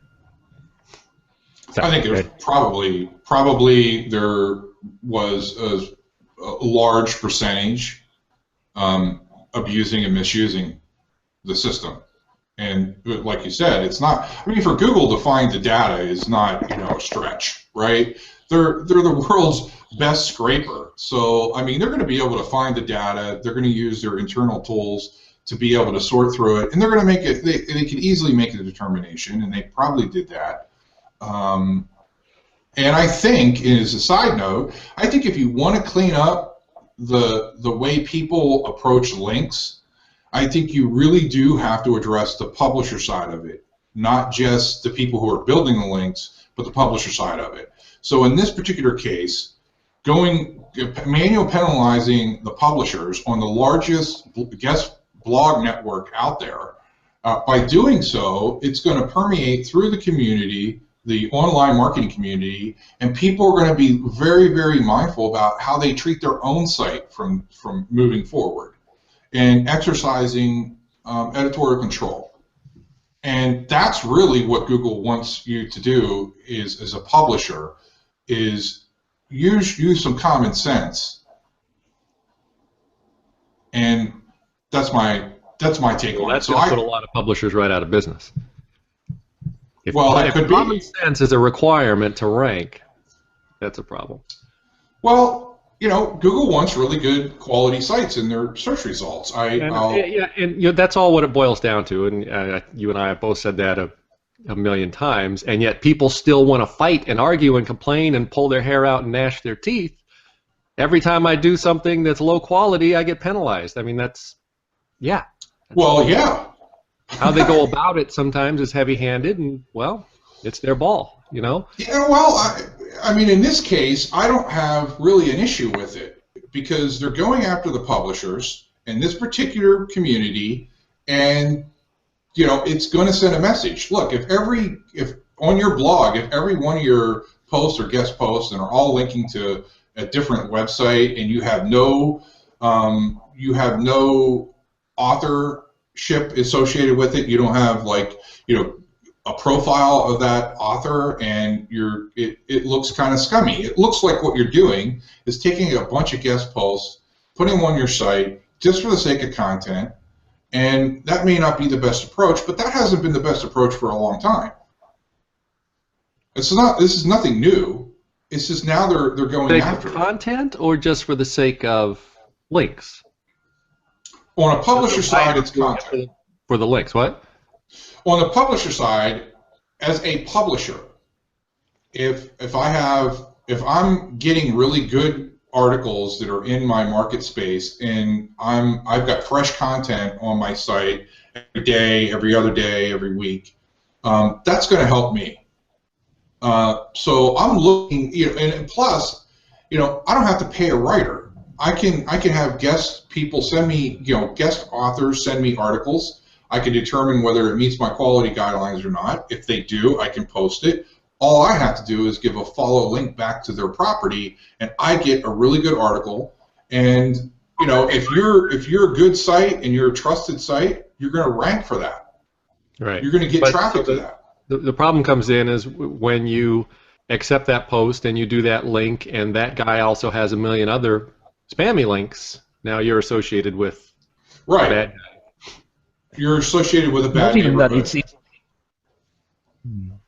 But it is in the sense that there is an exchange between the link for the content for the link. Right. You're paying for that content with that link, which we know is also now frowned upon. So there's that issue. So it's an exchange. You're exchanging something of value for something else. So you, as a publisher, want content. Right. Which we know, which is documented, is frowned upon. Yeah, I mean. So let me ask you. So I have go ahead. To kind of like take the conversation a little bit different direction. What if I put if I had somebody who wanted to write for one of my sites, and I said, okay, that's fine, but you have to commit to several articles, and I'm going to put a page on my site dedicated to you as the author, and on that site you can put your, about me, like an about me page, and you can put your information on there. And when you write an article for me, links going to your own property are going to be no follow, but the link to your author page is going to be followed, and it's going to associate, your author page is going to associate with your property. It's going to have your property on there, and it's going to have a link, and it's going to be followed. Is that a problem? No, I don't think so. Because we do that. Because we do that with the SEO, dumb SEO website. You won't find a no followed link there. Right. No, because in a sense that there is no direct relationship. Yes, there is an understanding that you're going to have an author page on a site, and from that site you have a followed link to your own site. But it's not as direct as, shall we say, a link in a body of an article on an individual page. Well, is that a problem? I don't see that as a problem, because if I write an article for somebody and I'm writing about statistical analysis, and I have the statistical analysis on my website, and I'm talking about it, and I want to reference that for people to see it, to look at it for themselves, how is that a problem in the body of the text? It's not a problem, because that's an editorial, it's an editorial necessity to include that. So okay, go ahead. But the problem, of course, is that I think that if you see it, you can. If you're a human being and you see it, then you can understand it. But can this be determined by bots? Yeah, I think really some of the problem lies in the fact in some of the scenarios. So let's say I ran a guest post about how to use an iPhone, and my actual website property is I'm selling coffee, and in my byline I talk about myself, and I have a website and I sell coffee, right? Coffee.com or whatever, right? That link going to the coffee website makes absolutely no sense for the article that I wrote, and has absolutely no relevance to Rand's blog as a whole. Right, that to me is an unnatural type looking link. It's not relevant. So you would no follow that, correct? Yeah, because wait a minute. So is this link to to the coffee site actually in the individual post, or is it? No, it's in the byline. It's in the byline. Rob Wagner is an expert with iPhones and runs the best coffee website on the internet. But it's a byline on the piece. Yeah. Not a separate page. No, it's on the piece. Okay. Yeah, then you do no follow it. Because and the reason why would be what? Why would it be relevant? Because in the sense that so in a sense it's weird, isn't it? Because we have to assume that unless the link is editorially justifiable, we assume the worst. Well, I guess that's what I'm saying is the link itself doesn't make any sense other than the fact that I own the site. So in that case, I would go back to some of the manual penalties. So this unnatural links from your site would be this particular penalty, and the penalty reads, Google detected a pattern of unnatural, artificial, deceptive, or manipulative outbound links on pages on your site, on this site, whatever. This may be a result of selling links that pass PageRank or participating in a link scheme. So if it, from my perspective, if I'm writing about how to operate an iPhone and I'm linking to my coffee site, that would be unnatural or artificially put there, and therefore doesn't make any sense. So if you no-follow that or remove the link entirely because it doesn't make any sense, I would think that would be trying to adhere to the spirit of what Google was saying. And that's exactly what I did when I got banned from My Blog Guest. Is somebody wrote an article about financing or something, and they're linking back to some cupcake website. Well, that doesn't make any sense at all, and I don't care about that. So I'm going to remove it. And by doing so, I got banned from the community. I think that policy right there alone is the reason why My Blog Guest got nailed. Is that kind of policy there? Yeah. It is the in a sense editorially, perhaps not unjustifiable, but perhaps editorially questionable links, followed links. You don't know why that link is there, editorially speaking, and Google must have found so many instances of that happening that it decided that, look, this won't do. Yeah, I think you're right. I think I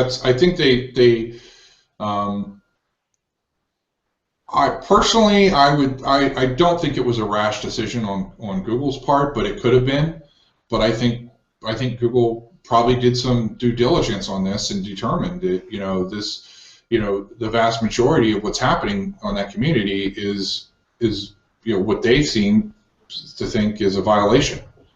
What's interesting is Matt Cutts described it as a network, and I suppose it is a network, but it's not the network in the traditional sense that somebody bought 250 expired domains and is putting a bunch of crap on the internet just for the sole purpose and only purpose would be to manipulate the search results. In My Blog Guest community, you can make the argument that, hey, I'm putting this article on this site because I want to get in front of those particular visitors.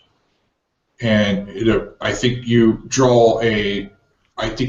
would have some issues explaining probably for a lot of people on that site, you would have issues explaining as to why are you writing about something like iPhones and you're linking to your coffee site. How is that trying to get in front of visitors? What are you trying to accomplish here? Because people who are reading about iPhones aren't there to visit your coffee site, so it's not relevant. I think there's a high correlation of iPhone users and caffeine drinkers. It could be. Okay. Well, you could write an article. But your point stands. I mean, I think there's some really iffy stuff, because if I send an article about iPhone users and how they like to go to Starbucks and drink coffee and blah blah blah blah blah, I think at some point in time you can start stretching that, right? You can write about two subjects and try to connect them, but really I think at some point in time you got to say, look, some of this stuff doesn't make sense. Well, there was an article. Instead of an iPhone and a coffee user, they used a wedding planner. And to what degree should a wedding planner link to other businesses?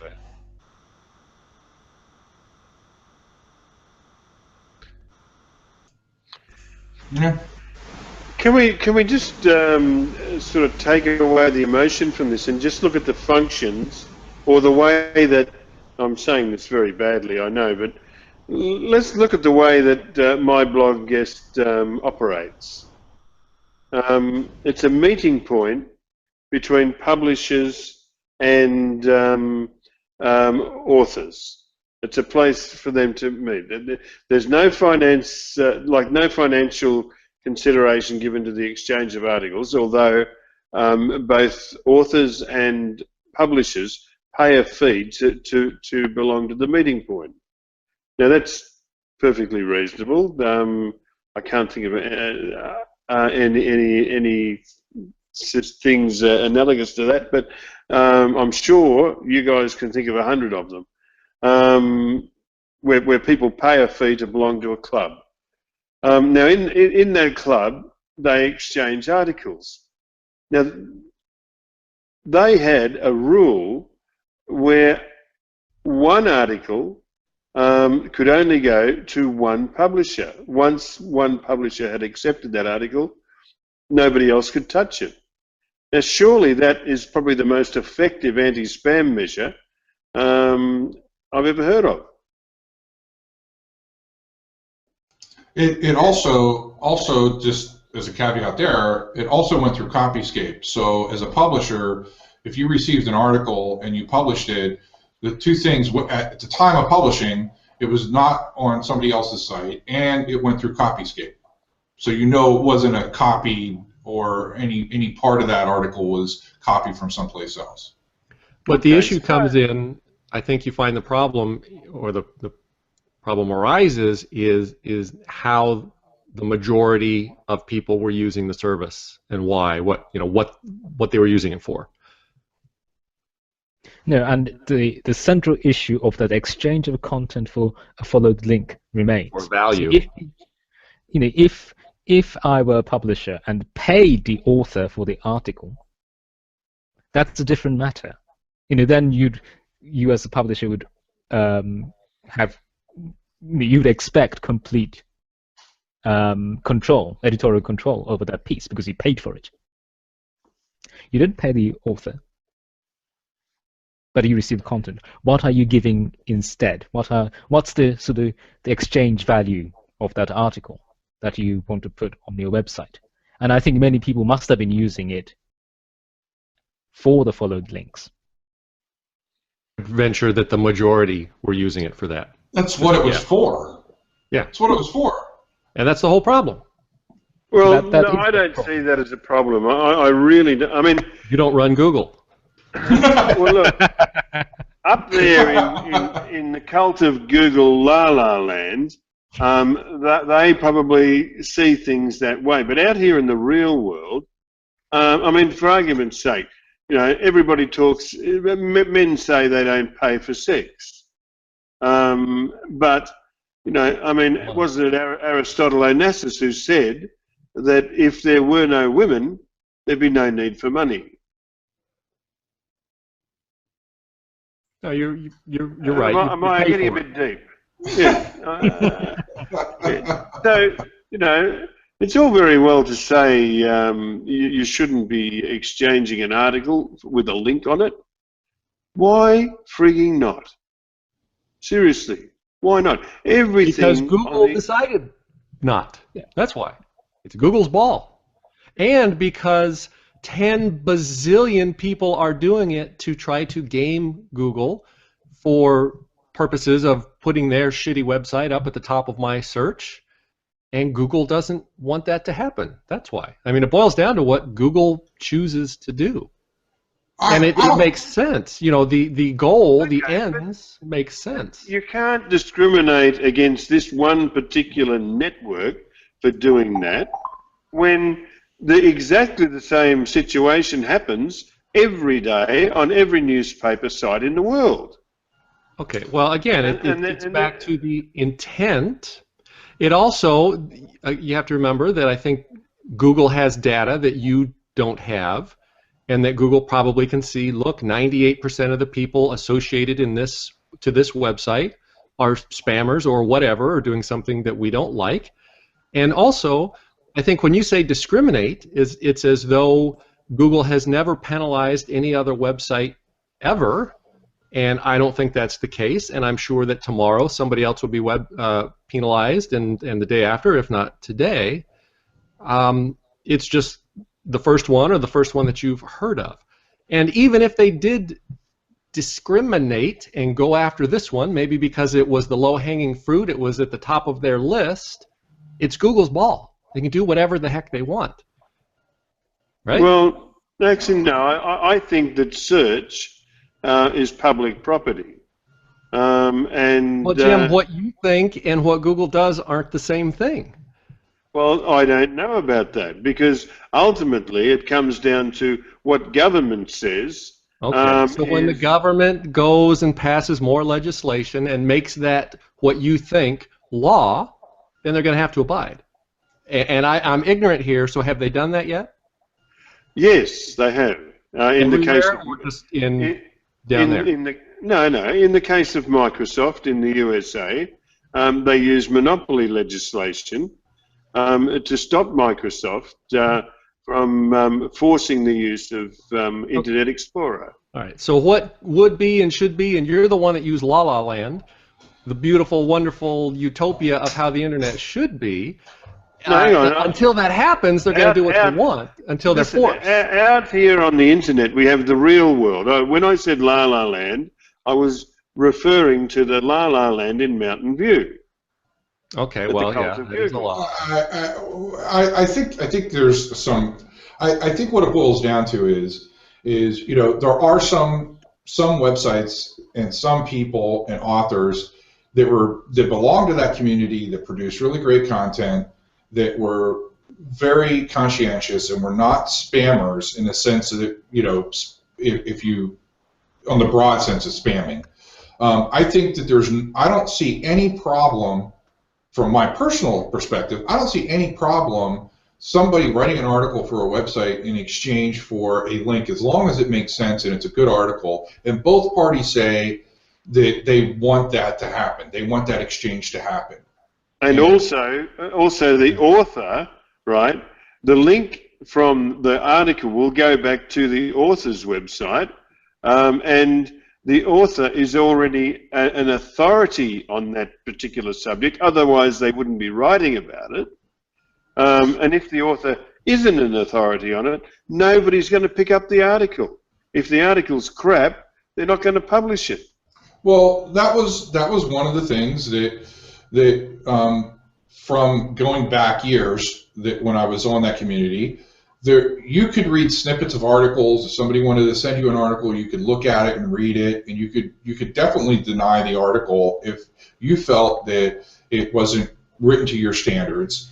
At some point, you have to, because if you're a person who does not participate in this kind of activity where you're exchanging articles or you're looking for articles to publish, if you're not there in that type of space, then sometimes it's hard to understand that somebody sits down and invests a lot of time and effort and sweats over an article to send you. The least you can do is link back to their property. I mean, and give them a follow link. I don't see a problem with it. Where I see a problem with it now is that if you want to play nice with Google, you have to follow the rules. I don't agree with the rules. I think that I think the whole no follow is a bunch of nonsense. I think they should approach it from, is this, if you don't like the content, what's the reason that you're penalizing the person? Why is a publisher getting penalized? It has nothing to do with the quality of the site, has nothing to do with the quality of the articles. It may not have anything to do with where you're linking to. It may just be because you gave a lot of people a follow link, and we don't know exactly what the case is. But from my perspective, just because I give people links to their property, I don't see that in itself as a reason to penalize me. I think you have to have other things involved in it for you to determine that that's bad behavior. Because I could have a very good quality site and link to the people who have written the articles. Why would I get punished for that? It doesn't make any sense. I'm giving them credit for their article. They deserve it. It's good. It's good enough that I published it. Why would I not give them credit for that? It doesn't make sense. And at the end of the day, the litmus test is if you have a user come on to my site and read an article on my site, go to the byline and click a link to a site that the author has put in their byline, as a visitor to that site, I have no idea if that link is follow or no follow. So the whole follow and no follow adds no value to the visitor. Has no value at all to the visitor, because I'm not going to look at the source code. I'm just going to click the link. So from a visitor standpoint, which is where Google wants everybody to focus on from a visitor standpoint, it adds no value at all. The only value is on Google's part, so they can help. So what we're doing is we're helping Google correct or help them have a better search result. It's strictly for Google. It's only for Google, and it only helps Google. It doesn't help the publishers. It doesn't help the authors. It doesn't help anybody except Google. It's all about Google in this case. So it can't fix this problem algorithmically. It can't. It's virtually impossible to look at a particular page on a site and say, this article makes sense. This article is well written. It's got a link. Okay, how do you punish that? The only way you can punish it is if you associate that with something else. You can't do it algorithmically, because if everything is good and it gets good traffic, it's everything other than the link is good. Well then, okay, Google can't build an algorithm for that, so they have to do it manually. And the way to stop people from doing it, if Google wants it to stop, the way to stop doing it is to engineer it through social action. So they have to create some fear, uncertainty, and doubt. They want to break the spirit of people who are doing these things that they can't fix algorithmically. That's and Google has admitted so much. It's well known that what Google would really like people to do is get out of this business of trying to build links or what they determine as spam, to get out of it, to break the spirit of people so they will leave the industry and will stop doing it and go on to something else. That's their whole goal here, is to break the spirit of people who do... Sorry. Go ahead. No, so what you're saying, in effect, is Google is now targeting people. Right. Not sites. Right. Exactly. They certainly do target people. If they consider you a spammer and you're widespread, they can certainly look for footprints and hurt the other people that you're involving in this. So if you're a prolific person who does a whole lot of guest posts, like for an example, Ann Smarty, all right, now she has a website, My Blog Guest, it gets hit. Where's that whole thing going to go? All right, what Google would rather see is the whole community just disintegrate. They don't want this behavior going on because they can't fix it algorithmically, so they have to fix it in another way. And to penalize somebody that and I'm not saying that this actually happened, but let's say somebody put up a half a dozen articles over the course of a year, 2 years ago, involved in this community. Chances are there could be a chance that that particular publisher, even though they've been away from that community for a time, could have gotten a manual action.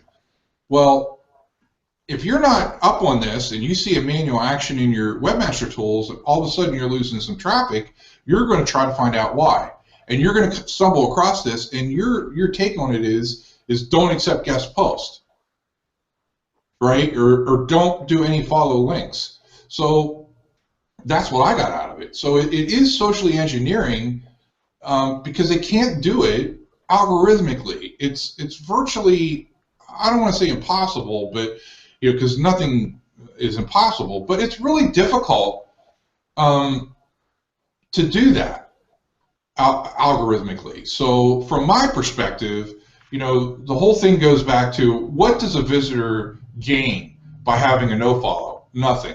There is no gain. There's no benefit to the visitor other than it helps Google with ranking pages. So from my perspective, it's Google's ball. Like Rand said, it's Google's ball. So they can do what they want, but does it make sense? No, in this case it does not make sense.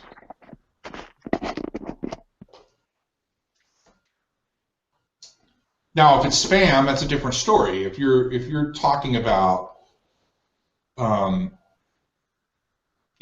whatever percentage, it doesn't really matter. But if you're doing it and you're doing it on a large scale and you're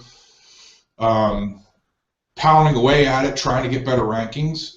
Yeah, I mean, that's a little bit different story if the content isn't quality. But look, it doesn't matter if I create 10 guest posts for 10 different websites every day pointing back to my site. If the quality of the posts are there, if the publishers want to publish it, if the link exists on the page, what's the problem? To me, there is no problem. The publisher gets a great article, the author gets a link, great. So it's just a question of, Google doesn't like it because of the follow no follow thing. However, on a side note, Google will and has stressed to do this, add your authorship to that article. So there's no problem adding authorship. There's no problem linking to YouTube or Twitter or Facebook. That's not a problem. The only problem is when you link to your own website, because they don't want you to manipulate the search results, and they can't fix it out algorithmically, so they're going to do it on this basis. And I'll get off my soapbox. Sorry, Rob. Did you say something? There's a bit of breaking up. Could you repeat that? No, I can't. Right.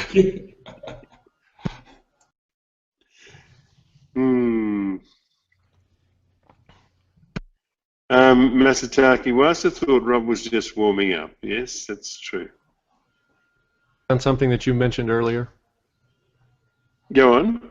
I don't recall if you said it right as I joined the call or if it was in your post or both, but you made mention of Google not penalizing, something to the effect of not penalizing their large advertisers. Yes. And I don't know that is also necessarily true. I know of in the past where large advertisers have been penalized. And I also know. Okay, let's tackle that first, though, Rand. Let's say look at Interflora in the UK. They were penalised, true, and they were out of penalty in 2 weeks. And if that happened to you, mate, it'd be 2 years before you'd get free. And even then, you wouldn't get all of your traffic back. You'd get 80% of it. I don't think Google has said anything about being fair. Yeah, well, so I can't disagree with you, Jim, but we also don't have any data to prove that. But I'm not disagreeing with that. Another one, BMW. Yeah, that was the one that was on my mind. And okay. What we don't know is were they put back, they fixed whatever their problem and they got their traffic back and everything was happy because they're an advertiser or because they're BMW and they can go on their Twitter and 2 million or 10 million people have their are listening and complaining about everything they say. So I don't know that it's because they're a big advertiser or it's just because they're big. Either way, it's not fair. Because if it happened to you or me, we're screwed because we're a little guy. But to say it's because they're an advertiser, I just don't know. I'm not saying you're wrong. I just think that may not be necessarily true.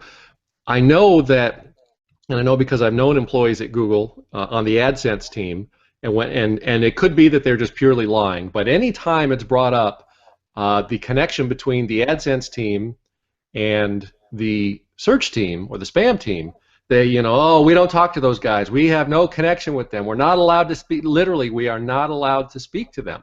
We can't talk in the lunchroom. We're separated.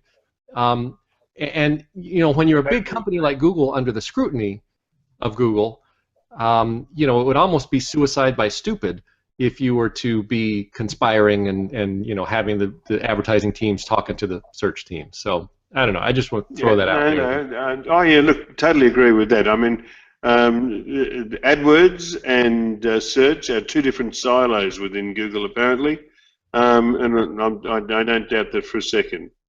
It couldn't function any other way. Yeah. But so that doesn't mean, yeah. Go on. Well, I was going to say, so I think that the unfairness that we see which you can't deny is there. BMW or big company XYZ gets their problem cleaned up in 2 weeks, and the little guy, you or me, it takes 2 years if it ever happens. I don't know that we can say that's because they're an advertiser. I think it may have as much or more to do with just them being big and them being the squeaky wheel, the big giant squeaky wheel that Google can't ignore. It's all about the search results. So if you have a website that you expect to see in the search results, right. Didn't even think of that. The user wants to find information from BMW or from that flower company or whatever. So that, I didn't even think of that. So that doesn't apply to make any difference, because the user could just as easily have a brand association with a site that's only doing, say 20,000 visits a month. If I want to search for the new BMW Super Duper 2014 model, I want to go to BMW's website. And that should not, when I type that in Google, it needs to be there. Yeah, that's okay. You've got a brand association with BMW. Fine, I'm accepting that. What I'm saying is that a user of your AdFibs site today might establish a brand association every bit as strong as you have for BMW. This person might see the AdFib site and they make a connection with your site every bit as strong as you have for BMW. Probably. Yeah, but if I only have 3 of those people with that strong association versus 3 million that BMW has, who is Google going to bow to first, or make sure that they're making as many people happy as possible? Well, what we're saying is that why should we're talking about discrimination, and they're discriminating against those 3 people. I don't like the word discrimination. Google is not an infinite resource. Their search team is not infinitely, infinite in resources. They have to make choices. They gotta, they can only, have you ever gone fishing? No, none of this is. I go fishing, well, not as much as I should, but yes, I've done a lot of fishing. Did you catch all of the fish? No, you didn't. No, you're right, I didn't. Okay, so, I just don't like that word discrimination. That infers that they are actively, they're actively going after one person and actively not going after another, and that's simplifying it. I think, or I just don't think that's the case. I think they're going after whoever makes the most noise, whoever affects the most potential searches, that sort of thing. I don't like that word discrimination. It's an ugly word. How about differential or preferential treatment? Yeah. I'm not even sure that's the case. Preferential because BMW is a big company. Yeah, but are they preferring them because they're big or because they impact so many users of the Google service? Again, 3 million people with that brand association versus my 3. They're preferring that because the visitors on Google are expecting to see that in the results. So if I type in BMW, and keep in mind that we're not just talking about a desktop search, we're also talking about voice. So, if you're on a mobile application and you're speaking into your phone and you're looking for a particular, whatever it is, closest Walmart, all right, well, I expect to get the closest Walmart from the search. So, you can make the argument that it is preferential, but it's preferential based on what the user experience based on the user, right? Right. On the other hand, it's not fair. It may not be fair to me. It may not be fair. But it just is. I mean, that's just it is. Let's take a look at this example. If I want to go to my blog guest and I want to log into the system, like a lot of websites that I use, I type in the branding. And I do a Google search, it comes up, and I click the site, and I go through the Google search.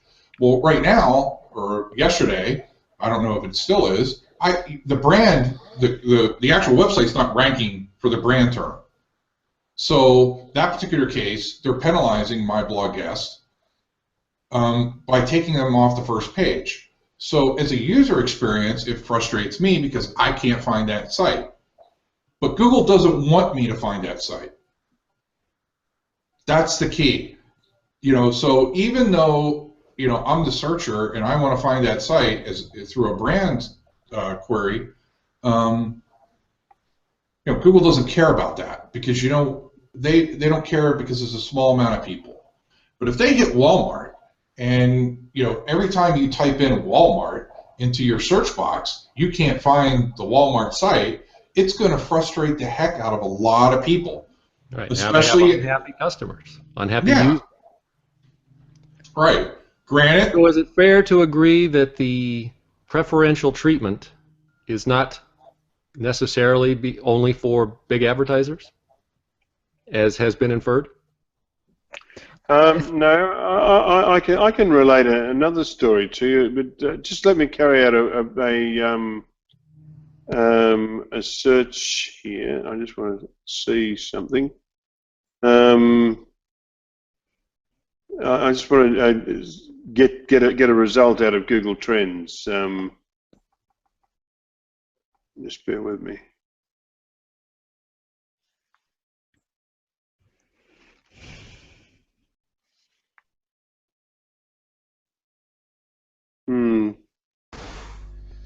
Well, there was a comment about that Google Search and Google AdWords don't work together. I'm fairly sure that they use the same index. So those two teams, that at least they have to work together with when it comes to crawlers. They do, as of a couple of years ago, they do share the same index. Yeah. I thought it was Big Daddy, but so there should be some connection between search and AdWords. Well, just because they use the same index, that doesn't mean that the AdSense guy or the AdWords guy can walk across the hall and down to the next cubicle and talk to a search guy and say, hey, get this site indexed. So no. Yeah, the systems may speak. It's the people that thou shall not speak to each other. Yeah, unless they are working on the crawling software. Right, or unless they can make sure that nobody ever knows they actually spoke. Yeah. Yeah, I'm not saying that it never happens, but it is not supposed to happen, and I'm sure there's controls. Having worked for a very, very large company myself, probably one of the only companies on the planet that is bigger than Google, they take things like that seriously, and they do everything they can to avoid it, but they can't avoid it. They can't prevent it, but they try.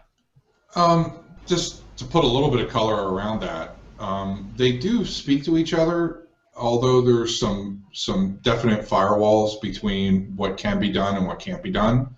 So I've been involved several times in some conversations with different teams at Google at the same time that were not necessarily related, but to try to walk through some issues and do what they could to help. But as far as somebody actually helping do something like getting a site index or fixing a problem that on ranking, that doesn't happen, from my experience. Although there are some instances that I've heard that you can get some issues fixed if you're big enough, or get some special attention. Well, the bigger you are, the more attention you're going to get. And again, that may not be fair, but if you're a big advertiser, you may have some contacts that you can get a hold of that can rattle the tree that me, or Jim, or you wouldn't have. So again, life isn't always fair, and neither is Google, but it is what it is. Yeah, just like real world, I mean, if you're a really good customer and you ask your rep to reach out to somebody else at Google that could possibly help with something that's going on to try to find out and get some information. You know, Right. that happens. That Right, happens. but that's very different from your rep going over and saying, "Hey, Mr. Searchman, you need to re-index my customer." I mean, so you know, there's still there's a line. They may not even be able to do it if they wanted to. That's the thing. Yeah, So yeah. I guess the point is there are controls. There's got to be controls. To not have those controls and to not do everything they can to keep things on the up and up would be suicide by stupid. I mean, they just Jim, you were looking for something, and now I've forgotten what it was you were looking for. Yes, I just got distracted by a private message I received. If you could just pay your attention to the chat there. Okay. And sometime, Rand, when we're not on air, I'll tell you a story that'll make it go. All right. Well, ping me right after and talk about it. All right.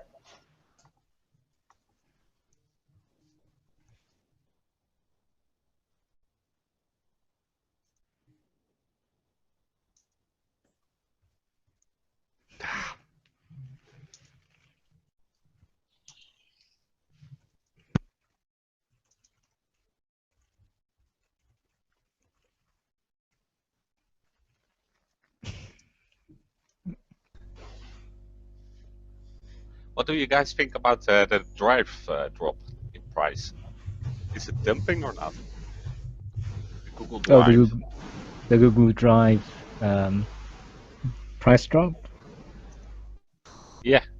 Some people believe it is dumping. So. Yeah, in the sense that it's, well, you could argue that in that Google is using its financial muscle to drive down the costs so as to make competitors, who specialize on cloud storage, unviable as a business. You could always make that argument, I suppose. You could also argue that they are making it easier to suck in even more information and hold more of your stuff. Well, in Europe, dumping is illegal, so. Oh yeah, I mean, I can barely hear you. Is it just me, or can anybody else hear Mr. Young? Is this better? Yeah, that's a little better. What'd you say about it, about Europe? Dumping is illegal, so I don't know what Dropbox or. So it is in other countries too. Trade wars often happen when, whether it's steel and things like that, people have set a dumping price to export a lot and try to hobble the. Wait, which part are you talking about is illegal? The price price lowering or the sucking in your data? Oh, the price dumping. lowering. The price drop. So basically forcing competitors to match or compete in an area where they don't have the, I suppose, the financial muscle that Google has at its well, it's also illegal or potentially illegal here in the U.S., but it'll take 5 years, for anything to happen if anybody complains or tries to do anything about it. Yeah, I mean, consumers would love it. So, no, I can't see it. I can't see it sticking, to be honest, because other companies are offering offers as well. So it's not as if Google is just entering now and trying to drive everyone else. There are other competitors, and they can. It's reasonable that they might be able to compete. Perhaps not just on price, but perhaps the services they provide, etc. So, yeah, I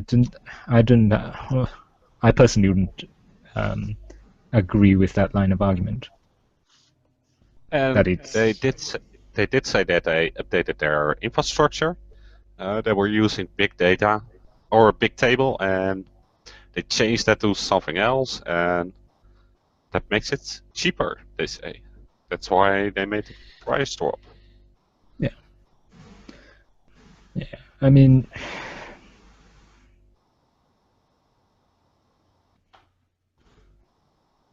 But it will be hard for Dropbox and other specialized No, yeah, I accept that. I think this is kind of things it's very difficult to say one way or the other. Look, I think I can add something to this because I mean, that's what we do for a living is hook up businesses with things like cloud services. I think you've got to look at reliability and robustness, and there is only one. Well, no, I can't speak about Amazon because I've had no connection with it. But comparing Google Drive to Microsoft, well, it used to be SkyDrive, now it's OneDrive. It's chalk and cheese for reliability and actual functionality. I mean, anybody that says that Google Drive is a great thing has never ever tried to sync a 75 gig folder. It's just impossible. Just can't be done. It's just impossible. For me, there's only one choice, and that's Microsoft's OneDrive, or what they're calling it now. It's probably renamed by tomorrow morning. No. They have renamed it. But yeah, I mean, Microsoft has left Google looking stupid with Google Apps. I mean,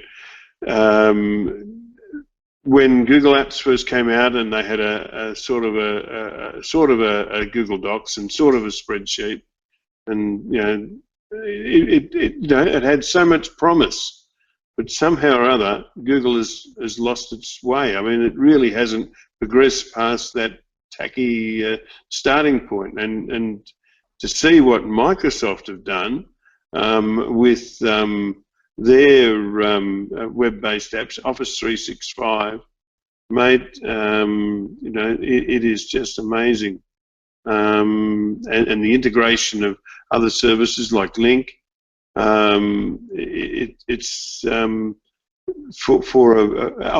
the repricing. I mean, people are getting stuff for $13 a month and $15 a month that formerly businesses used to have to pay 15 grand for the server alone, then add the infrastructure costs on.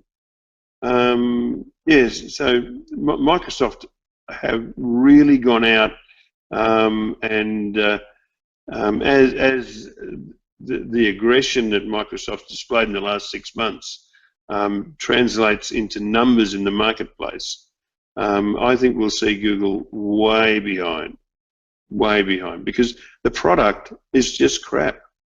Compare the two products. Google is crap. The question is whether the products meet the user's requirements or not, and perhaps Google just meets them. I mean, occasional users, people who just want to upload a few photographs, a few files, which probably would be the majority of people. Yeah. Plus, if you have a superior product, but nobody knows about it because you don't know how to market it, it doesn't matter. Yeah, that's true too. So I think it'd be interesting because I think Microsoft has in a sense, a narrower target than Google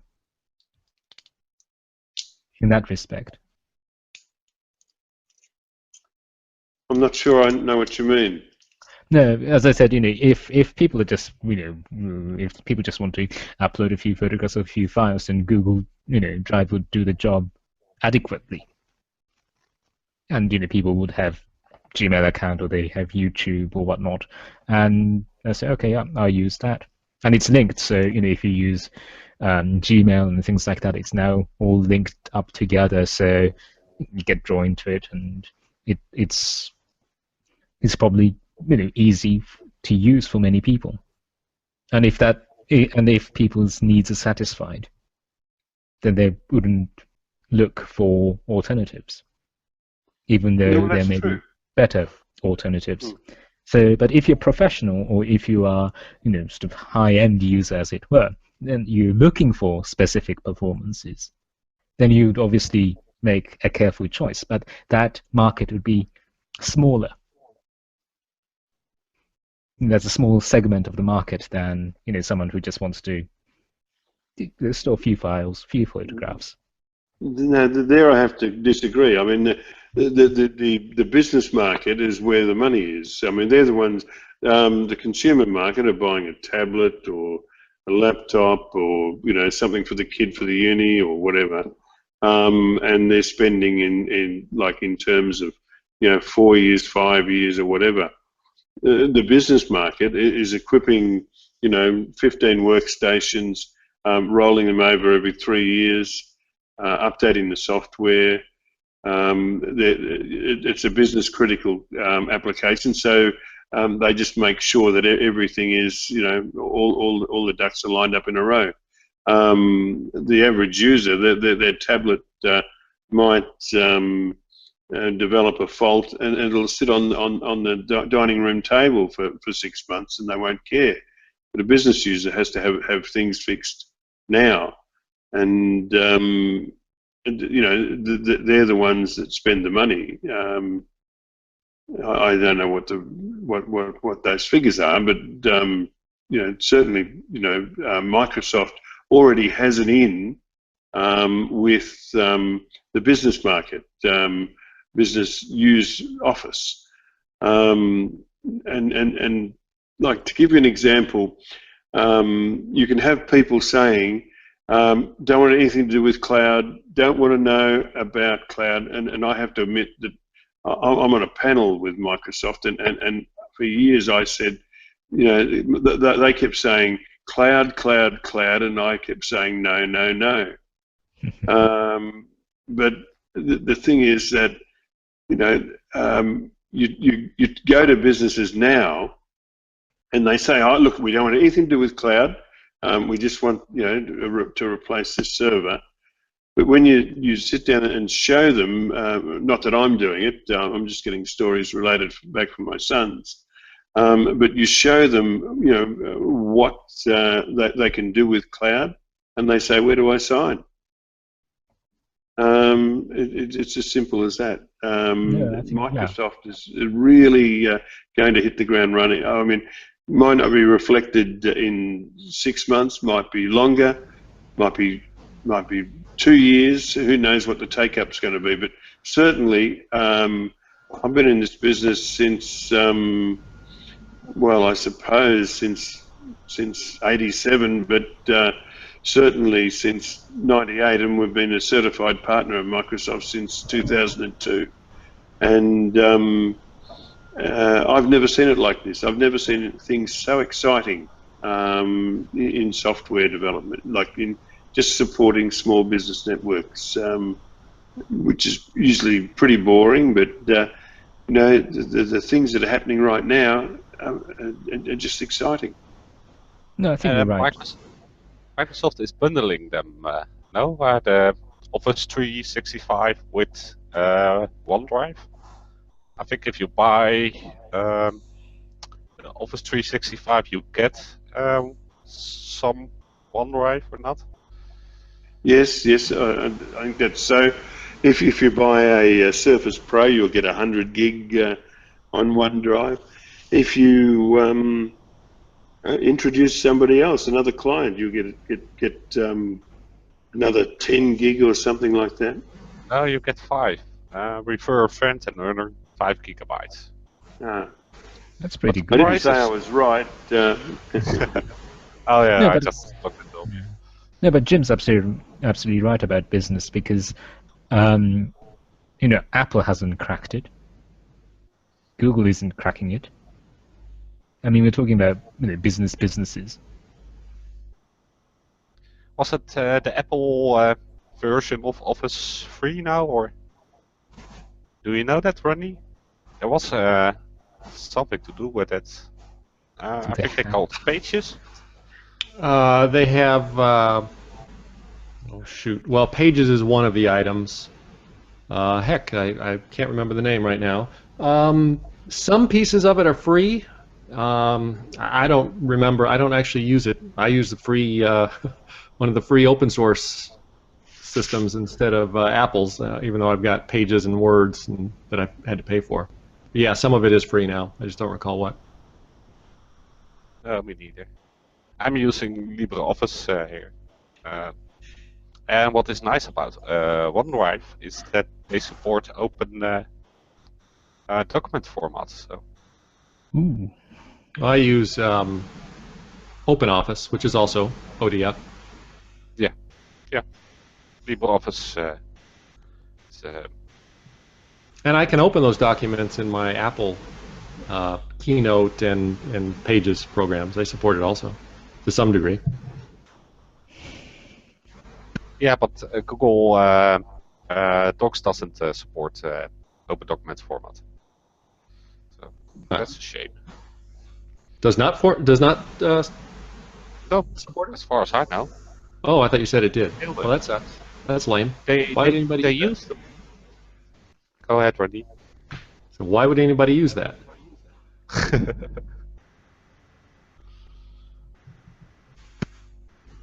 I think they used to support it, but I killed it. They used to support HTML too. You can edit in HTML. Programmers probably started abusing it. I don't know.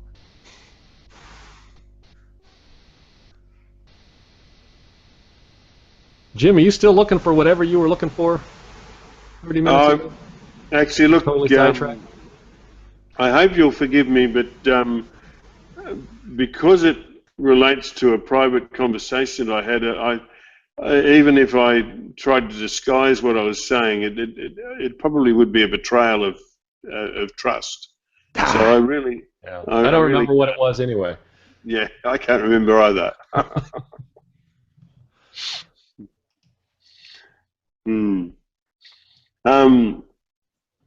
Yeah. That person, actually, I'll go back and check my notifications, see if that person we're expecting is still coming.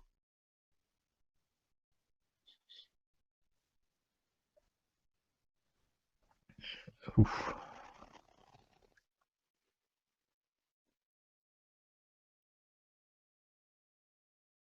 You still recording? Yeah. Have we been recording the whole time? Yeah.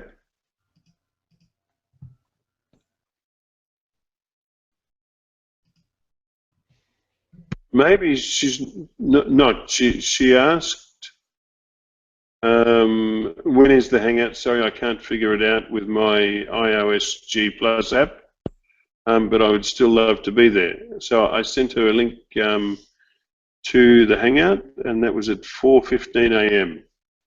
Well, tell her that she's going to need the iOS Hangouts app. Google has really simplified things by forcing you to have two apps to do what you can, to use Google+. Yeah, it should be right at the top of her list in the Hangouts app. If you sent her an actual invite like you sent me. I'm looking at mine.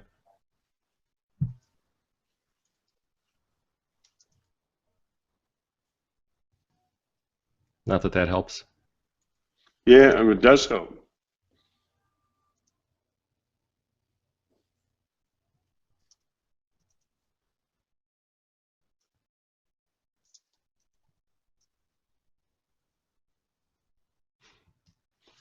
I said this, tell me if I'm quoting this correctly.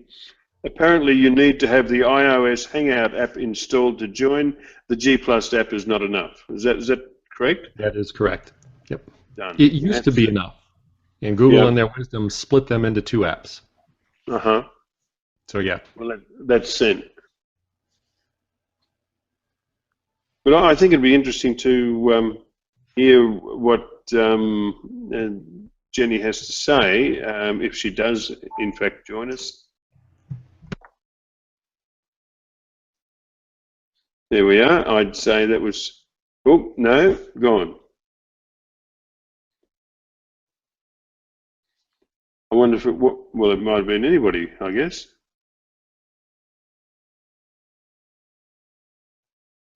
Oh, where's Masataki gone? Oh, he's clocked off. He's eating ham.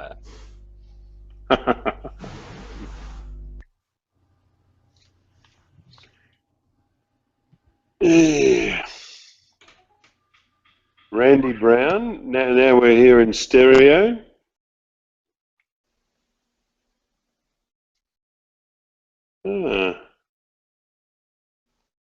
So, what's the function of Randy Brown? A couple of years ago, after I first became a webmaster, I had a very serious, just say, privacy issue with a disgruntled website member who threatened to kill me and my whole family and my dog and my neighbors. It was quite serious, and I realized as I was dealing with that how simple it was for somebody to find out where I lived, and so I obfuscated my online name just by mixing around my middle names and mixing around some of my names. And now that that's no longer been an issue for a while, and now that I don't have an employer that would care if I had an online business, I've just decided to put it all back. And now if somebody wants to come and find me, they are not invited to do so, but it would be much easier. Just easier to find me. Even though if somebody had looked in my blog or on some of my larger profile pages, I think even on Google Plus for a while, you could find my actual real name. It was always in there, but you really had to look for it. It was too easy to type my name, or probably your name, into Google and find out too much about you. I didn't like that. Mm-hmm. Fair enough. But it's less of an issue now, and there's really no getting around it. And now that I'm doing my online business where I'm handing out, or not online business, my business where I'm handing out business cards with my name on it, it's too confusing. So I'm just cleaning up my identity crisis. I understand.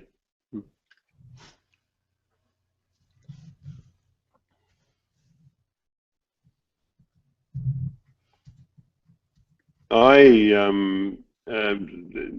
didn't, I said earlier on tonight I wasn't into social media, but neither was I into putting my name online, although on the ShopSafe sites we've always had my name there.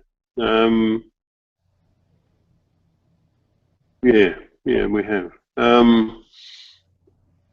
But when the Google Help Forums started to implement larger and larger profiles, and then when Google Plus came out pre-beta,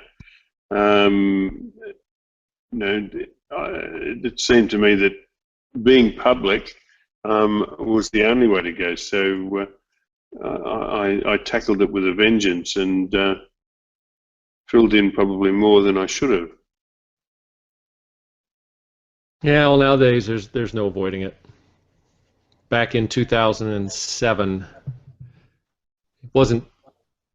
Well, it was just less. I don't know. Maybe it was no different back then, but it sure felt different. Mm-hmm. Yeah. Well, to be honest, the guy that was going to kill you, was abusing you and threatening to kill you. If his real name had have been on the site, do you think he wouldn't have? He'd be less likely to be so extreme? His real name, his real full name, was not on the site. Later, I was able to track down and find out almost as much about him as he was about me. He did not make it easy to find him as well. And he had issues. He had mental issues and substance issues, which made it even more worrisome. And he also had the means to, to fly out here. But he didn't make it easy to find him. Mm. And I didn't really think he was going to come here and kill me. We were this close to involving the police, but we never did. It was more of, well, it was just a real concern. Yeah. And I just didn't want to make it easy for him or anybody else. Yeah. Fair enough. Well, on a slightly different subject, YouTube changed to Google Plus comments, which means that real people are commenting. You have quite a nice channel on YouTube already. Do you see more or less spam? Or the comments on YouTube weren't very nice. Yeah, I never had that problem on my YouTube channels. Maybe they just weren't big enough and didn't get enough people. I never had that issue. I mean, I read a lot about people just, how horrible they were. I don't think I ever saw that. Now, I see it at my biggest website every day, all the time. I just never saw it on YouTube, so I just didn't have that issue. But, if you, when you're hiding behind a fake name or an IP address or a proxy, it's very easy for the real you to come out. And unfortunately, the real you for a lot of people are just total assholes. So I could see how it really would be an issue. It's just very easy to be a jerk when you're under the cloak of no consequences. I know because I do it all the time.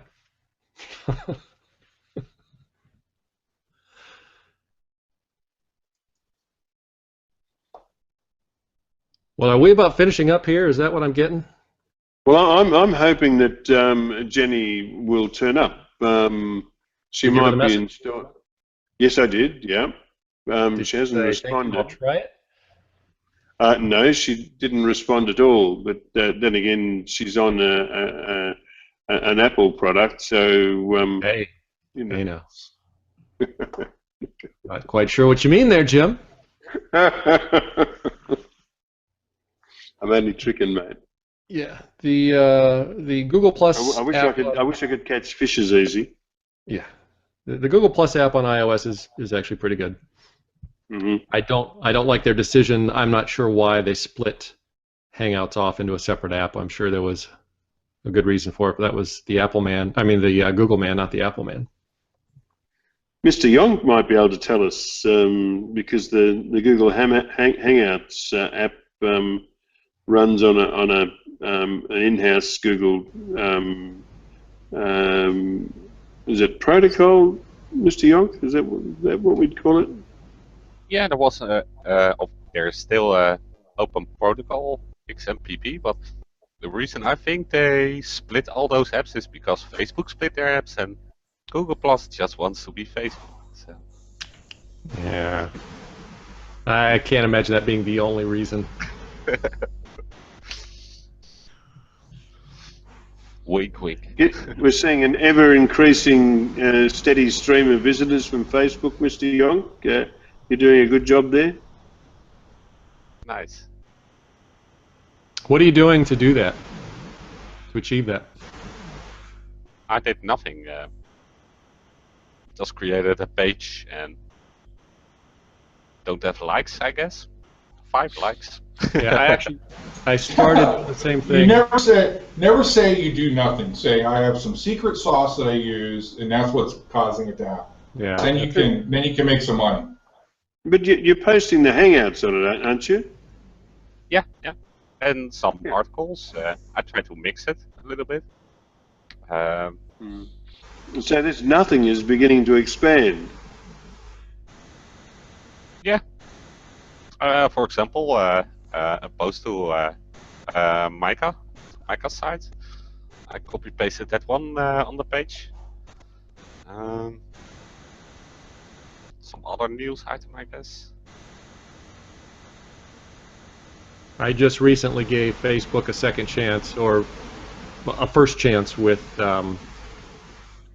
AdFibs, and as well as Twitter, because I could never get it. It just never didn't be any good with my other websites. But I gave it a try and see how it goes. My audience is simply not on Google+.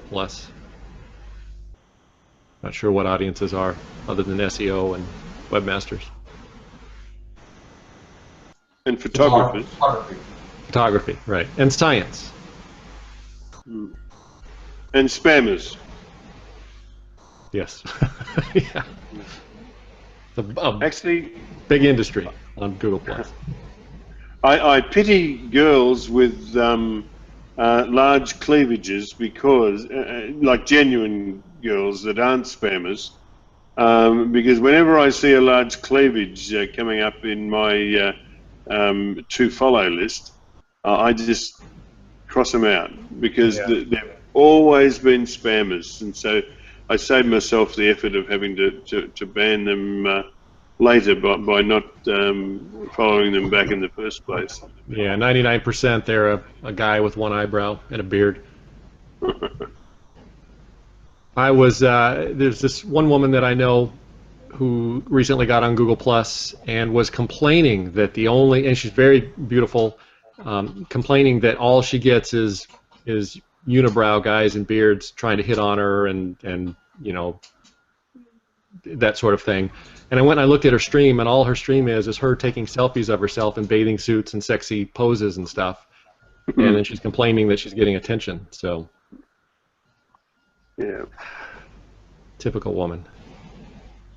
Oh, careful! Can't say that. Well, she's actually not typical because she's better looking than the average woman. Okay. Well, I suppose we could say that Jenny is not coming, I guess. Oh, how long does it take to install that app, Rand? 30 seconds, 20 seconds, unless she's on a slow download link or something. It's taking forever to download. The install is just you find it and you click the button, and a few seconds later it's done. And then you got to log in. A minute tops. See, that'd kill me. My password is so long, and I always have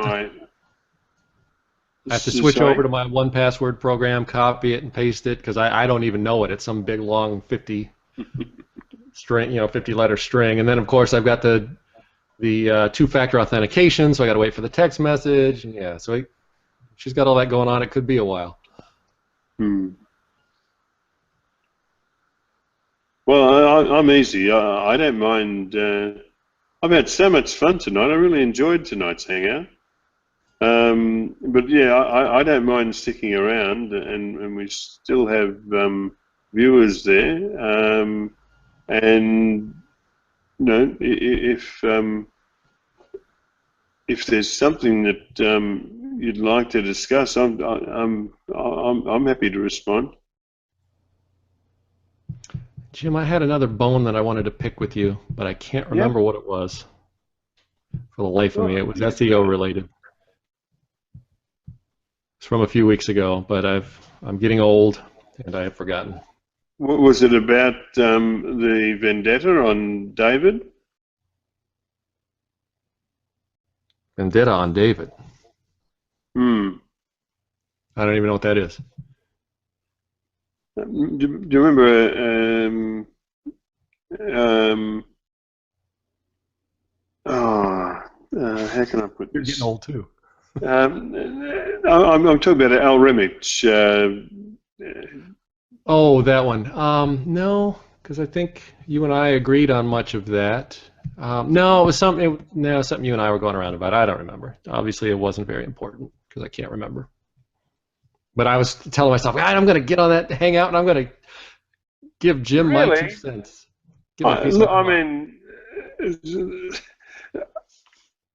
Today, you said, do you watch television? I said, no, I spend most of my day waiting for your next post, Rand.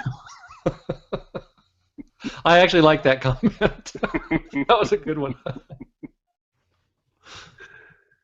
But no, I don't think I've said anything contentious. No, Well, just something we didn't agree on. I don't remember what it was, and yeah, obviously not that important. Heck, I might have turned out to be wrong, and I removed it from my mind. I don't know. well, I'm not sure. I mean, I thought I was wrong once, but I turned out to be wrong about that. Yeah. Story of my life. Do you know how? Just speaking of arguing, do you know your countrymen down there that I think I pinged you in on a few of our conversations? The Glenn, copywriter. Oh, Glenn Murray, is it? Yeah. Glenn Murray? Yeah. Do you know him? You guys live nearby? You're in the same country, so you live next door to each other, right? Do you know, if I was to drive to, say, Adelaide, which is one of our capital cities, it would take me 17 hours. It's 1,550 odd Ks. We're 900 Ks to Sydney, 1,650 Ks to... of course, you guys use miles over there, don't you? Yeah, I'm trying to calculate. What is that in real distance? It's still quite a way. A kilometre is 0.6 or 62 tenths of a real measure of distance. Yeah. There's 12.5 kilometres per 10 miles. I think that's right. No, that's not right. No idea. No, I get the idea. You guys aren't close. Just shake your head and agree, and just keep going. But I know Glenn through his activity on the Australian politics community. Yes, and he's also somewhat like you, not as I think more. Seems to have an interest in the U.S. politics, which often, tells us how we're doing things wrong. And, sometimes he's right, but sometimes it's a disagreement. Yeah, well, for us, American politics is like Australian politics, but simple, Because we have nothing but simpletons in charge? No, look, American politics. We do. I mean, you guys have a reasonably transparent system there, so it's easy to follow things through. You've got that lobbying website called Open Secrets or something like that, .org. And so it is there. I mean, we also don't forget that we held your hand through a couple of world wars. We taught you what to do and bailed you out. So I'm only teasing, Rand. Yeah, I'm trying to think which two those were. Well, you guys have you've got the same freedom of press there, right? The War of 1812 and the Civil War. No. We're talking about the 1418 war, or at least for you guys it was the 1618 war. You're a little bit late, but I wouldn't call that a world war. The First World War was 1914 to 1918. Well, they said 16. Okay. Well, that's because the Americans didn't get there until 16. Okay. Oh, that's because he didn't understand the English accent. So, Jim, you guys have the same freedom of press there, right? Yeah, I think so, to a great degree. Whatever Murdoch doesn't own? Well, Murdoch owns... Actually, it's interesting you should say that. These days, we only buy the Courier Mail, which is a Murdoch publication. And this week, Angie said, look, and I like getting the Courier Mail on a Saturday because it's a large paper. There's something to read every now and then through the week, and it has a nice little magazine in it with features that, regular features that I like to look at. So anyway, Angie has decided, and of course in our house... it has been decreed. Yes, and of course, it's pointless for me to disagree. I just follow along. I just do what I'm told. Anyway, from now on, we're not buying the Courier Mail anymore because Angie has just had enough of Rupert Murdoch. And I just wonder how many, where else that is reflected around Australia, because he's not a well-liked figure, and he does interfere in politics. I mean, that's his whole function is to have a guiding force in politics so that he can pick up the favours later. We just had a situation where Murdoch did a paper shuffle between his Australian companies and his companies in the Bahamas, and shuffled the papers so that a profit in Australia became a loss in Australia and a profit in the Bahamas where he's not taxable. Anyway, it turns out that Australia now has to pay Murdoch, and there was no money lost here, it was just a paper shuffle. Australia just had to pay Murdoch $800 million for his loss. Was it all legal? It's legal. Was it moral? But it's legal. More power to him. Now go and close up that loophole, but that's what the smart guys do. Yeah. Anyway, what were we talking about? Oh, Glenn Murray, was it? We were American politics. Yeah. No, American politics are interesting. One thing I have found, though, is that you can always tell an American, but you can't tell them much.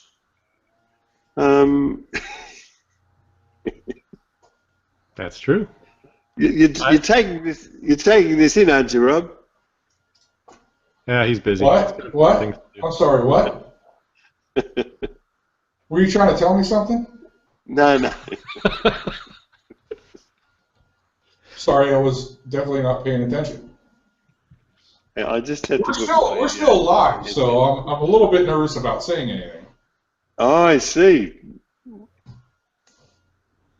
Well, I found that Glenn and and him and I are kind of like you and me. We agree to disagree on some things, but our views on the U.S. Second Amendment differ. And I always go back to he doesn't live here, so he doesn't know what he's talking about. And our views on abortion, strangely, differ also. So we just went around on that, but. I always tell myself that arguing about politics and religion on social media is pointless and stupid, and then I find myself getting sucked into these arguments and kick myself for getting involved because it does no good. It's just frustrating. I used to think it was important to, but really. It is pointless trying to change someone's opinion on social media. I tried to tell Glenn influence, and I couldn't change his opinion. He says that I was given a hard time about posting this issue and that issue, just in general, not on any particular issue. And he did say that he has educated some people. So he's, maybe pissed off. 50% of people are going to disagree with you, and big percent will agree with you. And then I guess there's those in the middle, and he educated them. So I guess maybe that makes it worth it. I can't make that claim. Haven't educated anybody? No. Yeah, I don't think I have either. I think most people are so set in their views and believe them so deeply. You're just not going to change your mind. You're yelling at a wall, and then it devolves to name calling, and then that's when I know I've won the argument. One of Glenn's supporters called me a tosser the other day. I don't really know what a tosser is because that's not a term we use here in the U.S., but I don't think it's good. And then I won that argument because that's what he had to resort to. So I'll be right back, guys. Yeah, I got to drop too. All right. have any pressing SEO questions for me, I'll call it a day. No, I don't have any, strangely enough. What time is it there? Pardon? What time is it there?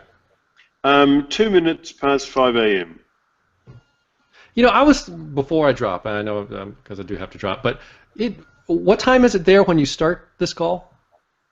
We start actually, we start at 10 p.m. Australian Daylight Time, and go on air at 11 p.m.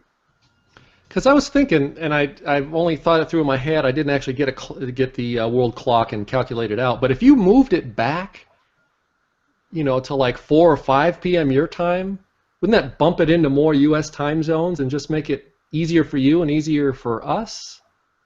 Well, yeah, Alistair is the one that, you know, he goes to bed pretty early, like 1 o'clock.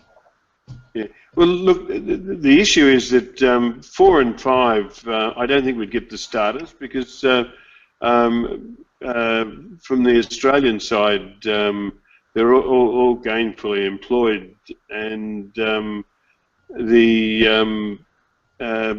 time zone is around about. Well, it's around about okay for the UK, and at the end of our Hangouts, we can always pick up, like say, Randy can join us at the end of our Hangouts. Yeah, but you're dying. Hey? But you're dying, right? You're falling asleep by then. Well, oddly enough, I mean, I've been looking after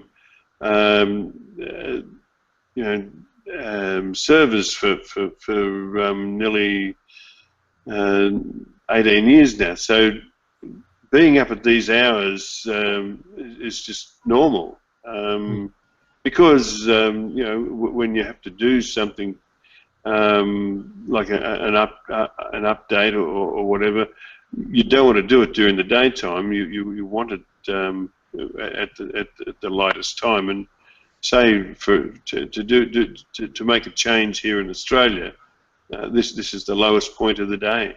So you're used to it. All right. Well, thanks, guys. I don't know if I'll be able to get on next week, but heck, if it goes this late, maybe I will. And Okay. Rob, I'll ping you in a few minutes. All right, give me a few. I'm going to get a cup of coffee. All right. All right. And to our say goodnight to our 3 viewers who are still watching, Ran and Rob. Good night, 3 Good viewers. night. Okay, guys. Night. Good night. And to those of you that are still watching, thank you very much. I really appreciate the support that you give us by watching. Sometimes I wonder if we're providing enough useful content. I'm sure the last hour hasn't been all that useful, but thank you for watching anyway. Good night, and we'll see you next week.